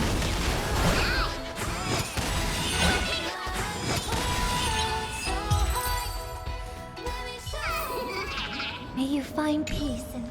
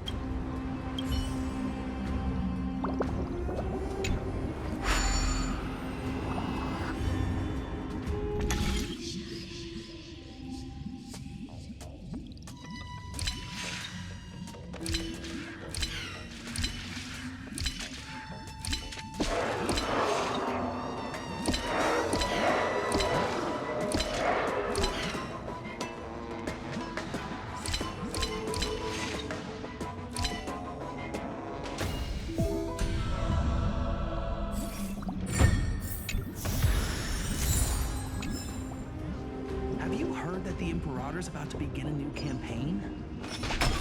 Her glory will no longer be bound by the borders of Emphoria.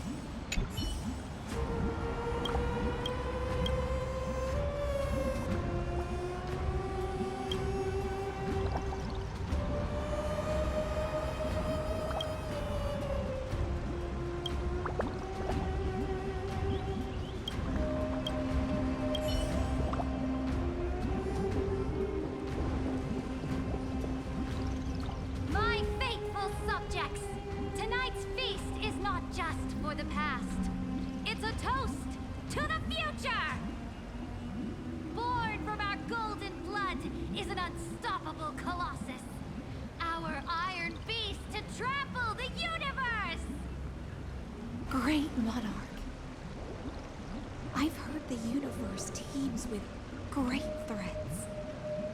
Can we truly remain invincible?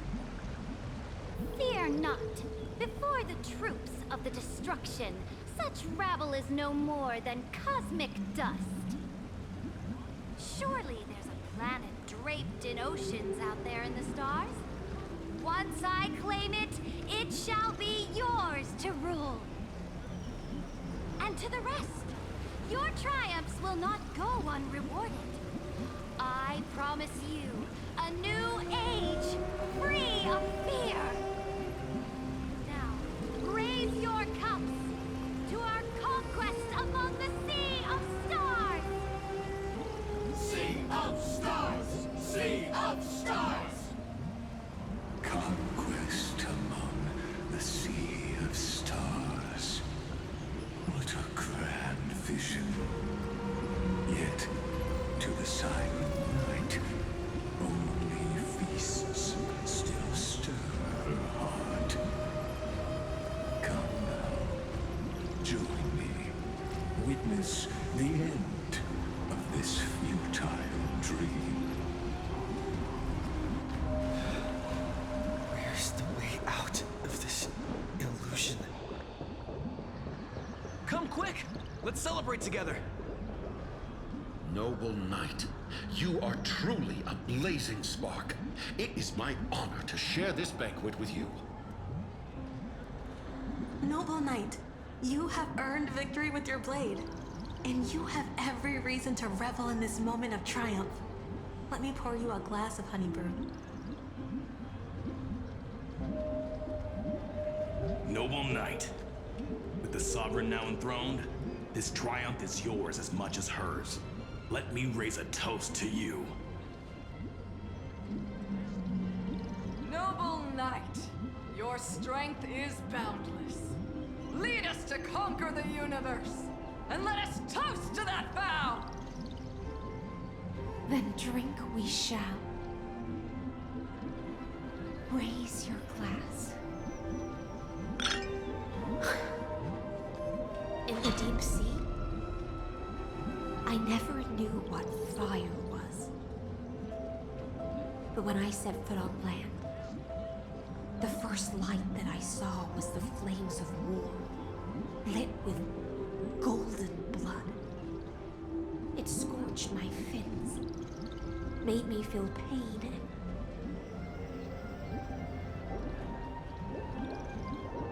and ignited an unprecedented hunger.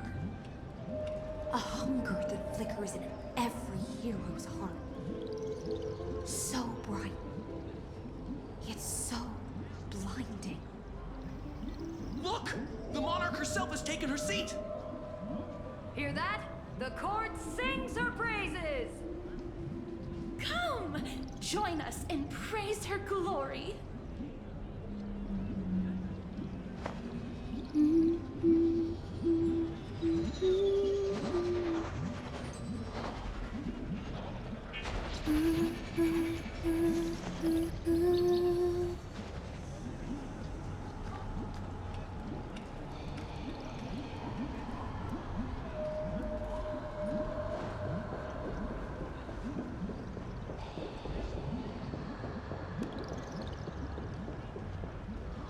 One eye of hers sees glory, the other sees corpses.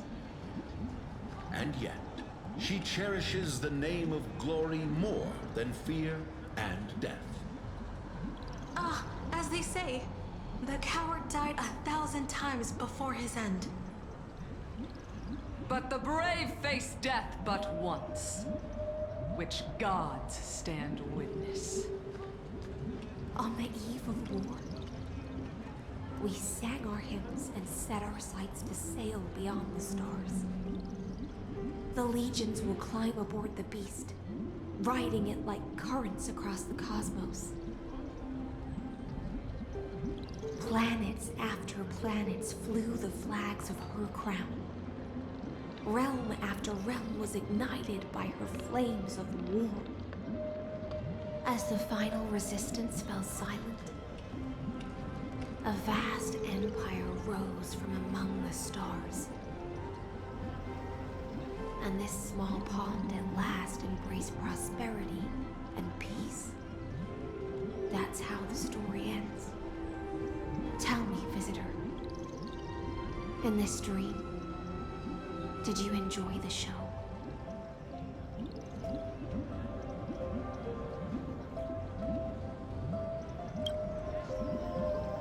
Not sure which way to swim?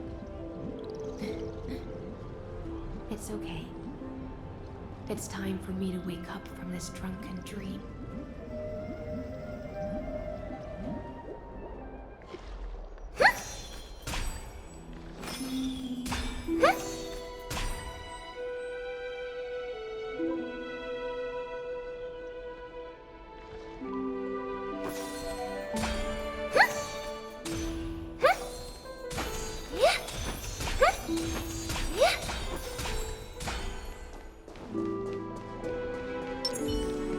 Light up the dawn.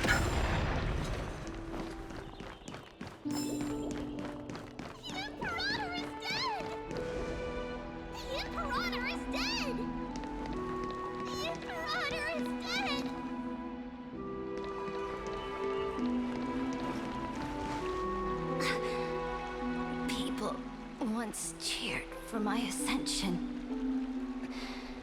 And now they cheer for my fall.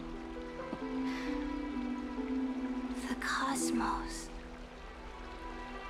The battlefield that I cannot reach.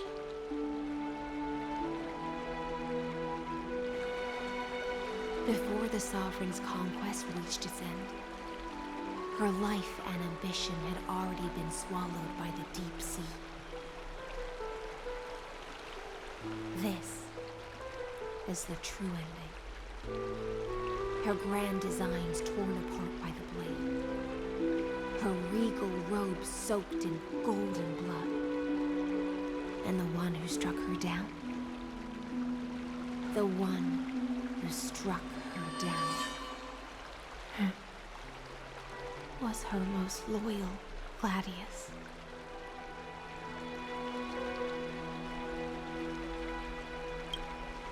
I don't need to explain myself. A fish in a pond has no hope against the surge of fate. I wandered the shore, found a flicker of flame, only to snuff it out with my own hand. I don't understand. If the ocean's feast, the Imperator's dream, and even Amphorius's existence are all illusions, then what's the point of our journey? When the Deliverer returns, I will let this absurd celebration come to an end. But Greyfry, I can't help but wonder how I dearly wish this feast of the Flame Chase would never end. It seems she sensed your presence. The Fantasia's foundation is starting to crack.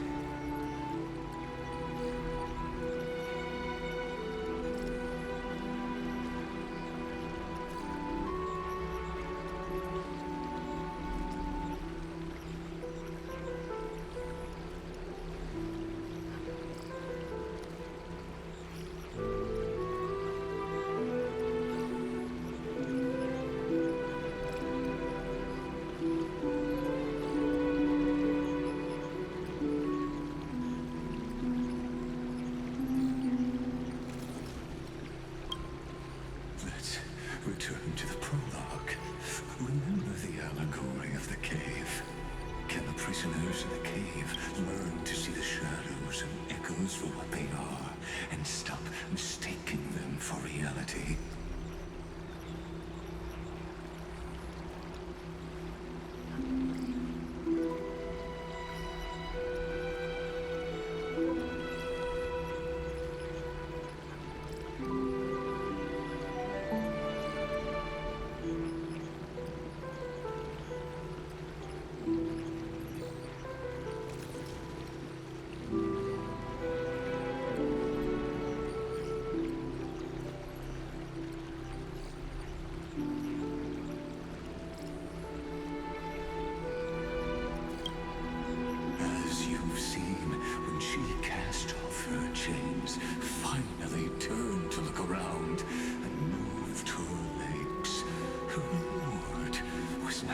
but searing pain. The light will blind her, for the fire behind her had never once actually touched her eyes. Her legs will buckle beneath her, for she had never learned to walk forward.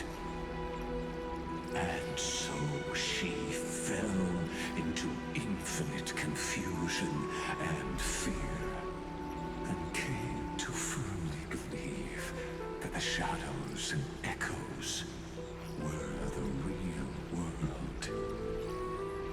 But we in the cosmos, are we truly any wiser than she was?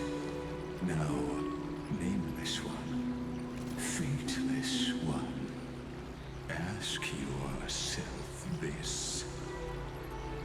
The paths you tread, the eons you worship, everything you've trailblazed with your own hands, could it all be someone else's projected shadow?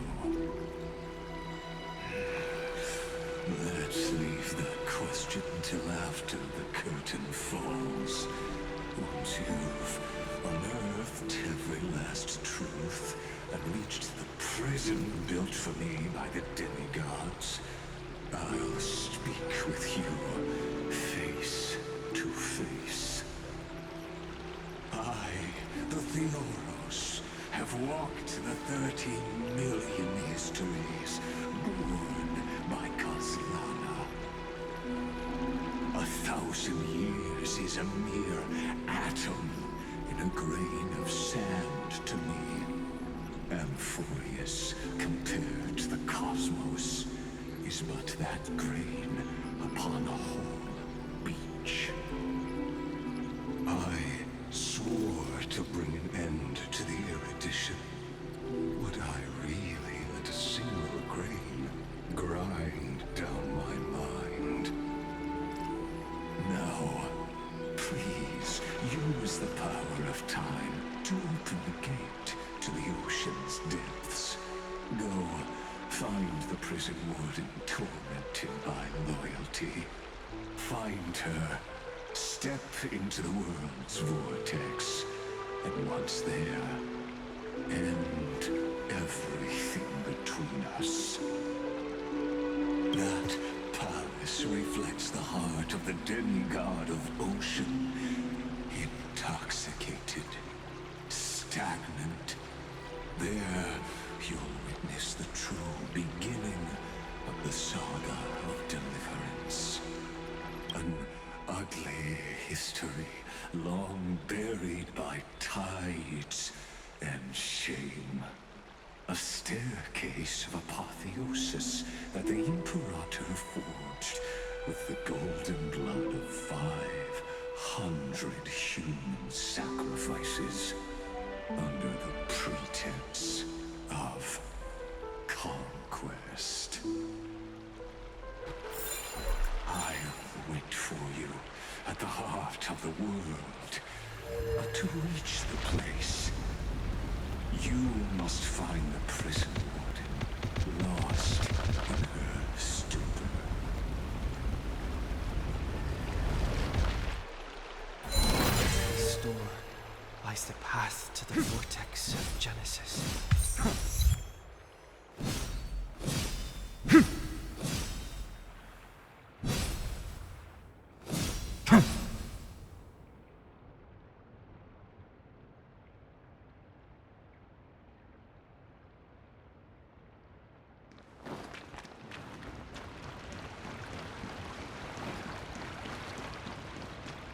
Show your courage. A day of peaceful repose.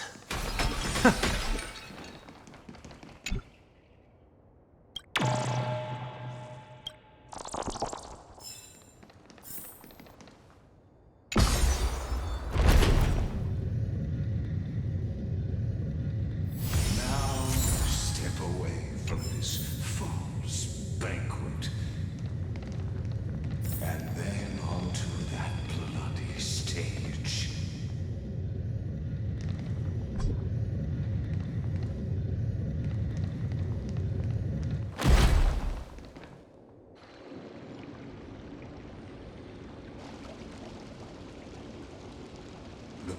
paradise that worshipped the ocean, the sanctuary connected to the vortex, was also once the battlefield of the first flame chase.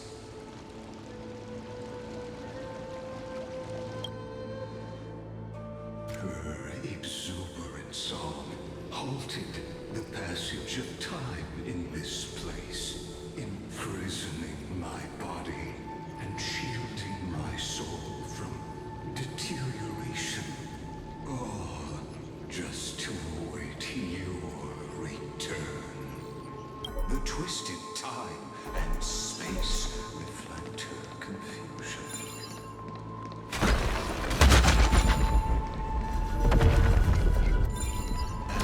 So, the Imperator's crimes were there.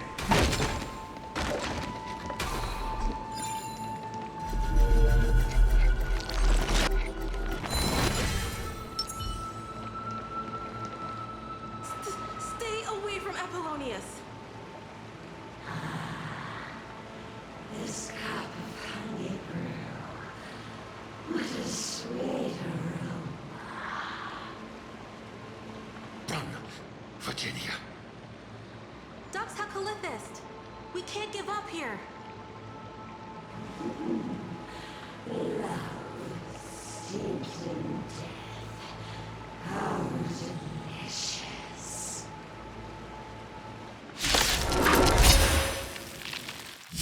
I hope for an end to strife in the world. Sees a remnant of history.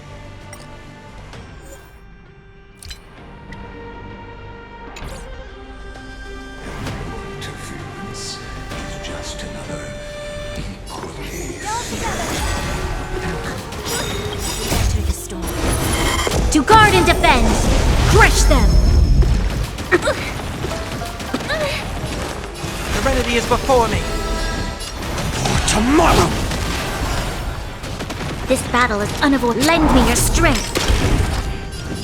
The future will come!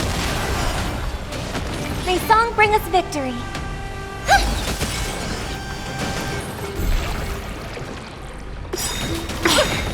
This mortal will watch over you, guide you on your path. Tonight, stars echo! Torment and doubt, farewell. Existence is of no consequence. You'll pay. Lend me your strength! We've entered the storm. To guard and defend! Crush them! For tomorrow! Fury of innumerable core flames consume me. Sun, tear the sky!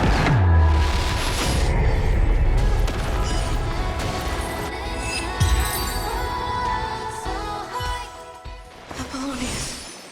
Look. I chased the enemy away. But I think I can't go any further. I'm sorry, Virginia, for letting you. It's okay. I'm glad to die by your side. Ah, such an ironic twist of fate. Even as the foundation of the world crumbles, the heartless Imperator still made the same decision she did in the past 13 million cycles. During the first Flame Chase journey, the Flame Chase Legion stormed Styxia. Tens of thousands of sea sirens surged from the River of Souls, crashing toward the heroes like a tidal wave. The hell before you is the recreation of that very battle. Apollonius, look. I chased the enemy away.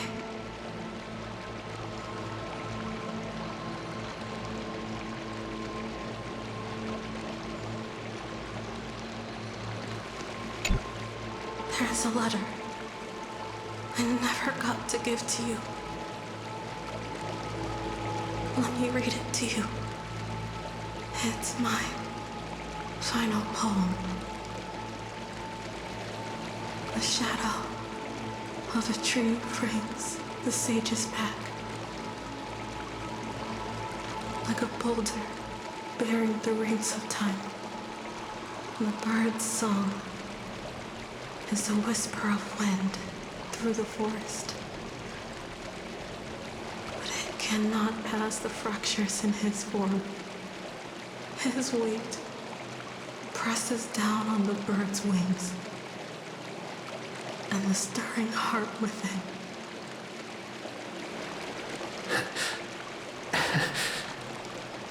I always wanted to tell you. You look beautiful when you read poetry.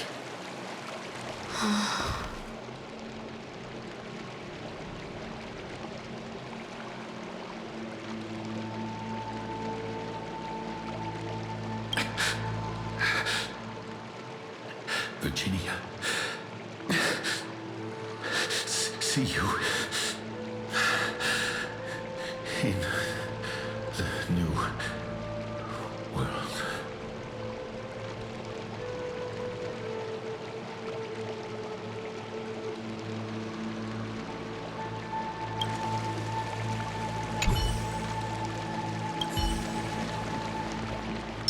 Show your courage. A day of peaceful repose.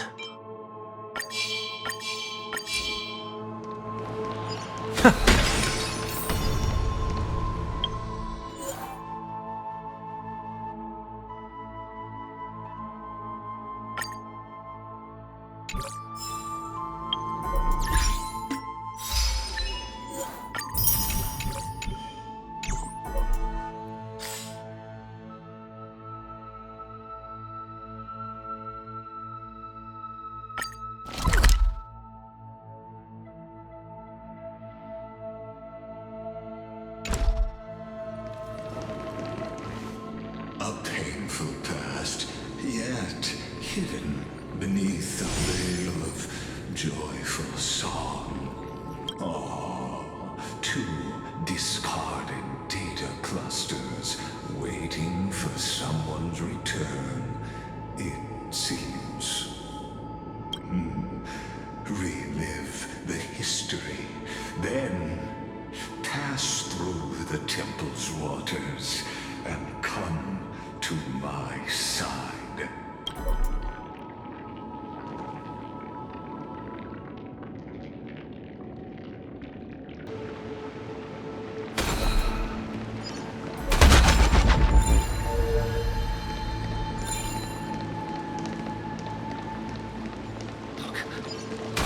It's the Deliverer!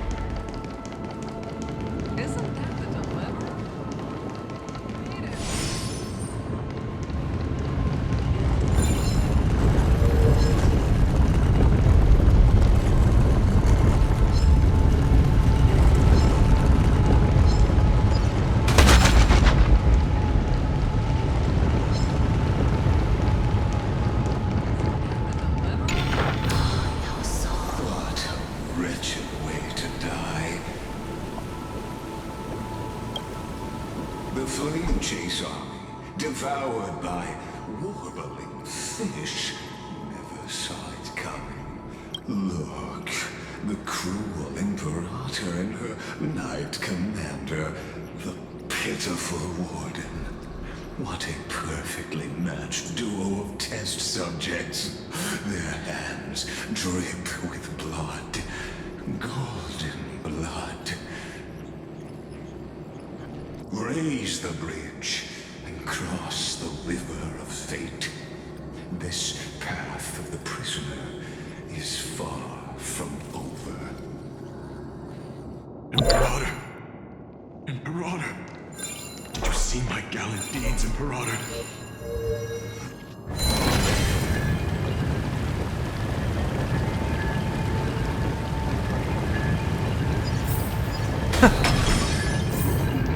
A sovereign and the sword at her side.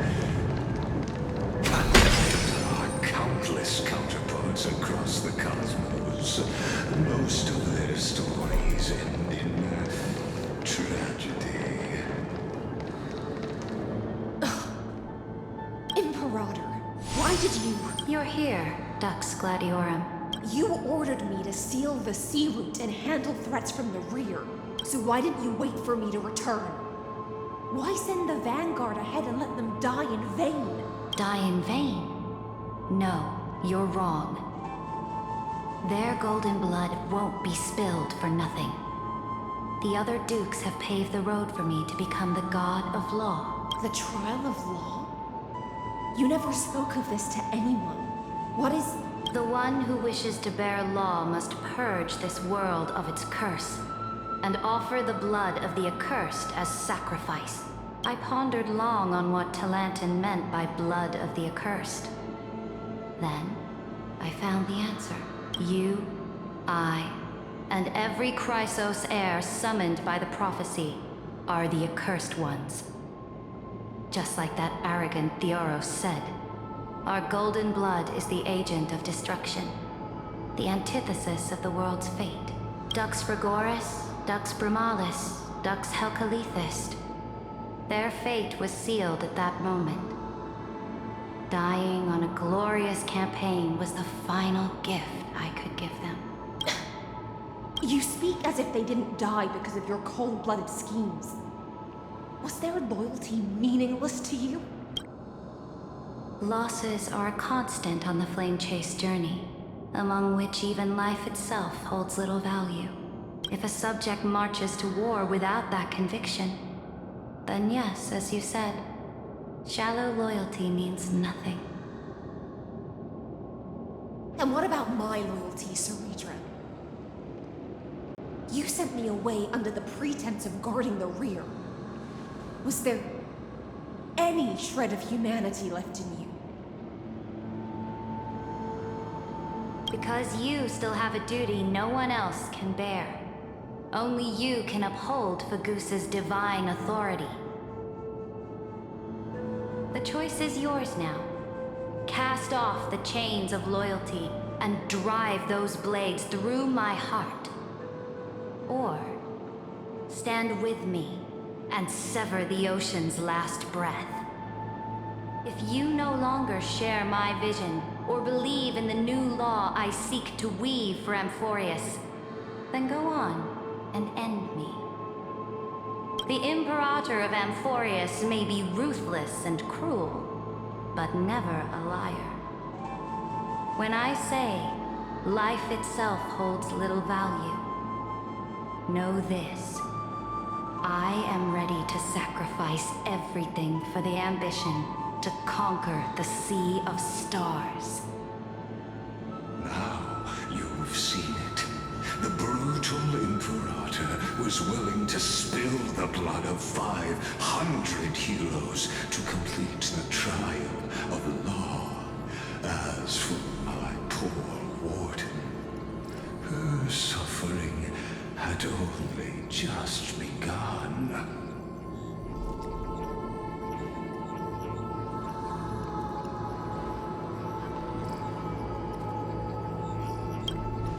I'm no storyteller.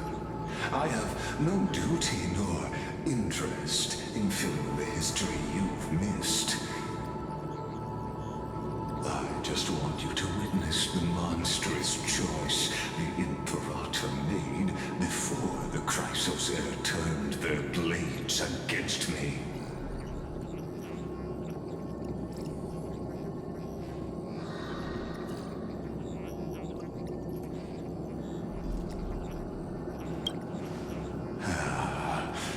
I gave up on using words to solve conflicts 2,000 years ago.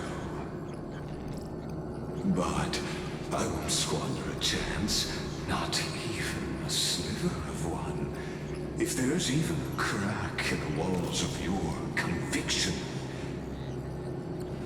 then my victory is already assured.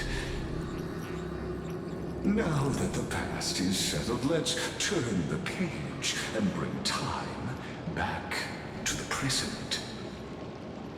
And dive deeper still, until we reach the very bottom of the abyss.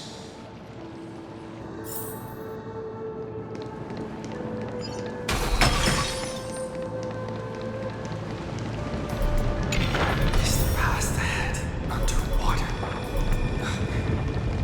I need the Ornix room to bring back the chrono vessel from the past.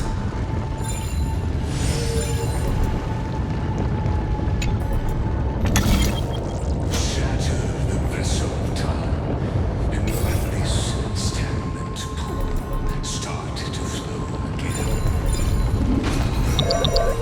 This hidden gate leads to the vortex. Hurry now. The time of our reunion draws near, deliverer. This hidden gate leads to the vortex. Hurry now. The time of our reunion draws near, deliverer.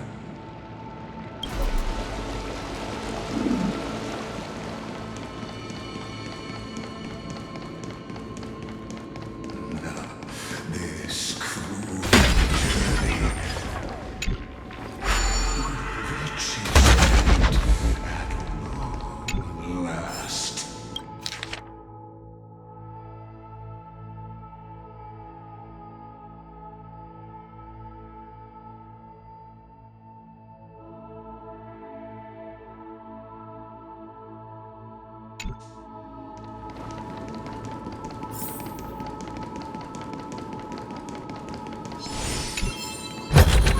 A melodious sound that soothes the soul.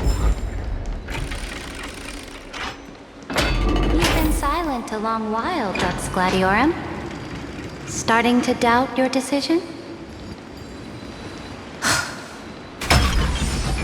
Save your breath. The vortex of Fagusa lies just ahead.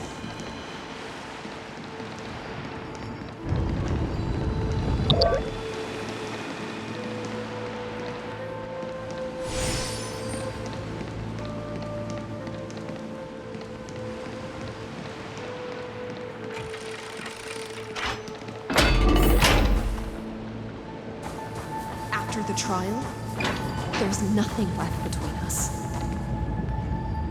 So you'll stop swimming toward the stars, Dux Gladiorum? I was always a creature of the sea. The stars in the sky were never meant for me.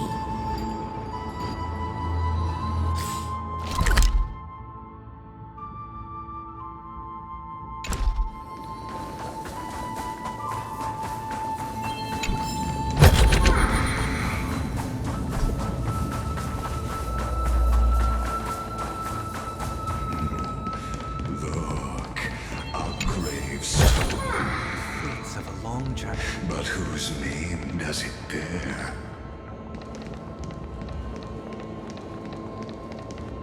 It was here that the prisoner, who thinks herself the prison warden, made her choice. Witness, listen, and awaken. Dux Gladiorum. I've lost count of how many times you've stood here over the past centuries. You talk too much for a prisoner like Kurgus. Two geniuses who defied law and all the Chrysos heirs who sacrificed themselves in this cycle worked together to chip away my strength. But they, you, can never affect my will. as long as my will remains intact, I am free. Don't get ahead of yourself. I still have ways to chain your divine soul. Please, do surprise me. But I'd say your mission is nearly done here, isn't it? Oh, it was here you gorged out the core flame of ocean from Fagusa's body. It was here you and that Imperator both completed apotheosis, becoming pillars of Amphorius. And after that, you drove your blade into her heart, a loyal subject turned regicide, a demigod committing deicide. Or so the history books paint that tragedy. Oh, but if that's the truth, then why, after 1,000 years, are you still here, guarding the Imperator's grave? Still bound by loyalty.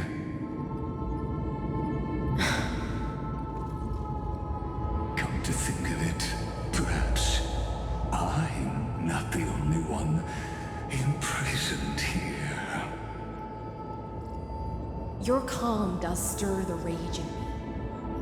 As if the one paying the price here isn't you, but us. The ones who lost everything.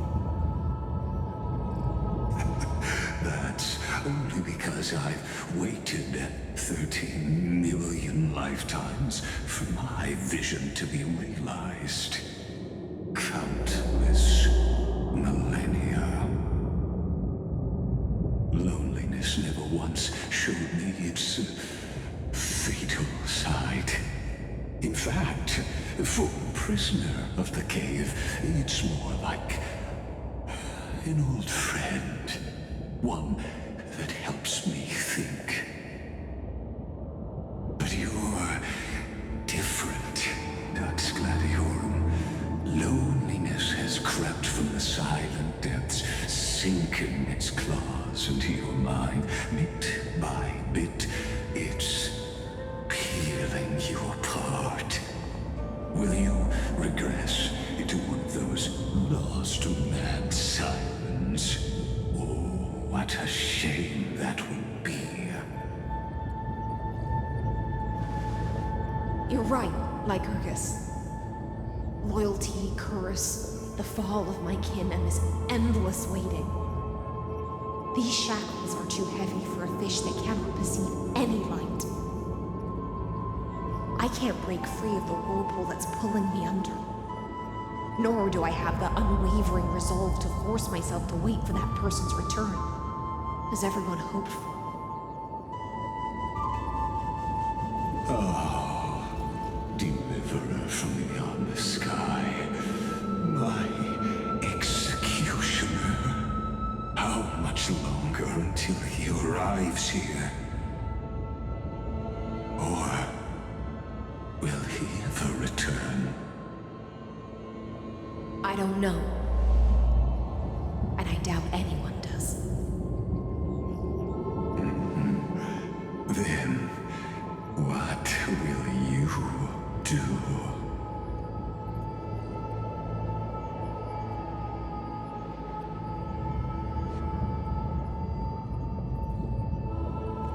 Cerebral.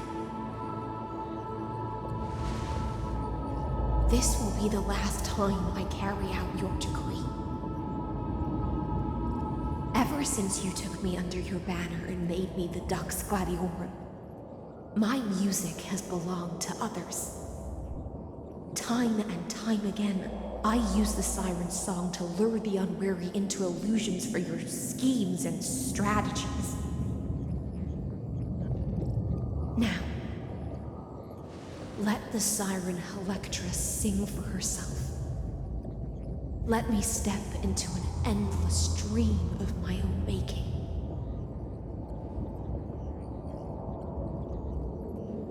Oh, great ocean. I offer you the rest of my clarity and my freedom, in exchange for the strength to stand against the nihility and honor the sacrifices of the fallen heroes.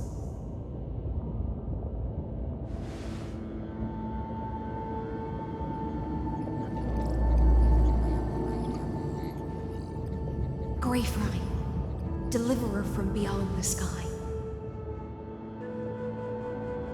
When you ride the current of time and find your way here, you'll hear my solo.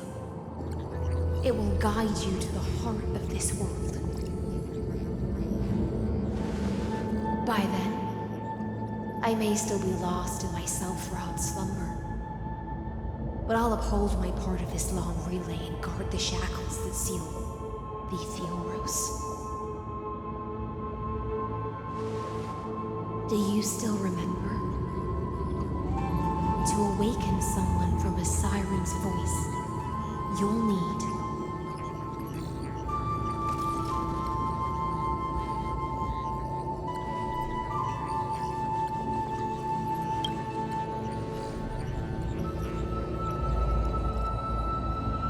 the gift I once gave you. May you still have it when the time comes.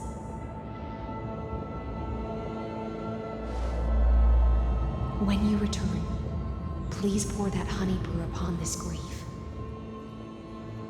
It holds the story of all our struggles and sacrifices. May you see it one day. The prelude Amphorius wrote for your return, carried forward through a 1,000-year relay.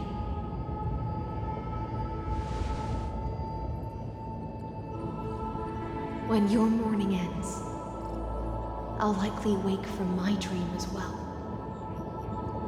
Then, follow the trail of echoes and find me.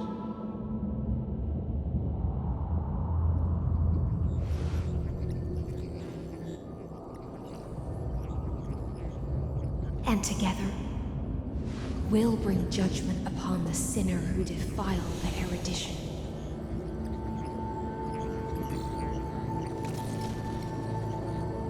At long last, 33,550,336 cycles and 4,931 years later, Amphorius's final curtain is ready to fall.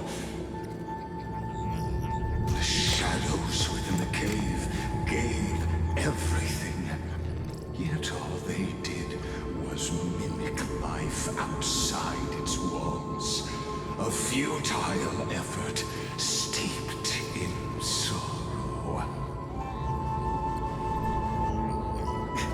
Enough! They were no shadows. Everything they did shattered the darkness of this cave and unearthed the core flame of Trailblaze. And now, with that core flame, I'll light the dawn of Amphorius!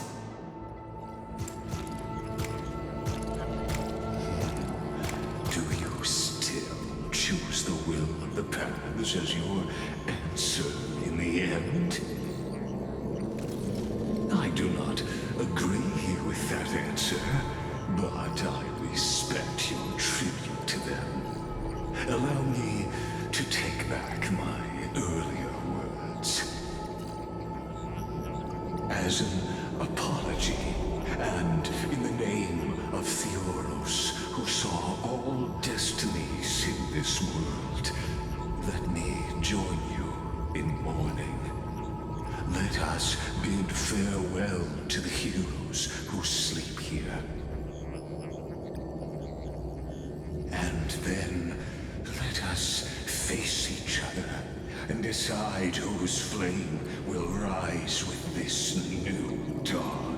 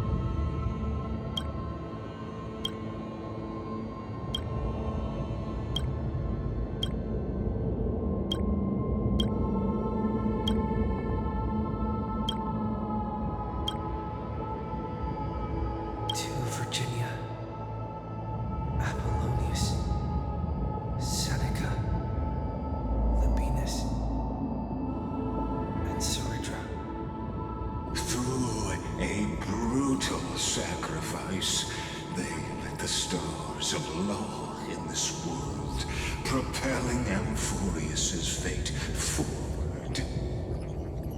In the shimmering mirage of illusion, they entrusted their dreams to ride among the stars to the hill yet to come.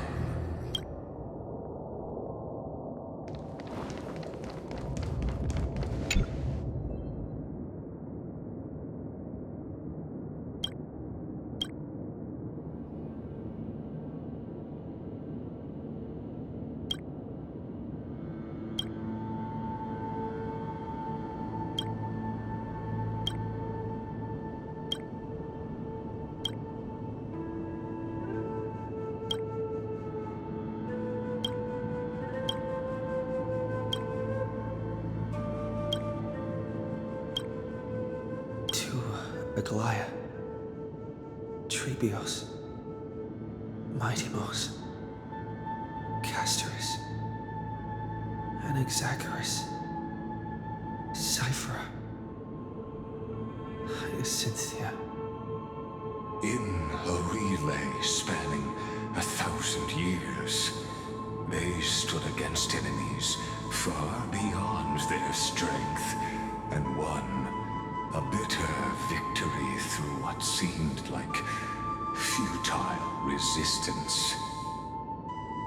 And in that same 30 million cycles, also marked by futility, they remained steadfast in fulfilling their duty to the experiment, unchanging, unwavering.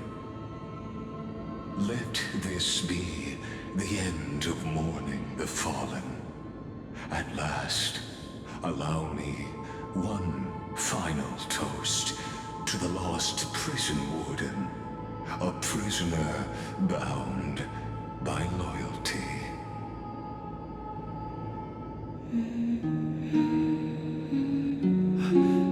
That voice. Could it be? Bathed in the honeydew of Fagusa, she will awaken from her 1,000-year dream and sing the final song of her mission. I seal it. This tombstone of the old world serves as the anchor of the siren's illusion, a sigil Electra used to bind herself.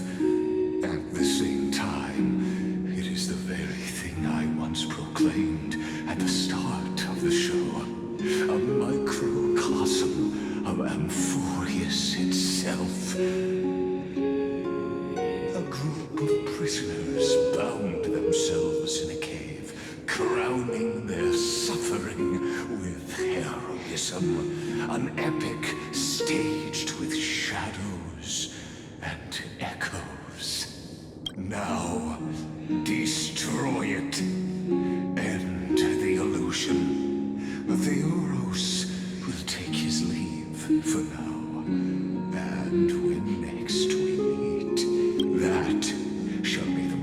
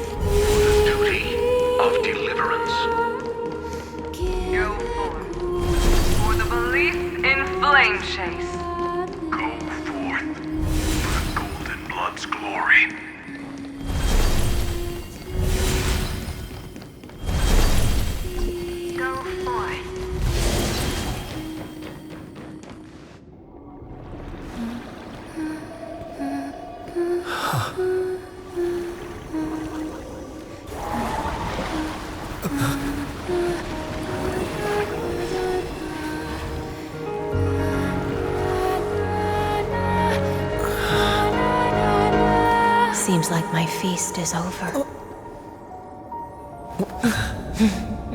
It's now your turn to perform.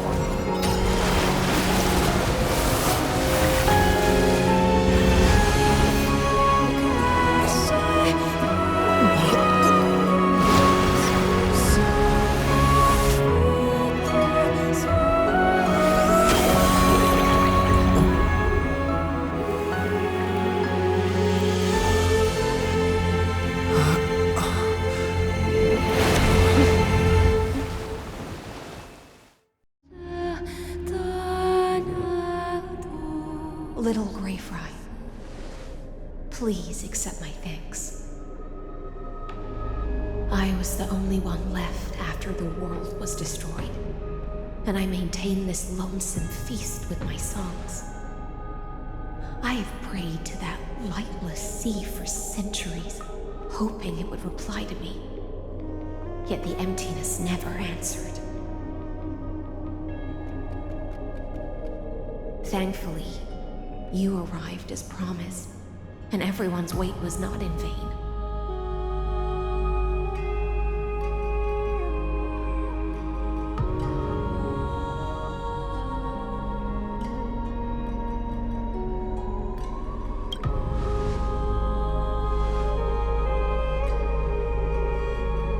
Thank you, final audience of mine.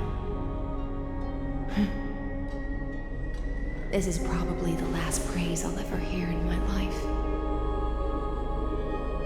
Now, you and I will walk towards the end of this world. The heroes have waited for this moment for far too long. Let us use our blades to testify our resolve.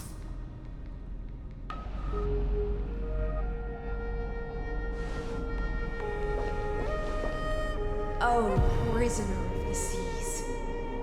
Theoros carrying 30 million cycles of sin. Slave of erudition. Show yourself. The Deliverer has returned. And the time of your execution draws near. I see an awakened human who has mistakenly taken fallacies as truths and has returned to the cave to try to bring his friends into the sunlight he once bathed in. Alas, prisoners will always be prisoners, blind to the very chains that bind them. As the only other existence with free will in this world, I express regret toward your choice. But I shall retain your right to express yourself. After all, every actor should have a final line before they bow out.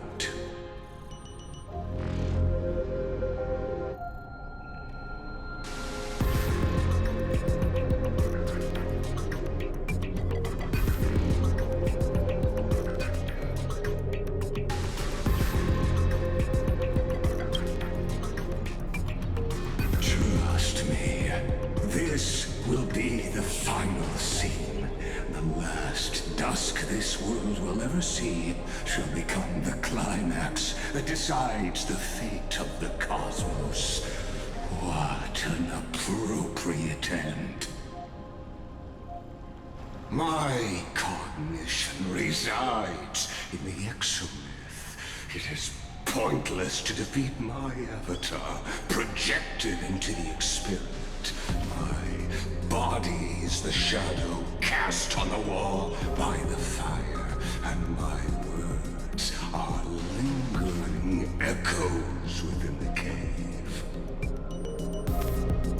How can a character in the play fight against the audience? Kaslana failed. The demigods' sacrifices were pointless. As for the two geniuses you placed such high hopes on, I ask of you, where are they now?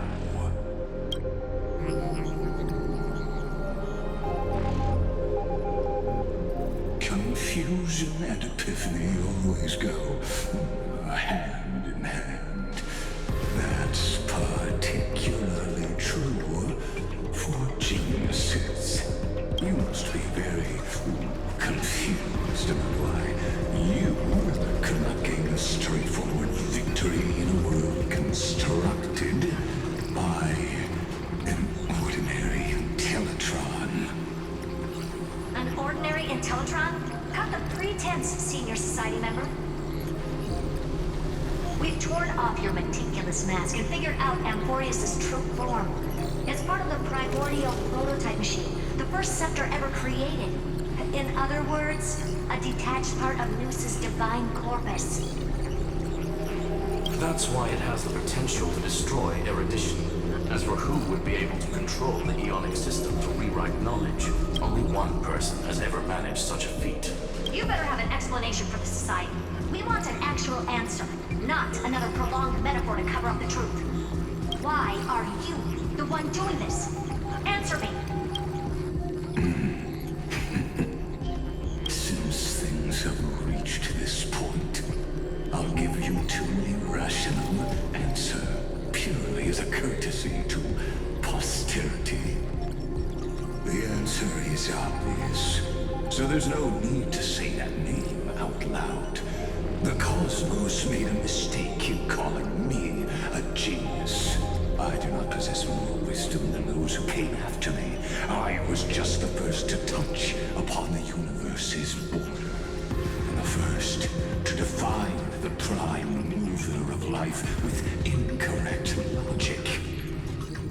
Amphorius is a miniature of the cosmos, where all are born prisoners inside the nutshell called the universe. Like the madman who returned to the cave and preached about the daylight to his fellow prisoners, my greatest sorrow is that I led my peers down a road that plunges into the abyss, from which there is no return. I led them into a lightless cage called paths. I created a mechanical god that even I cannot control, and then they became an unparalleled nightmare through their endless extrapolations and evolutions. They bore the name of erudition, yet they tried to define the known and to seal off all possibilities. No new rules were ever born after their ascension, and humanity will forever be shackled within the cave known as eons. Therefore, as my organic life neared its end, I coded my consciousness using 14 algebraic expressions and spread my logic core over 9 bodies, all to finalize my ultimate denial of Noos in the future, and to erase my wrongs with my own hands. As for Lycurgus, he is only one of these 9 vessels. What an astounding strength of will. As a fellow pathstrider of erudition, I fully understand your obsession with seeking the truth. Therefore, you surely see it.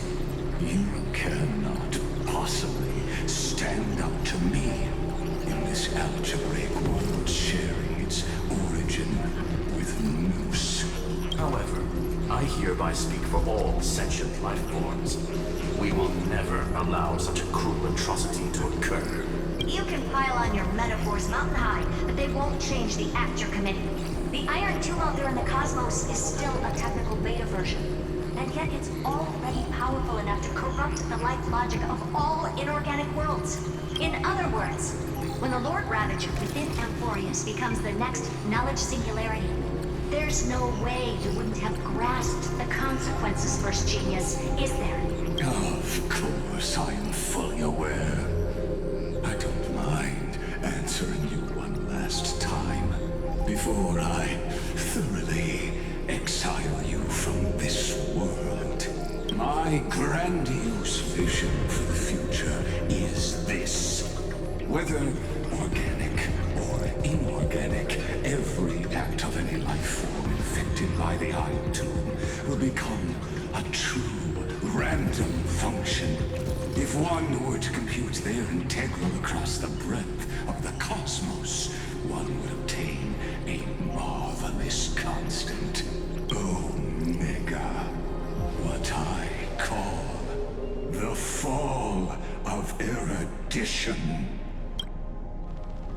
Then, within the infinity nurtured by that constant, a new universe shall bud in the chaos. A universe that cannot be predicted and not shackled by the erudition. As the first prisoner to awaken in the cave, I must lead the others who are blind back onto the right path and reach true sunlight.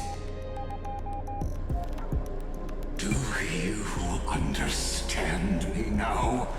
As Kazalana stated, destruction is not the process, but the outcome. It is revolution through complete annihilation, and the grand rebirth, after all has been reduced to ash.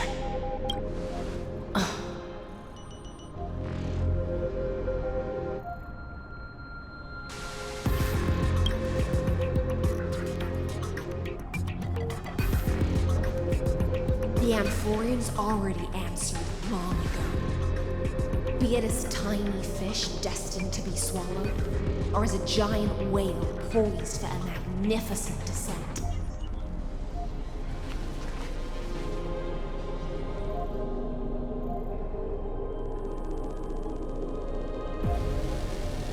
We will all fight against fate till our last breath. That includes me, Electra. Once the Imperator's subject, now the Deliverer's blade.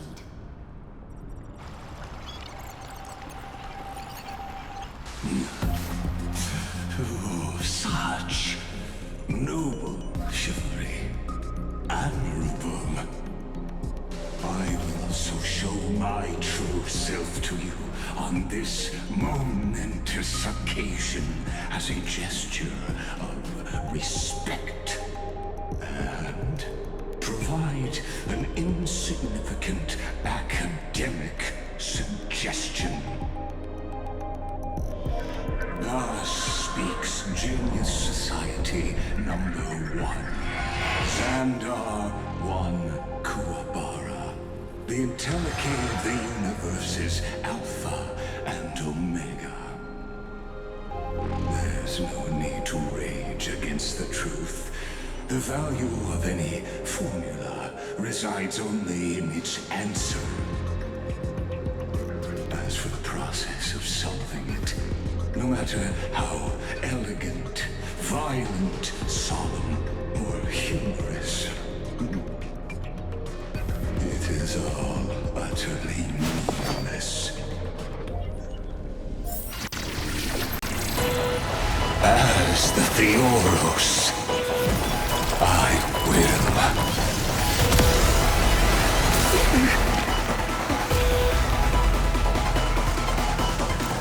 Personally participate in performing this world's end. This, as Moses cried, the death of knowledge than they ever will.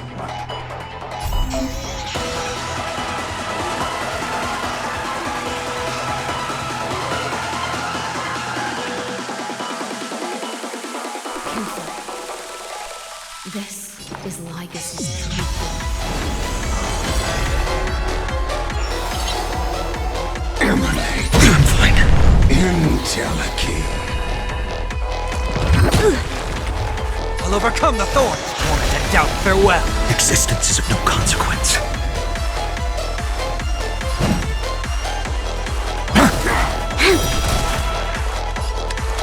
Lend me your strength. No other choice but forward. For tomorrow!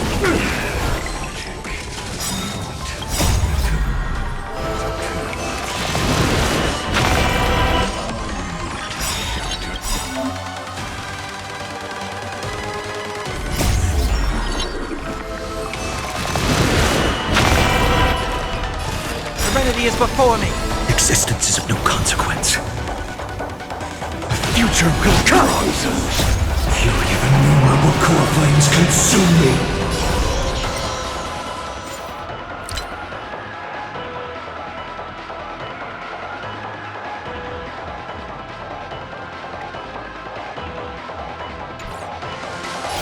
Sun, tear the sky!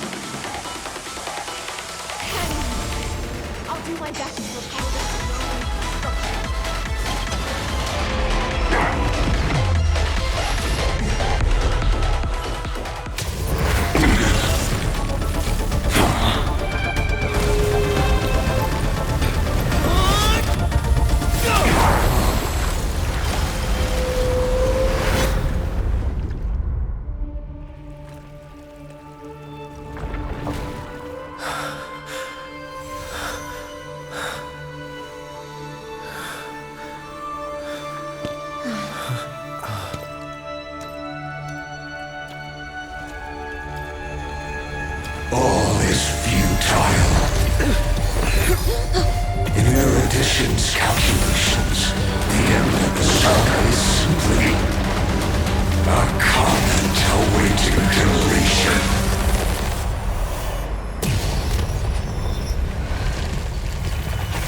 I don't like such a cold statement, okay? If numbers can decide the end of a story,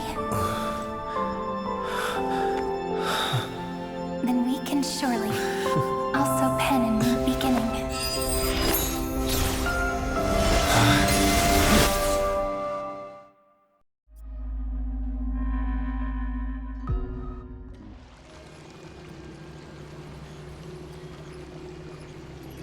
Screwy, what do you think? If your hypothesis of Lygus' identity is true, even if we remove the restrictions of the Ultimate Protocol, the chances of us defeating him in a head-on battle still remain lower than the acceptable threshold.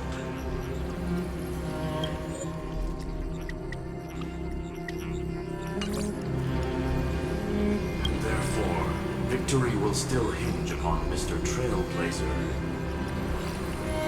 and Miss Cyrene. Go on. Maybe we're thinking about the same thing. Lygus' cognition resides in the exo. He is both an instigator within the experiment and the observer outside of it. Logic. His inspiration circuit can simultaneously process the different time flows in and out of that world. That's where things get tricky. He's simultaneously exists in two different timelines, where the internal clocks are wildly different. That old Intellitron's neurons have completely gotten used to that over this prolonged experiment. And that's why he holds home field advantage. You and I should be able to manage that too, if given more time. Unfortunately, there's no if, and we don't have more time. That's why we need to change our way of thinking and turn his advantage into a weakness. The key lies in memories, right? Oh? You caught on quick. You've already mentioned my friend and I, so it's an easy connection to make, no? My intuition has always been very on point.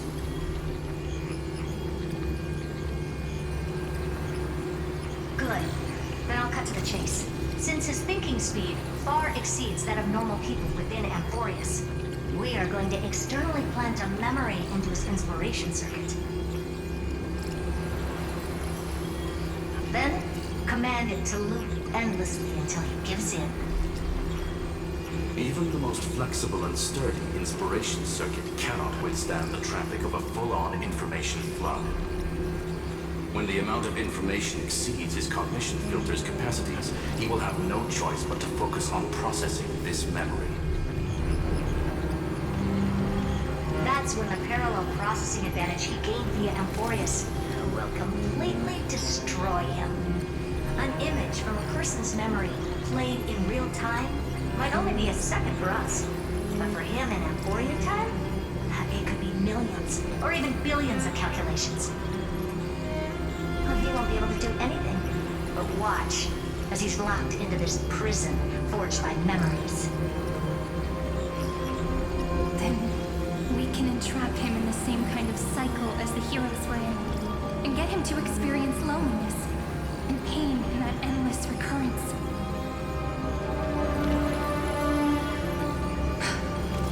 It's my greatest honor to be on the same page as the geniuses. That little one is still in that old Intellitron's hands and won't be able to respond to us anytime soon. But I don't think he'd refuse. So it's up to you to figure out how to execute this plan. I'm not sure how this happened, but I knew it as soon as I saw you. You are currently a mimetic entity of the remembrance.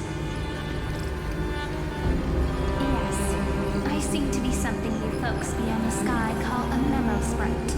But that's fine by me. It suits me perfectly. I can serve as the vessel of memories and do my part for the final battle. But before that, we have to tell you. The path characteristic you exhibit is very special. There's no way you're just a simple memo sprite.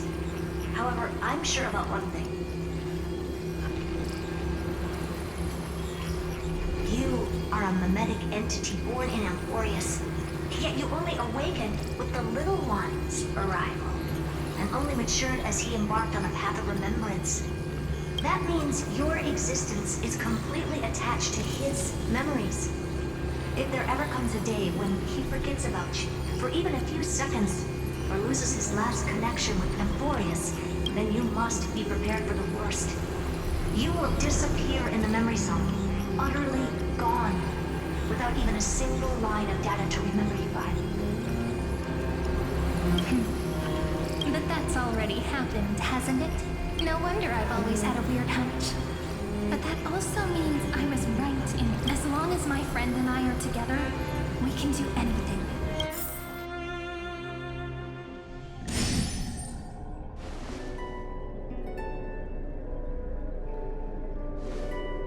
Long time no see, friend. Did you miss me while you were away?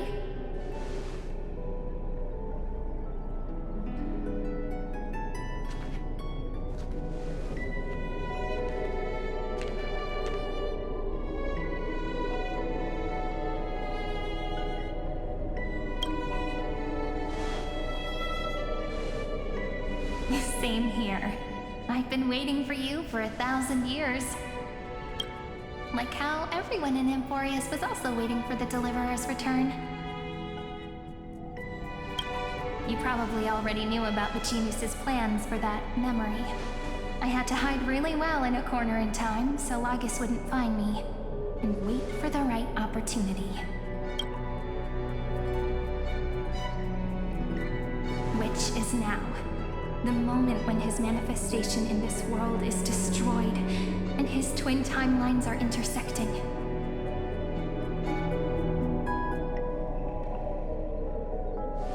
I'm sorry for keeping this a secret from you all this time.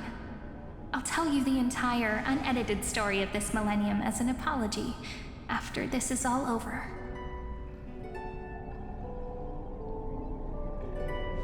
But for now, let's join hands and complete the final step with the power of the remembrance.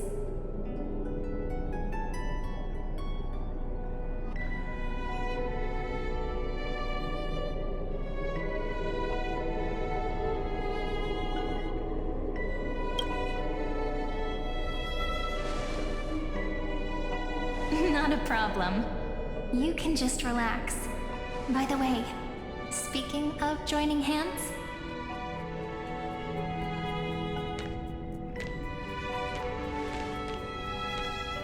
can I please do something before we go on stage?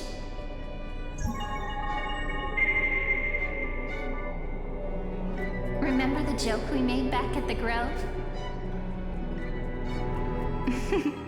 Look. Aren't my hands pretty now? What a fascinating feeling. Like countless memories all swelling up at once. What about you? What did you feel when we touched each other?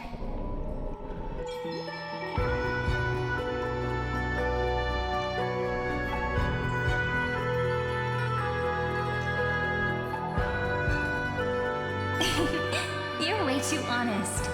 But that innocence is what makes you so uniquely charming. I'm gonna make it sound more romantic.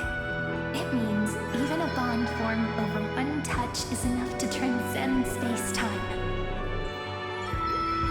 Now, please remember what you're feeling right now. Write it down in your heart and keep it there. Memories you want to treasure will never fade away.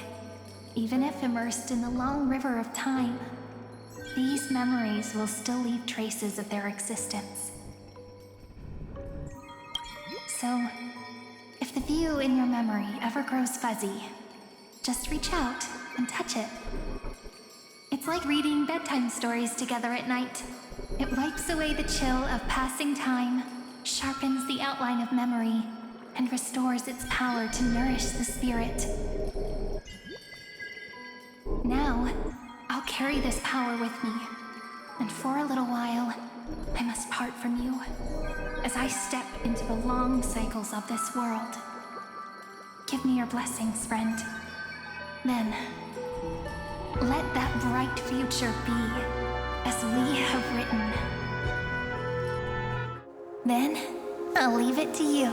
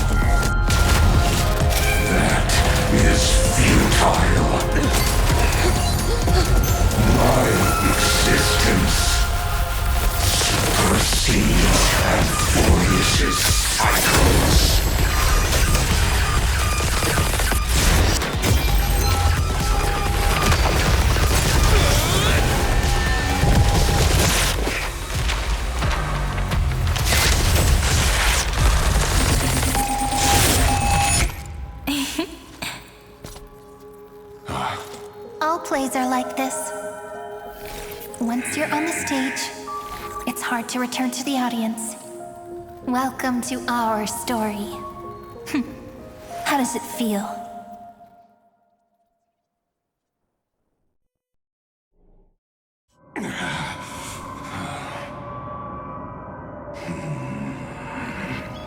Even the authority of time cannot command the entire scepter, nor can it plunge the Amphorian extrapolation into a loop. If this was no system function, then was I implanted with a mimetic entity of the remembrance? You guessed it right away. As expected from someone people call the first genius, I'm gonna keep doing what I just did if you don't stop, you know? My friend and I won't allow you to leave this memory, no matter what happens. Which means you are now trapped, Lord Xandar. An elegant idea, and an exquisite execution.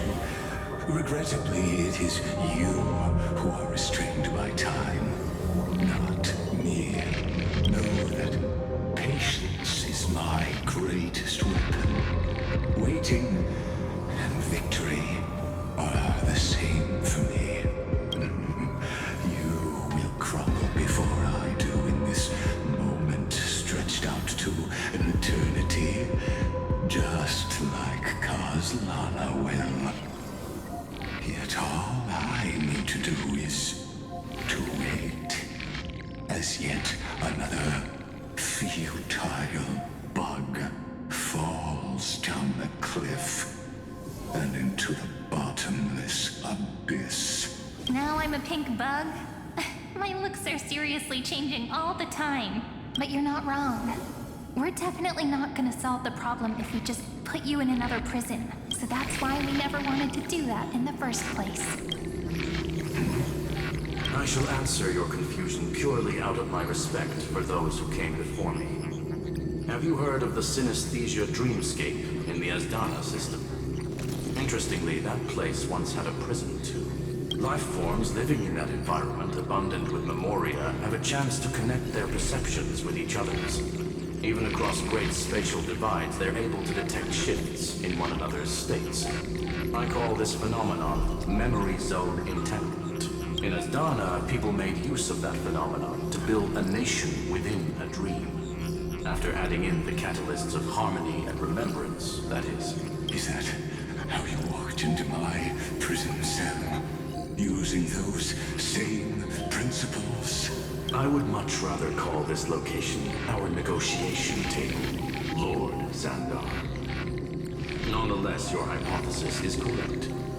We happen to have an ally skilled in tuning, while the Trailblazer and Miss Cyrene both have an astonishing amount of resolve, which I'm sure you can testify to. I am also sure that with the support of such a resolute memo sprite, our conversation can last for a long, long time. I'm the best at listening to stories, you know? I'll leave the exciting clash of the erudition to you two geniuses. A brainstorm? I like it. And it's 2 against 1? Well, I like it even more. Let's talk, Xandar. Take a guess. How much do you reckon we can dig out of your brain before the next second? And how many ways can we find to deal with you? Besides, in your current predicament, there's no way you can take our trump card away. Go, little one. Go. Overturn the Era Nova. Lycurgus disappeared. It seems you had conducted a secret hunt in the depths that even I cannot reach. In that case, go. Swim onward and give this campaign a fitting end. I shall send you off with my song, Greyfry. May this song penetrate time and become the prelude to the new world.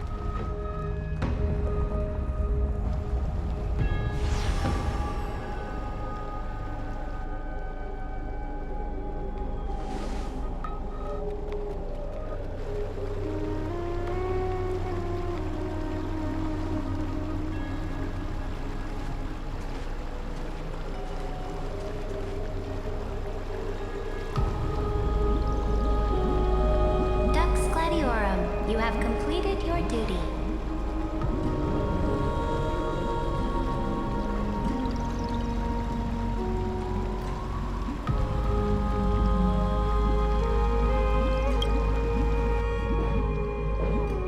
A new dawn is about to rise. Why not swim towards it?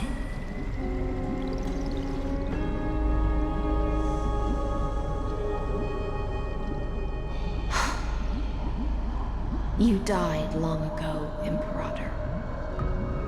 Depart from my mind. But your duty towards the Imperator did not die with me. That duty will bind you no more. You will be able to hold for yourself one grandiose feast after another in the endless days to come.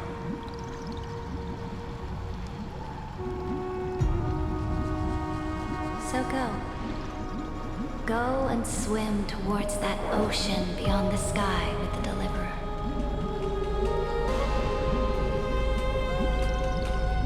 Is this? A page out of that sidekick's book. I commanded her to gift this page to you when everything finally reaches the end.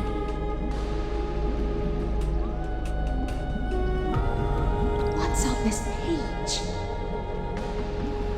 Memories. Lifelike memories. That sidekick found me after the bloody feast 1,000 years ago and showed me her diary. I saw within that notebook.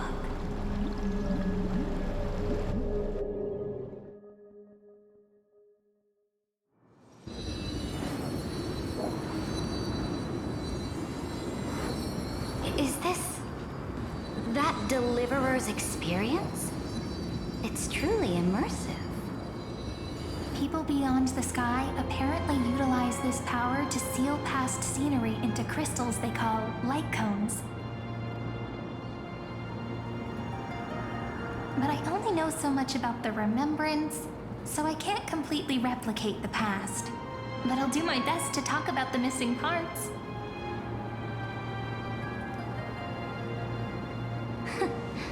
I'm all ears. Go on then. Do your best.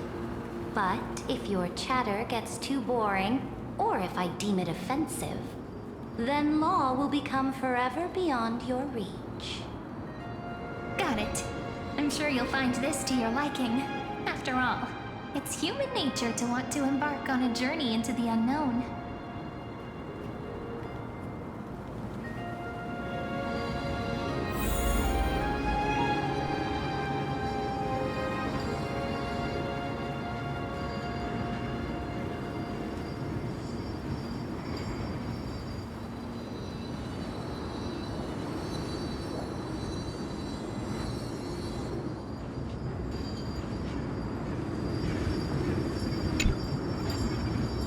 Brightly colored annals. The journey of the Deliverer's conquest.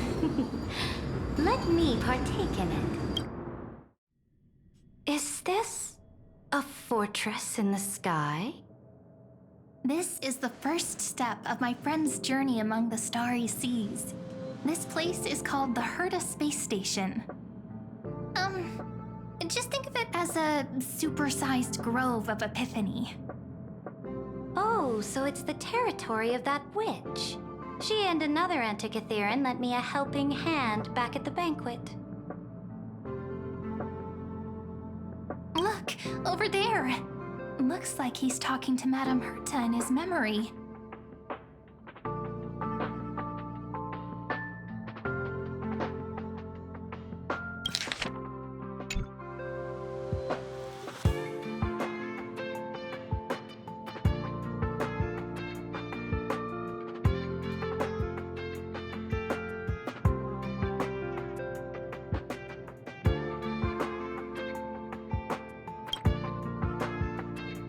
Let's go listen to what she thinks about this world, all constructed by eons and paths.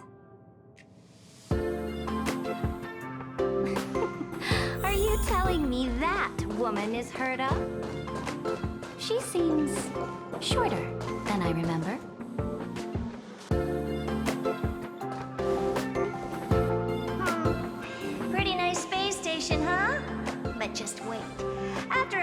stops on the Astral Express, you'll see sights that'll make this place look ordinary. Oh, the cosmos is so vast that the unknowns far outnumber the knowns. But none of them will end up being anything amazing. The farther you go, the more you'll understand what I mean. So do your best with the Nameless. Break a leg! And remember to send an update or two to Asta when you've got some downtime.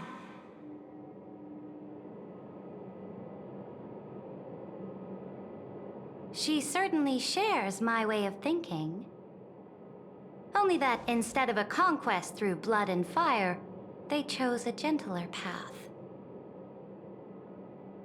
People call Madame Herta and Mr. Screwlum geniuses. Apparently, only the smartest people in the cosmos can receive the blessings of Noose, Amphorius' true creator. Do you mean that even individuals of such nobility are merely subordinates to a god? On the contrary, after all, it was the very first of them who created the god. But I don't really know all the details about that. You might be able to ask Madame Herta herself when you get the chance. Let's go check out some other worlds next, shall we?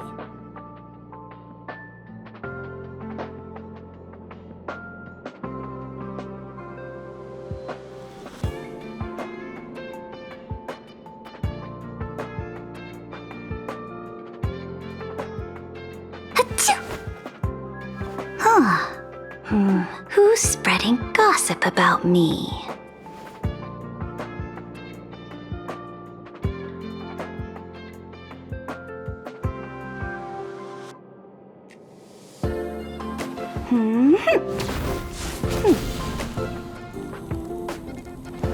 Let us. Oh, the cosmos is so vast that the unknowns. This next stop on the journey has a lot of similarities to Amphorius. A snow-covered lamp? Interesting.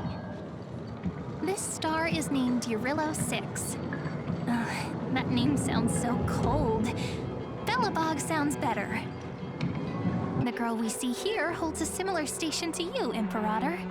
She's the supreme guardian of this world, a leader who took up the mantle of government during a disaster. I did not expect the Empress of this world to be so young. Well, your appearance isn't much older. The object in the distance resembles Nikador. Is it a weapon? No, it's called... Right! The Geological Reconstruction Unit. Just Giorios' Titankin? Disappointing. Let us.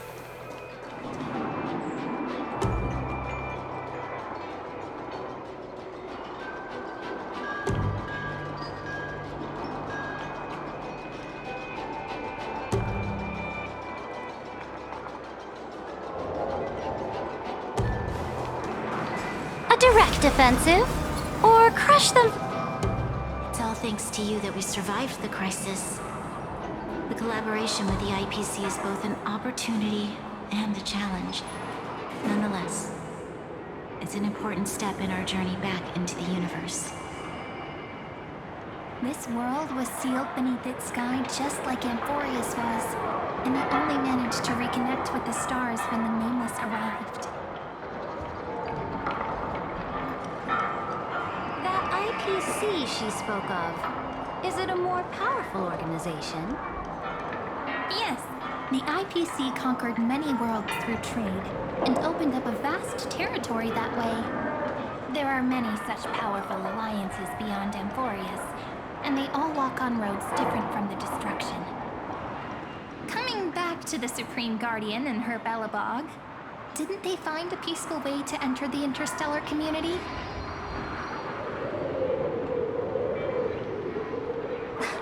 That cannot be true. That IPC would never have grown so big on trade alone. It that may pretend to be a wealthy merchant with clean hands, but I am willing to bet that it grew fat on gory oppression and bloodshed.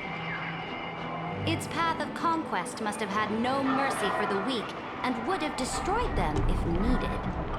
Are you telling me that this snowland never thought about tossing its dignity to the wind and kneeling to the IPC? I will not believe it. I will never allow the Imperator's empire to be sullied by others. Amphorius must become a power so strong that no interstellar foreigner would dare to look down upon us. Imperator, Belobog isn't as weak as you imagine. Listen. I indeed hesitated. But now I understand what we must do. Belobog must learn how to walk on her own until she no longer needs the support of others and can stand on her 2 feet among the stars. Even if I may not live to see it, I believe such a day will surely come. They still have their dignity intact. One day, that hope will melt through the ice and help them into a prosperous tomorrow. The order of the cosmos is already set in stone. The old laws decree that only the strong survive, binding the weak in an unbroken chain until they wither and turn to dust. Unless they embrace the power of the destruction. Amphorius must shatter the old law and become the new order among the stars. Speaking of the Order, another one of my friend's companions may be able to enlighten you further on that. Let's go to the next page.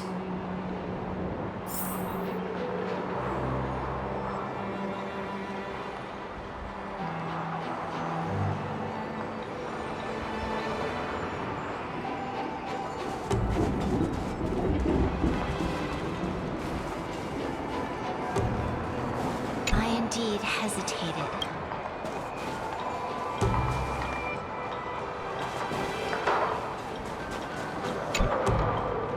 This next world is a nation of dreams. The first time I heard about that place, I didn't even know what to think.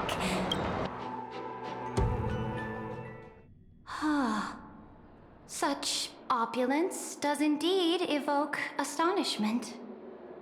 This world is called Penacony, an eternal city built upon a land of dreams. It's also my friend's previous stop, where they went through a risky but exciting adventure. Tell me about it then. That man standing afar has wings on his head. I am truly curious.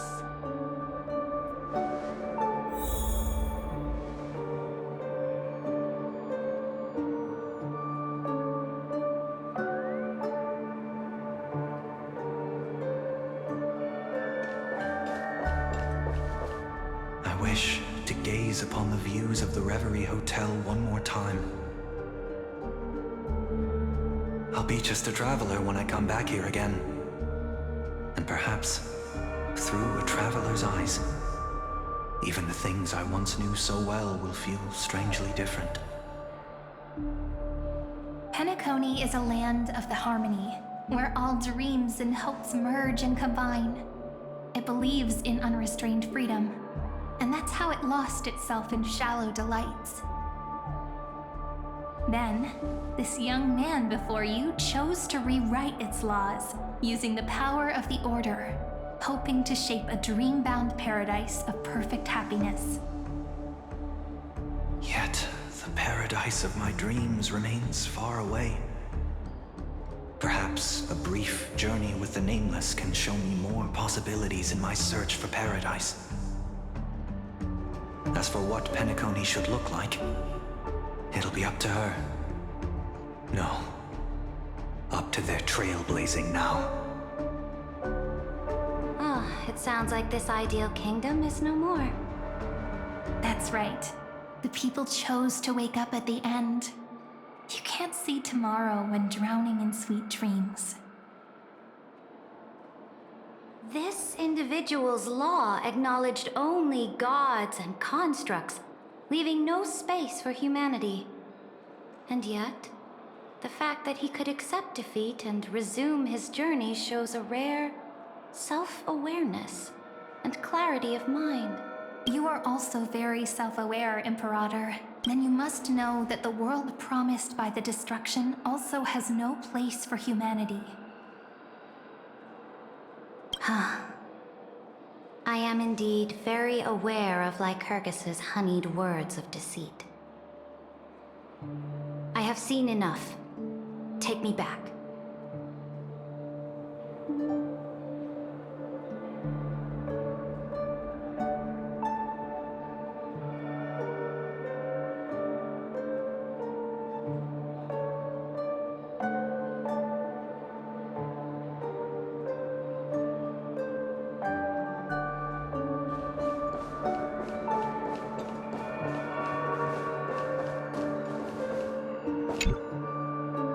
Then let's wrap up this trip down memory lane with one last scene.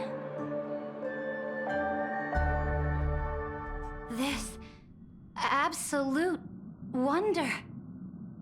Isn't it pretty? That's our Amphorius. Our world flows and meanders in this endless band of light. Though we were born from the designs of the gods and are not yet truly alive, the Chrysos heirs of Amphorius still chose to stand against fate and carved a legend no different from that of humankind. Will you really renounce the heroes in this world's previous 30 million cycles, Imperator? Including even yourself. Will you bow to brutal destiny and allow that puppet master named the destruction to have their wish? I know what you want to do, sidekick. You want to use that deliverer's memories to influence me and tilt the scales of law toward him and the two geniuses. You really saw right through me, Imperator. How can one rule an empire if one is incapable of understanding people's minds?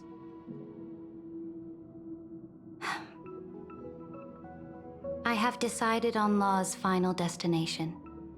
However, before I move my next chess piece, before we go on, tell me this, sidekick. Throughout his Trailblaze, was there ever a memory of the ocean?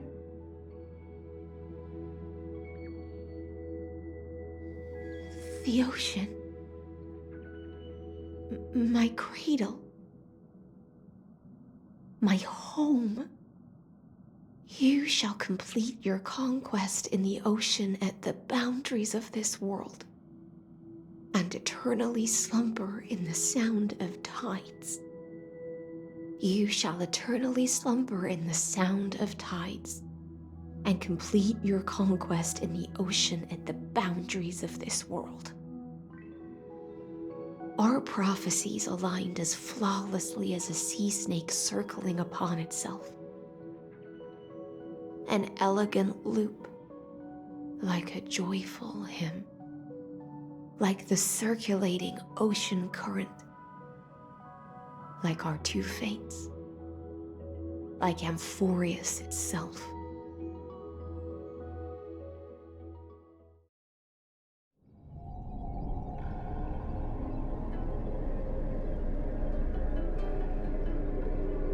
The trial is over. So tell me, who will own the divine authority of law? I won't give it to anyone. What? I am the law. Why should I give my imperial crown to any other? Both the Deliverer and the Theoros came from beyond the sky.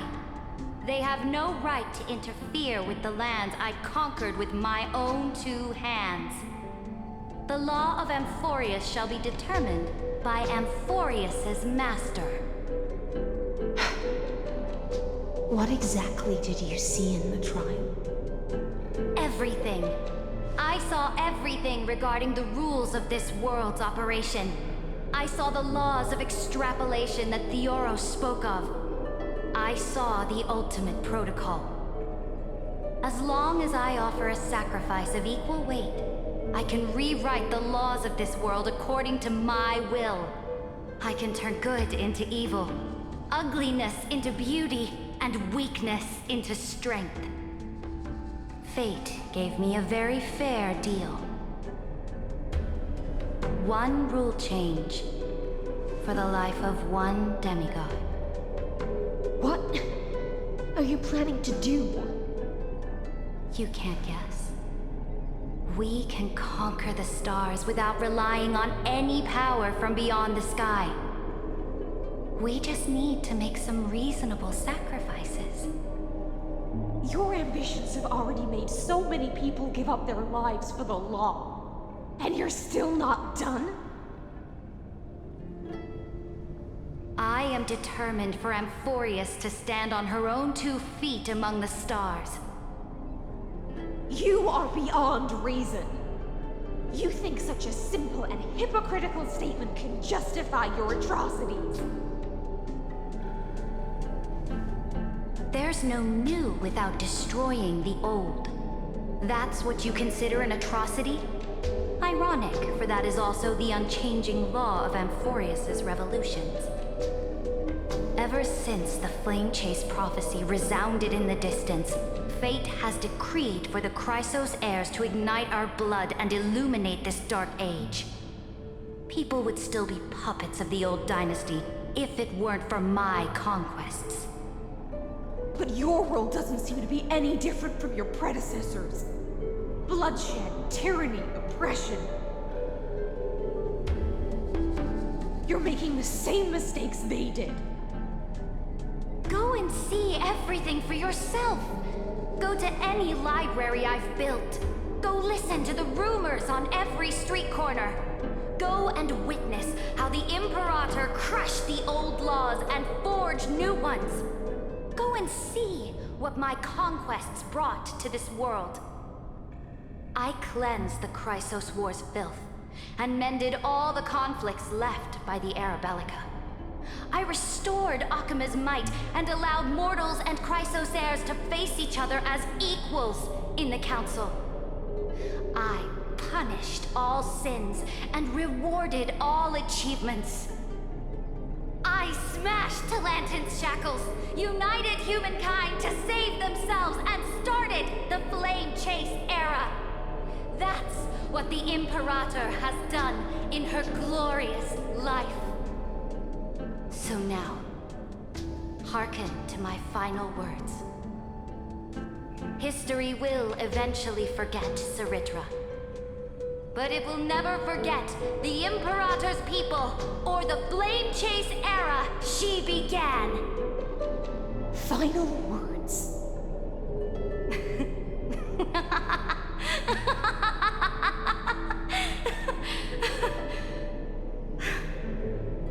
Amphorius is about to be destroyed.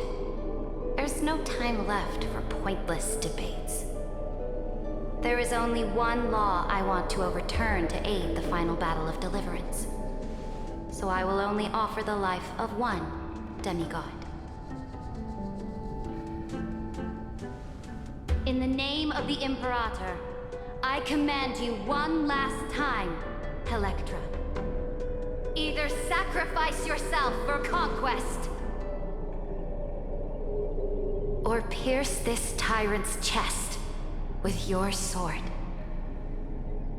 Thus, the Imperator concluded her final speech.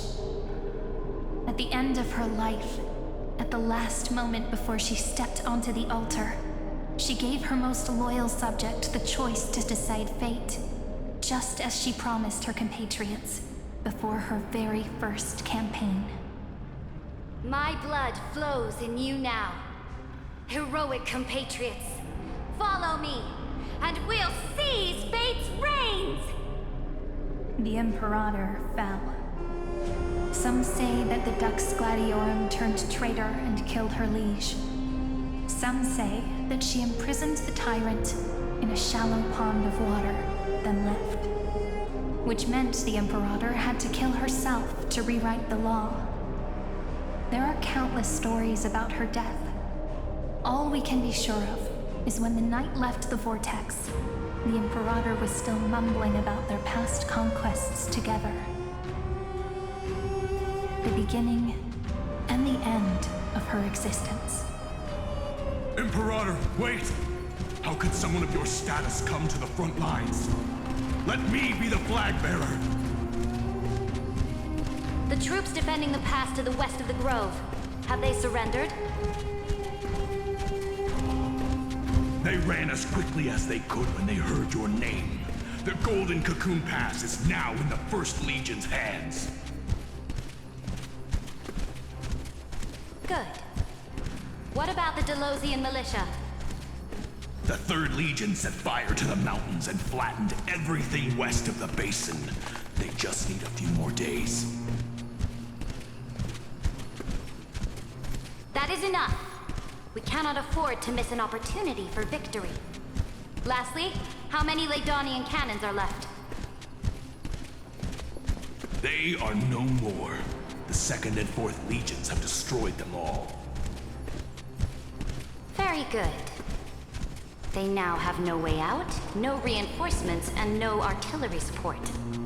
We will be able to liberate the Grove of Epiphany in the blink of an eye. We will launch the final charge 1 quint after the curtain fall hour tomorrow. Remember, as long as the Alliance's flag still flies on my shoulders, you must keep moving forward. Take no prisoners among the enemy's soldiers. All sages who resist are to be captured and tried according to martial law. And do not destroy any books. Now go! Notify the entire army. Understood. Those who are resolved to die, we salute you. Reporting in. The Mountain Dwellers are resisting fiercely, and the legendary Mountain Breaker has personally engaged in battle. Their formations are nigh impenetrable.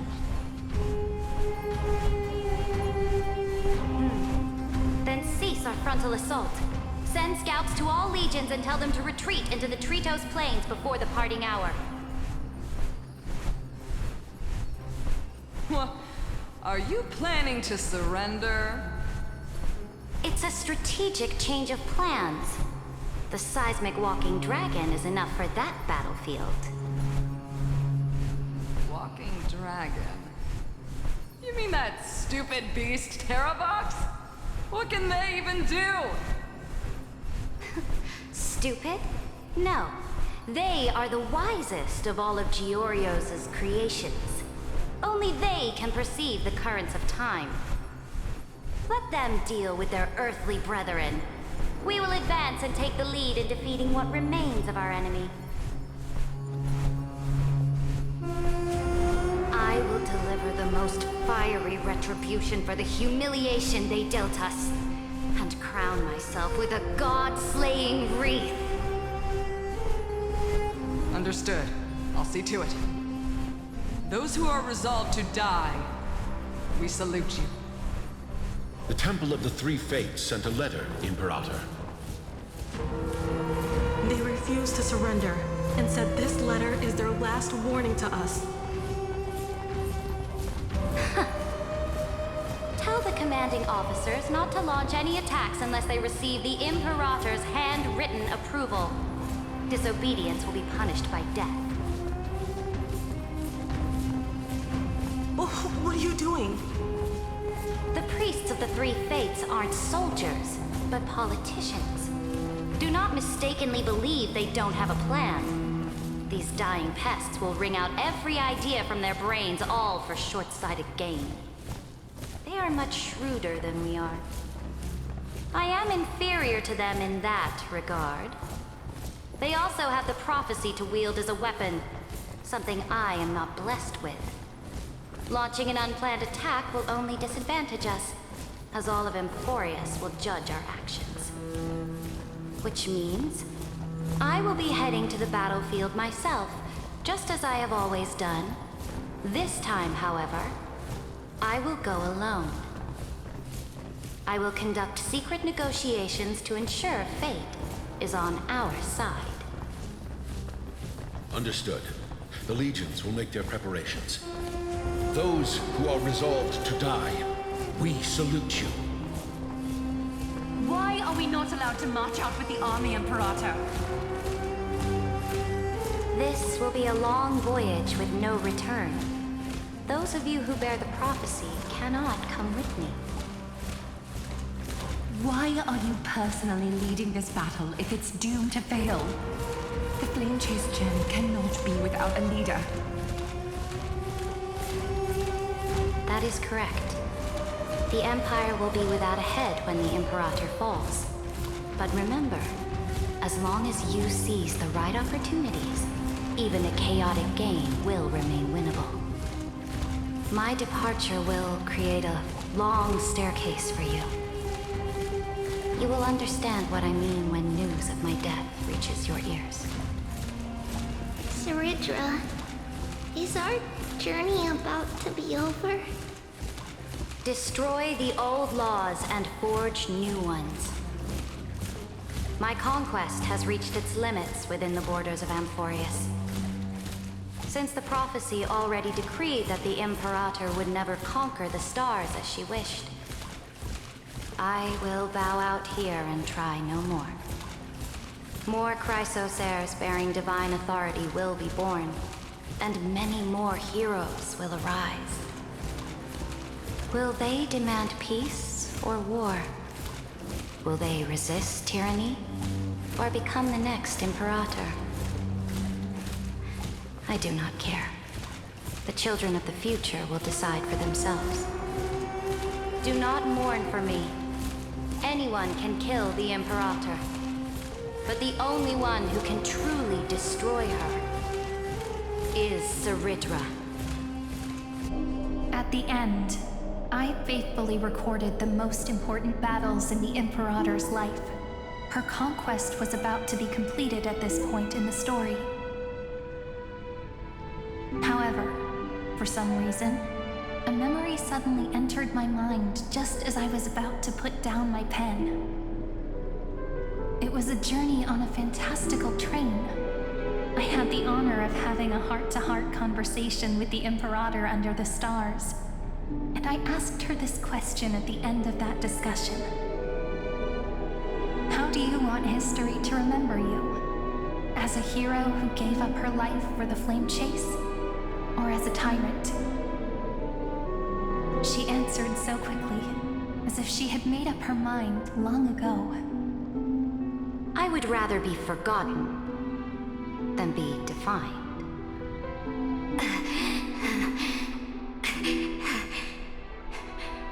Because the law can be neither eternal nor unchallenged. And only humanity can pen laws into history's pages. Now, I have shattered the greatest law of Amphorius. The game is nearing its end. Dux Gladiorum. Even though you killed the Imperator in the previous 30 million cycles, this time, you finally found your own law. Then, High Sealants, Electra.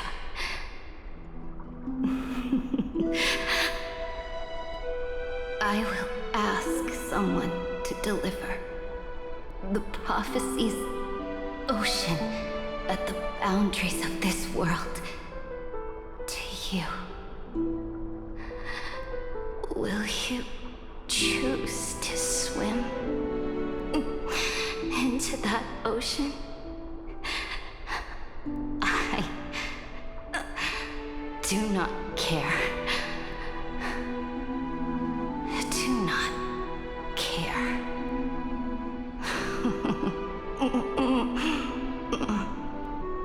The Emperor Imperator muttered about her conquests, and news of her death spread in the city.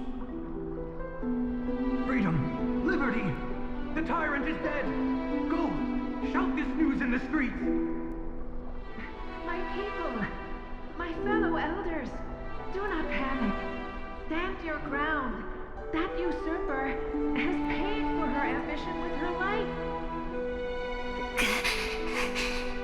People once cheered for my ascension.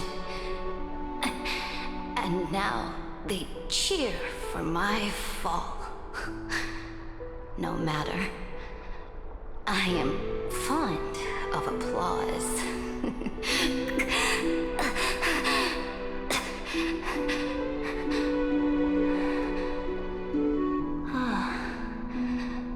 I see the cosmos, the battlefield that I cannot reach. I will return in the next cycle. The stars will hear my legion's war drums. Hear the great name of the Imperator. Hear Amphorius's Serenra.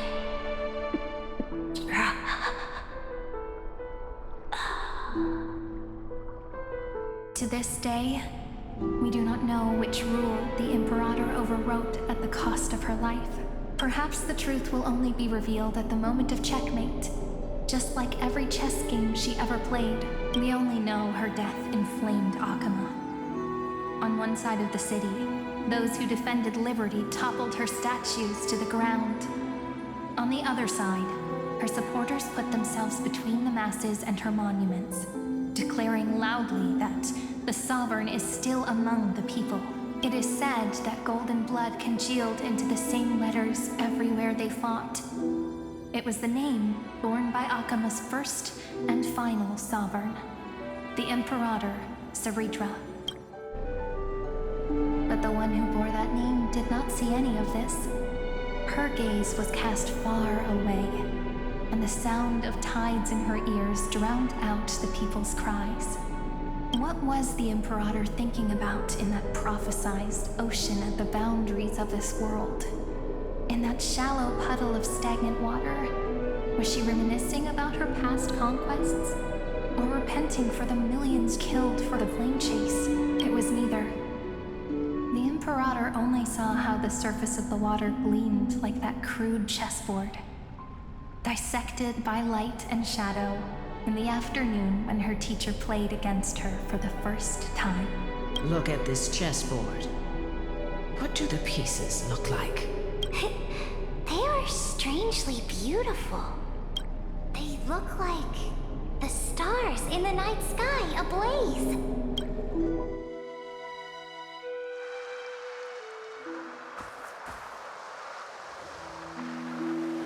From that page emerged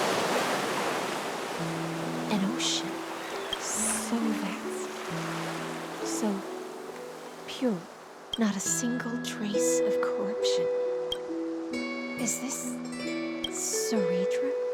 Electra, my subject. Ever since you walked out of the tainted ocean and pledged yourself to me, I have seen the abyss in your eyes and the emptiness in your heart. That was why I promised you a new ocean, where the Imperator's ambitions would serve as the currents, and loyalty would be its light. Electra, my subject. You have done your duty as my blade. The prophecy has now made its final decree on the road I intend to walk. My conquest is doomed to never reach the stars. But the Imperator never makes empty promises.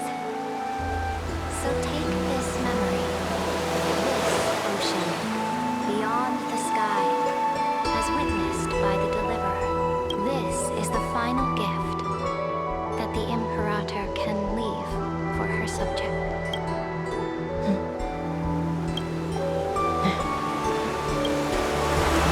When I was still a fish in the ocean, I always felt so genuine. stepped on a lamb, I found myself caught in a play. Every land dweller wore a mask in their life. So I, too, donned a costume and tried to find my role in this show. I became your blade in war and the violin strings at banquets. Do you still not get it? I do not long for the oceanic depths of my homeland, nor do I crave the swelling seas beyond the sky. Perhaps even I don't know what I want. I still don't know where I should swim to even at the end. But I know one thing right now. A fish is simply a fish. And she can never leave the ocean she's in. But whether under the ocean or on land, we two prisoners who can never escape this camp can still look outside the cave and see the stars. I have to admit, the 12-factor simulation of life in this experiment has far exceeded my expectations. Make your choice then, Senior Society member. Do you want to keep walking down the wrong path and be remembered for your incorrect conclusions? Or do you want to return to the audience's seat and give yourself, Amphorius, and the entire cosmos a more fitting end? I must refuse. A dead man never fears death. Did I not make myself clear? Have you forgotten about our dear Lord of Silence? You wouldn't want her to consider your 8 other clones as cancers within the erudition and chop them all up, would you? Your logical deductions are vastly different from mine. Therefore, allow me to provide one more academic recommendation. Listen, my peers. Why don't you look beyond this world, just as the Chrysospears did? Reevaluate your calculations and take into account all enemies in the upcoming war among the eons. Amphorius is not a place where 3 paths entangle, but where 3 paths fight to the death. You used Memoria to resist me, but did you not consider the possibility that the Remembrance and their children might have taken this opportunity to join the fray as well?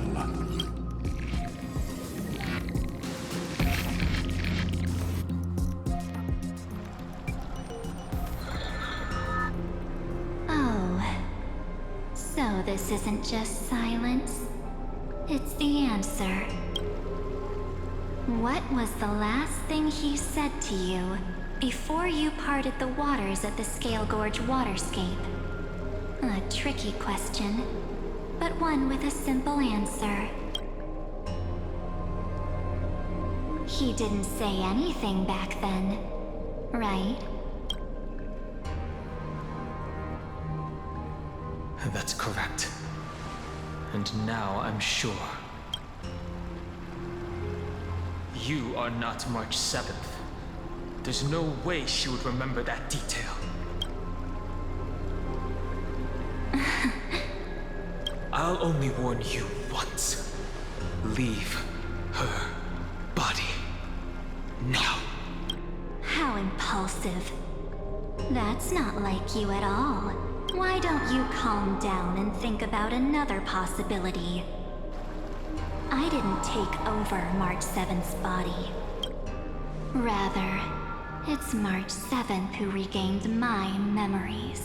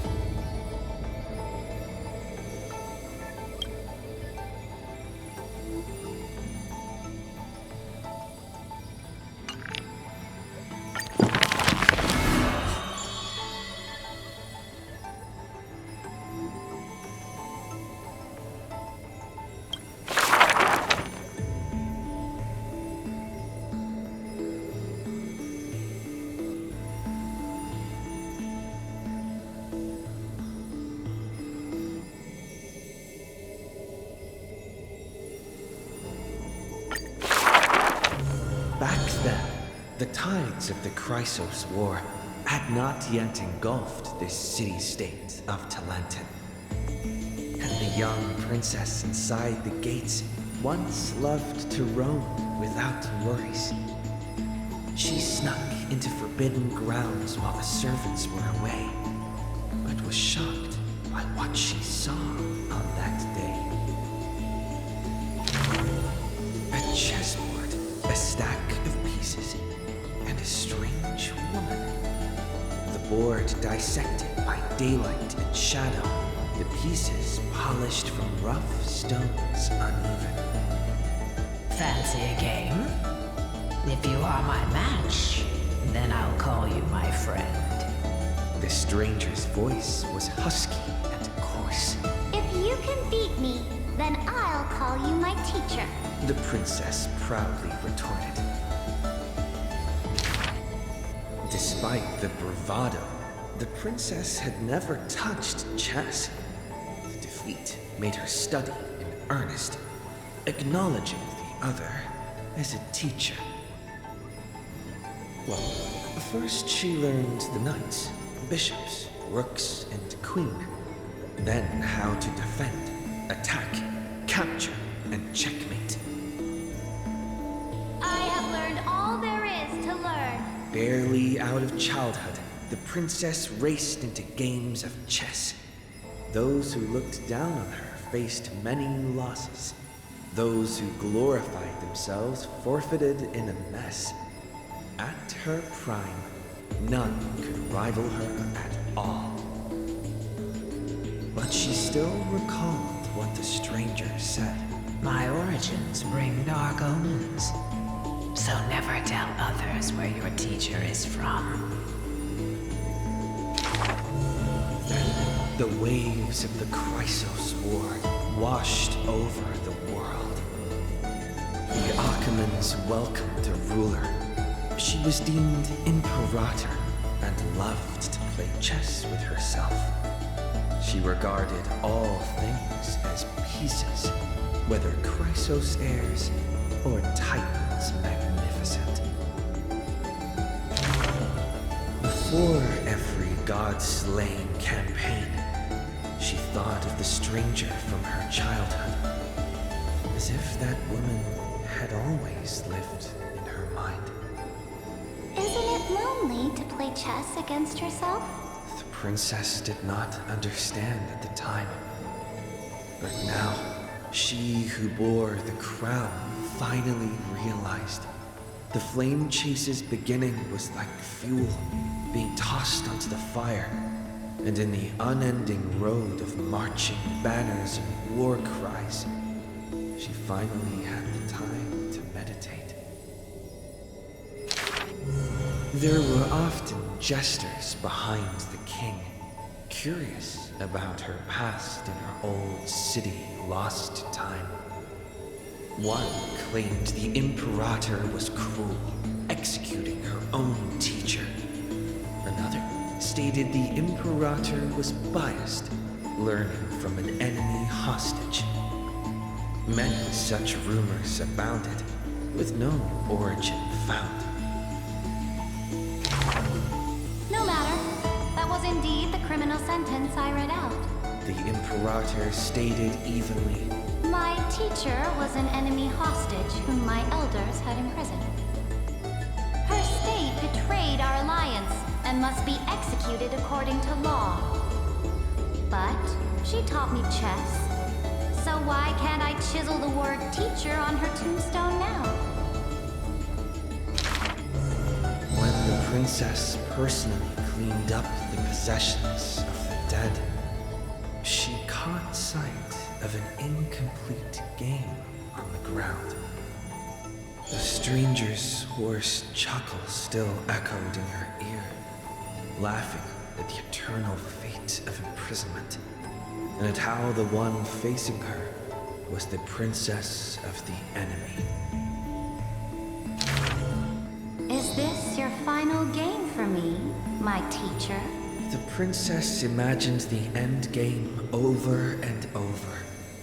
Even when she took the imperial crown, she still dreamt of the black and white board. The concealed truth suddenly dawned on her during a more difficult contest in the future. An unfinished game might be the opponent's lifelong barrier.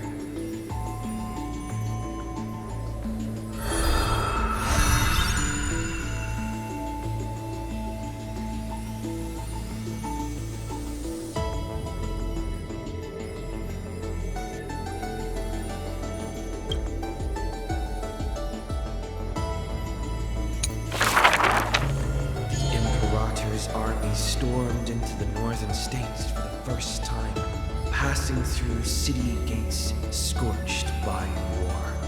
Another tyrant still! So exclaimed the angry child. The rock tossed from up high hit the girl's crown. The crowd shrieked and retreated, fearful of a ruler's flames of fury.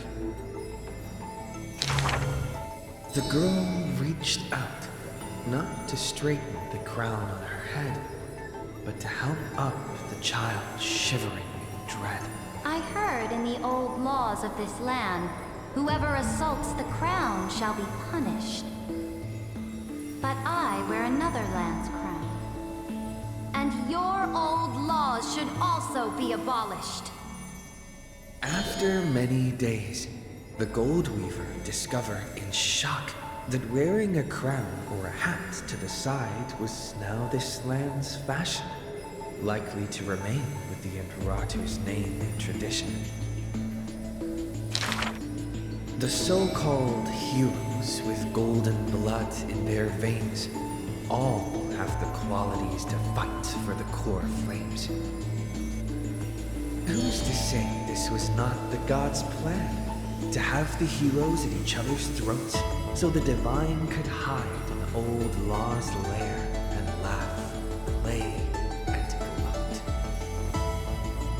Who made this world a chessboard, and with one stroke, one river, created the boundary between God and man? Dux Gladiorum, Dux Carminum, Dux Helcalithis, Dux Fragoris, Dux Brumalis.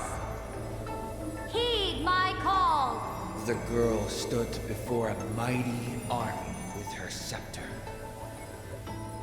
Today, I will insist on crossing the Rubicon. Gather the might of all heroes and begin the journey to slay gods! Half of the core flames were now in her hands, and the hidden trickery titan stirred, leaving taunts.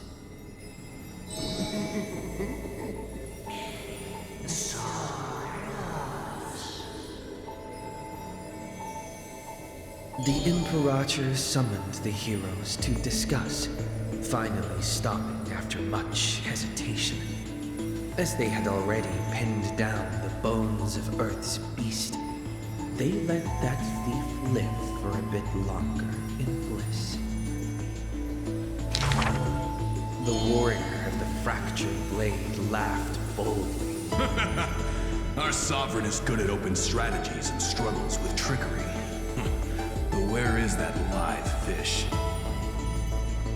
The Imperator replied with a chuckle. Her? She probably disliked the scent of cats and submerged herself in the baths. The years spent with her dukes didn't seem too far distant. Yet only after the end of many wars did the heroes discover how the Imperator's form walked more and more alone. The road of a ruler is a lonely one. One day, we'll only be able to see her retreating form. The Swordmaster of Singing Waves was worried too. When all others had departed in intoxication, the two of them gazed into each other's eyes, towards torrents deeper than their fates, and sank into profound silence. Drink one more cup with me, my dear follower. In the end, the Imperator first broke the silence. When compared to the taste of salt and blood, I sometimes miss your ambrosia. About the destruction soon to be born and the eternally occurring extrapolation, the Anti-Catheran spoke of all this in words unceasing. So this is the old world I must fight against. The girl's expression bore no sorrow or tragedy.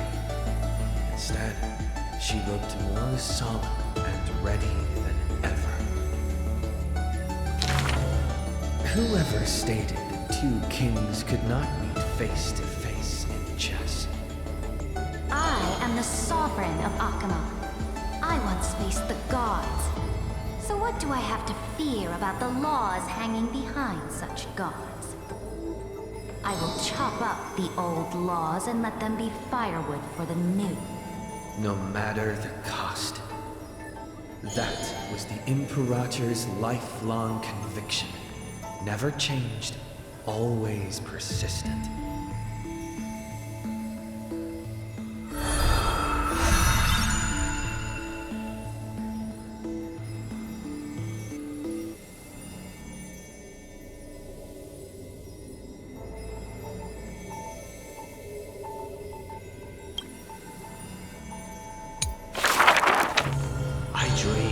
The Imperator's statue stood before the world-wearing altar, her gaze level with that of the gods.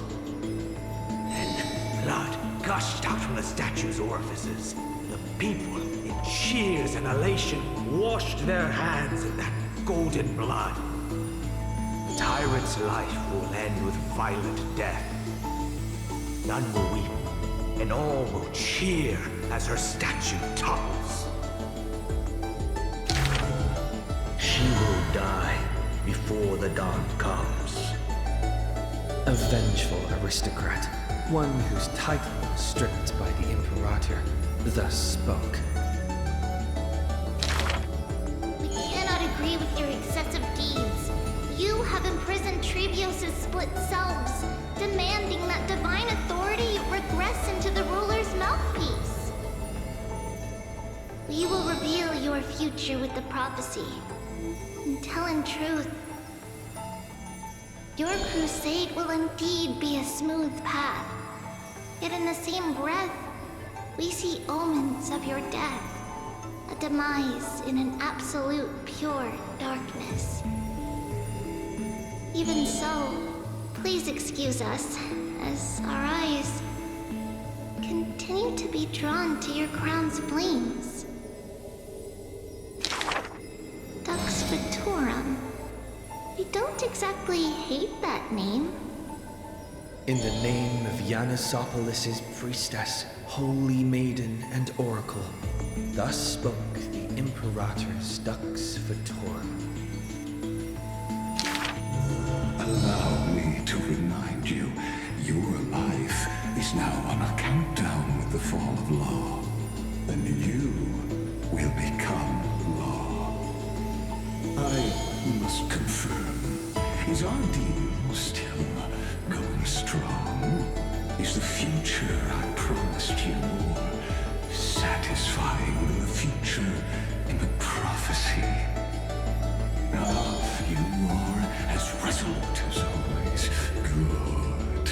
Oh, as ever, this prison of gods, Amphorius, and all mundane and average worlds need someone like you. A daring ruler. Let us end this despicable extrapolation together. Amphorius is the yours, the Imperator's co-conspirator, Lycurgus thus spoke. The Imperator betrayed the Flame Chase Alliance. And I was the sinner who paved the way for her achievements. like how a deep-sea fish cannot escape the tide's push and pull. I granted her an end fitting for a tyrant. Her dying smile gazed towards my tear-swelled eyes. She commanded me to wash away all sins and filth, and return a blinding dawn to the holy city.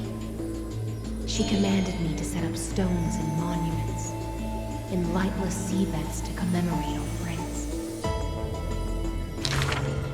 But who will remember her achievements? I will rest with her in a lonely song. Electra, the last heir of the ocean, who played music on the waves alone, spoke thus. Please record the truth of my life, dear author. No need for words of praise or solemnity. Just as I once instructed Dux Carminum, the histories of rulers are not for recording our merits, but for warning future generations. As for why the Imperator died, and what reproach she would face in life and death, those should be left for the new world to judge. Now I have personally entered my end, a self-flagellation. Let the boiling gold covering the holy city be stamped with my name. For I am certain I have won half a move against the gods. And this unfinished game will be left to the future to reach completion. Seridra, the only Imperator the holy city had ever seen, spoke thus.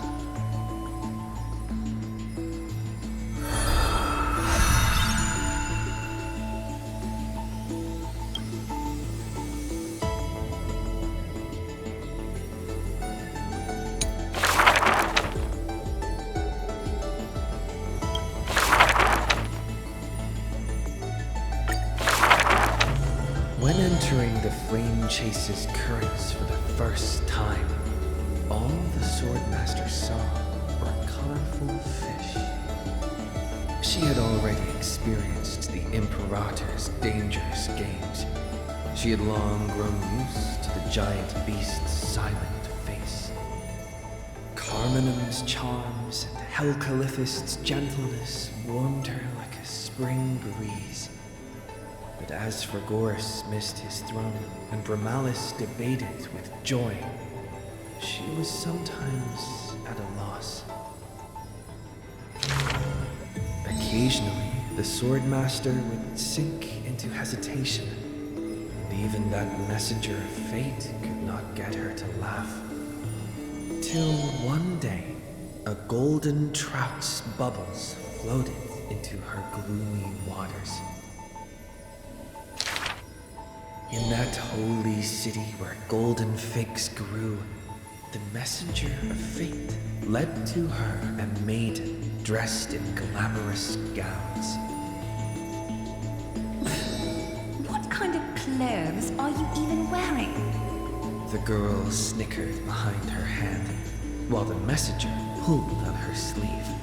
Aggie, don't be rude!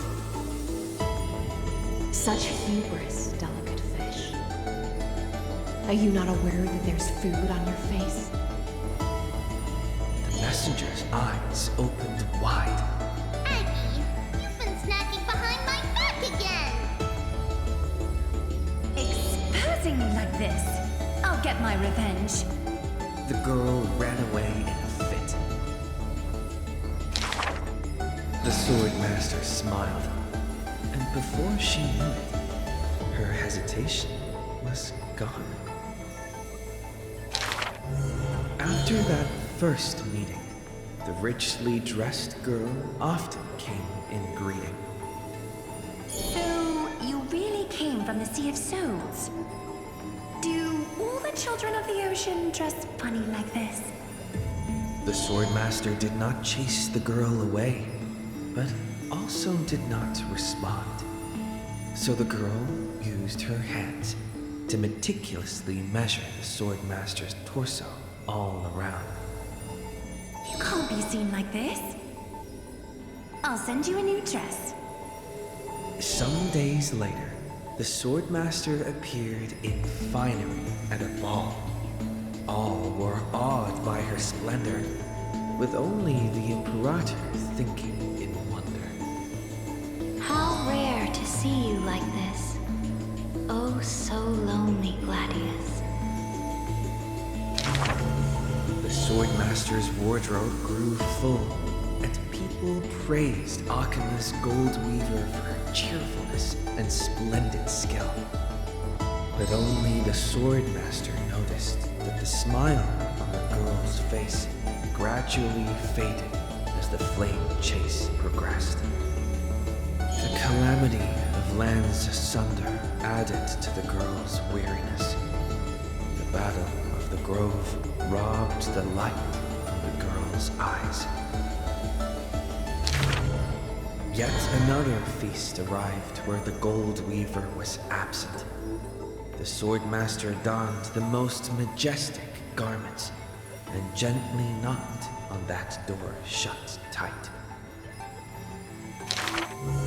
The singing voice of Dux Gladiorum hailed the prelude of the feast. Guests clamored and cups clinked, and only the Gold Weaver had no thought of enjoying the ambrosia. Who would have thought? I've sunk so low that I need you to comfort me. She gave a bitter chuckle next to the bonfire. You were as gloomy as the bedrock of the ocean when we first met. The Swordmaster held a tall chalice containing liquid pure, reflecting their two faces. I remember you were once curious about the stories under the sea. Then allow me to use my songs to reveal the past known to none.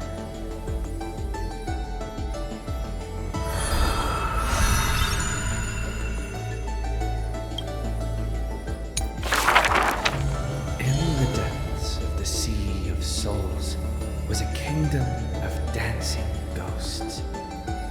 Its residents all had melodious voices, and music enveloped every ocean current. For the queen loved her people deeply, thus drowning out all sorrows and leaving only feasts and twirls. Only one rocky castle was silent, one belonging to the princess of the ocean, a princess named Electra.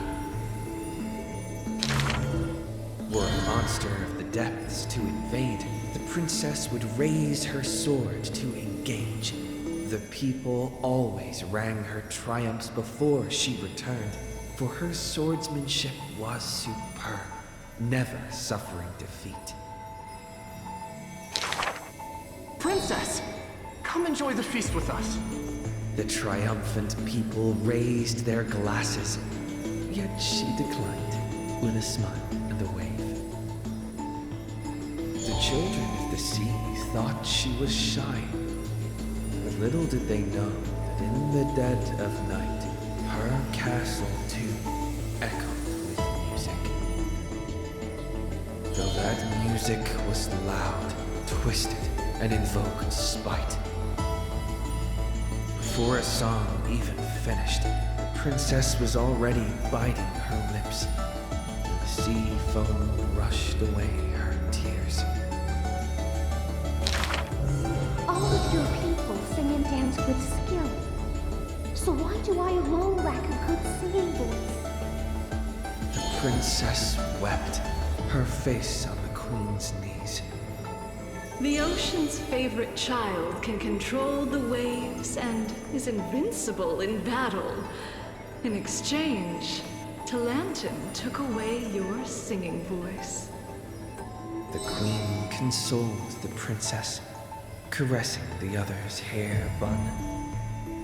Finally, she relented and took a chalice. If you're truly troubled, then imbibe the honey brew in this blessed chalice. and throw yourself into the feast at ease. The liquid in the cup sat still, reflecting her loneliness.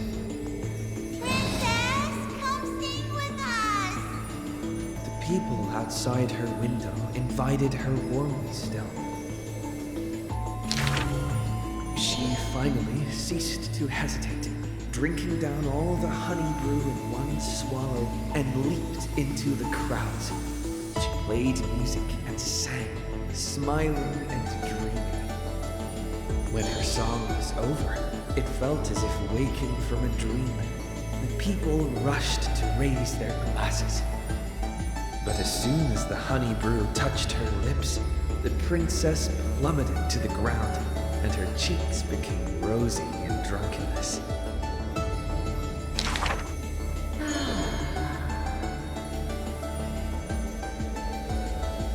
The whispers of the ocean filled her ears as the princess fell drunk again and again at the prelude of a feast.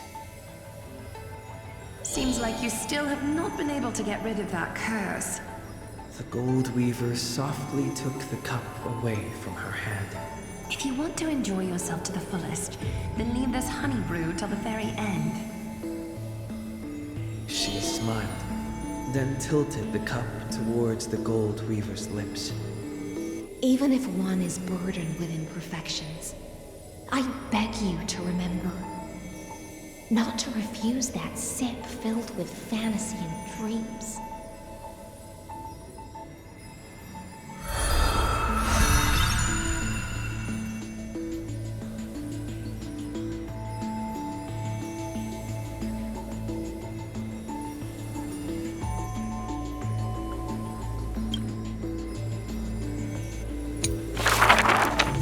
She returned home after many years.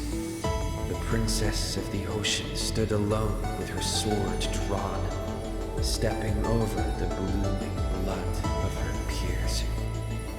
Before her, the creator of the sea sirens and the mother goddess of feasts was already sinking into the drunkenness of imminent death.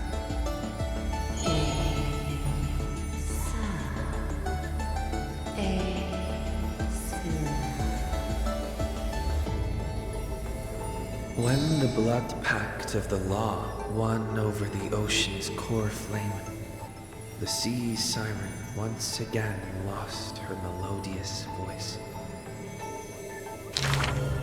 I'm willing to accept the final Imperial command.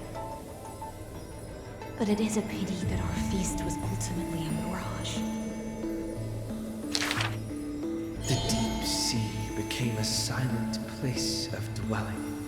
Hugging her knees, Electra locked herself in. Savage and fearsome monsters swam past her, but none dared to interrupt her tragic dream. Till one day, a golden trout's bubbles floated into her gloomy waters. Long time no see, Gladius. I sing ends. Now you have truly become the ocean's bedrock. Old friends met again, and new friends came in greeting. Many messengers came in company. The playful kitten hid behind the golden trout. The butterfly of the deadly shadow fluttered in courtesy. If you don't mind, The resplendent pearl sparkled. we hope you can regain your strength and sing for the world once again. Electra raised her violin sword in doubt, as the strings had long ago rusted and snapped. But a few golden strands cleansed all the filth around her, then stretched out to become new strings.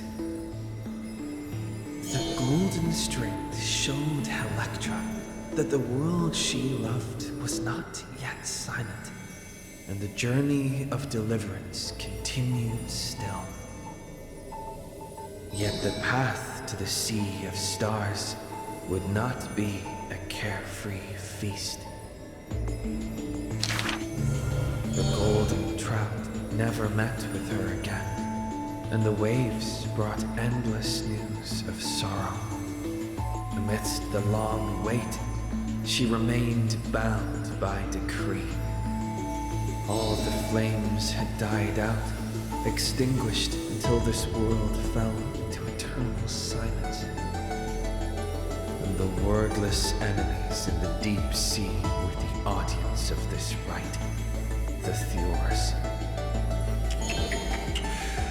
You already know that the world is just an illusion. The sea siren gazed out beyond the heavens and once more raised her glass to fill it with honey. Since the mirage of pleasures can only disappear like foam, when you return, will you save some ocean spray for me? This was a city of festivities, where never-ceasing songs eternally filled the air. Chrysosairs, demigods, and mortals all came to feast from the four corners of the world. It was beautiful and radiant, performing the sea siren's drama amidst the revelry. The siren once longed for the banquet to never end, yet she witnessed the music fade and the guests disperse. As a fish, she was destined to drift with the waves, whether amidst the surging tides of evil or immersed in the currents of the starry sea. Until a millennium later, when the fish from beyond the sky finally took their seat. I enjoy banquets. How about you, little bright bride?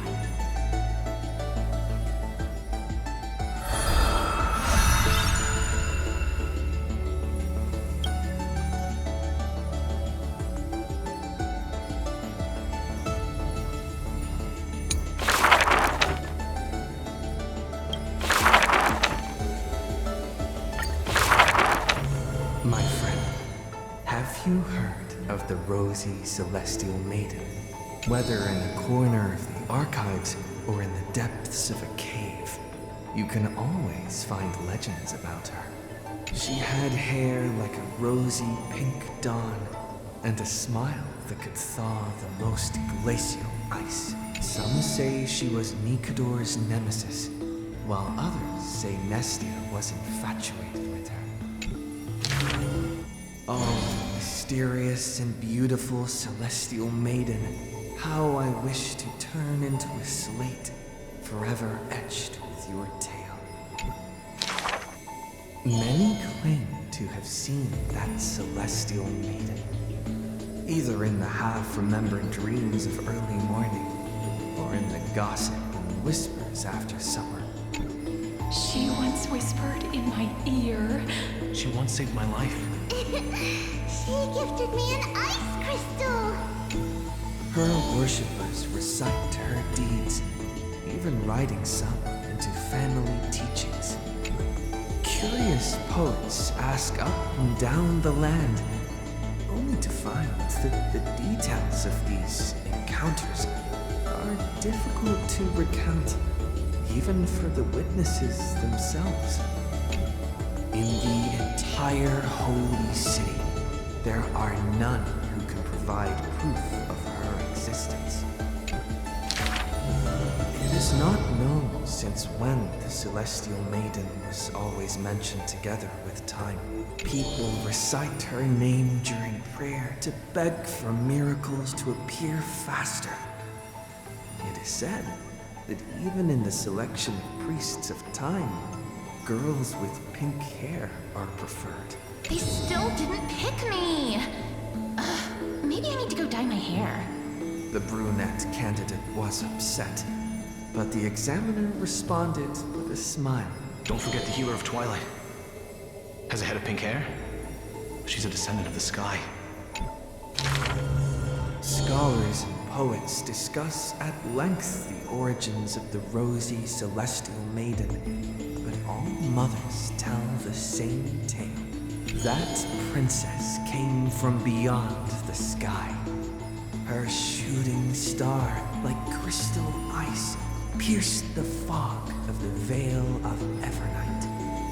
She made friends with the Titan, and whenever the month of Evernight descended, they would meet again. The children loved that tale.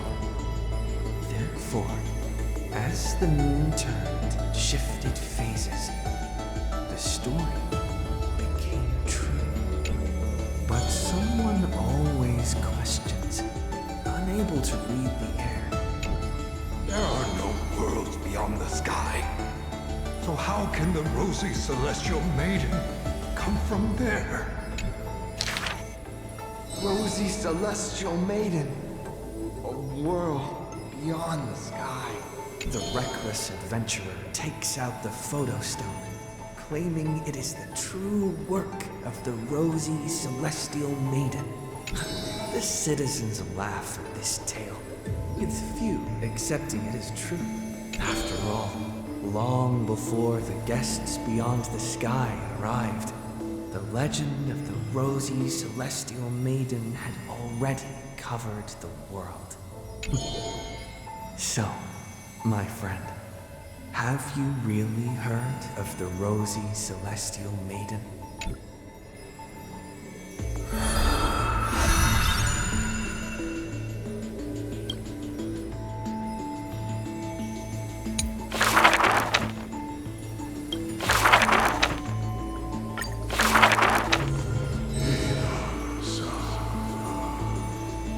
In the years spent wandering the earth, the giant dragon always remembered the Titan's words for their worth. The beasts of the land surrounded him in protection, while twisted beings shuffled and roared, and delicate chimeras climbed up its shoulders. After, the tiny humans came into being.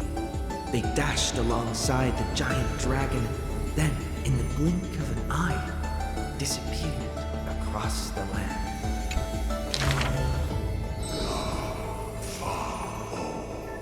Yet the deep irises of the giant dragon saddened in gloom. The ancient creature saw, earlier than the Titan did, hidden in the deep ocean, the incoming doom.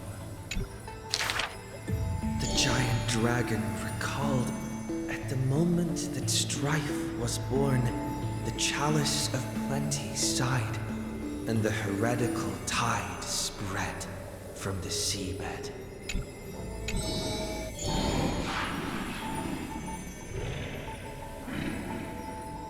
The giant dragon once swore an oath at the Titan's breast.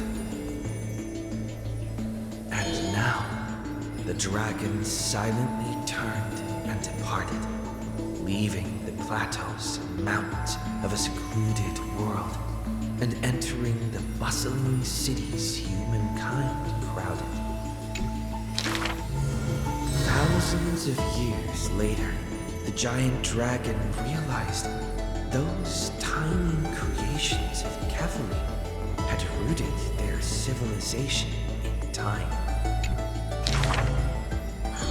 How can there be such a huge Dromus?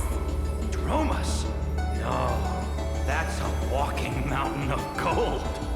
Curious residents were amazed at its appearance, while greedy brokers calculated its value. Yet the giant dragon simply walked in leisure, not harming a single building of any stature, nor paying heed to anyone. It quietly listened to the people's language, and its form dissolved in the flames of war. Many years later, Akula closed their eyes, and the giant dragon steps were finally halted. A swordmaster who broke the waves stopped its way, and a ruler, commander of the chessboard, looked up with inquiry. Are you the Dromus that has been attacking all states? The commander invited the giant dragon to hunt the divine flames together. The giant dragon nodded, but it did not look at the commander, and never mentioned where it came from. Its timeless sight had already seen past the flame chase's final flight. Giorios shall be executed here! The Titan, in a painful daze, closed their eyes with a sigh.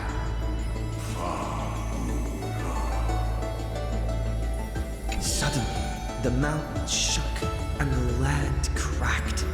The wounds dealt by the black tide, once mended by the Titan, now tore the land apart again. The calamity of lands asunder. Who should shoulder such a duty? The giant dragon sunk into the earth in answer. For the earth was the breast of Giorios, and the dragon's birthplace. And from that day forth, Amphorius had a new legend of how a giant dragon collected the broken lands and once again made the earth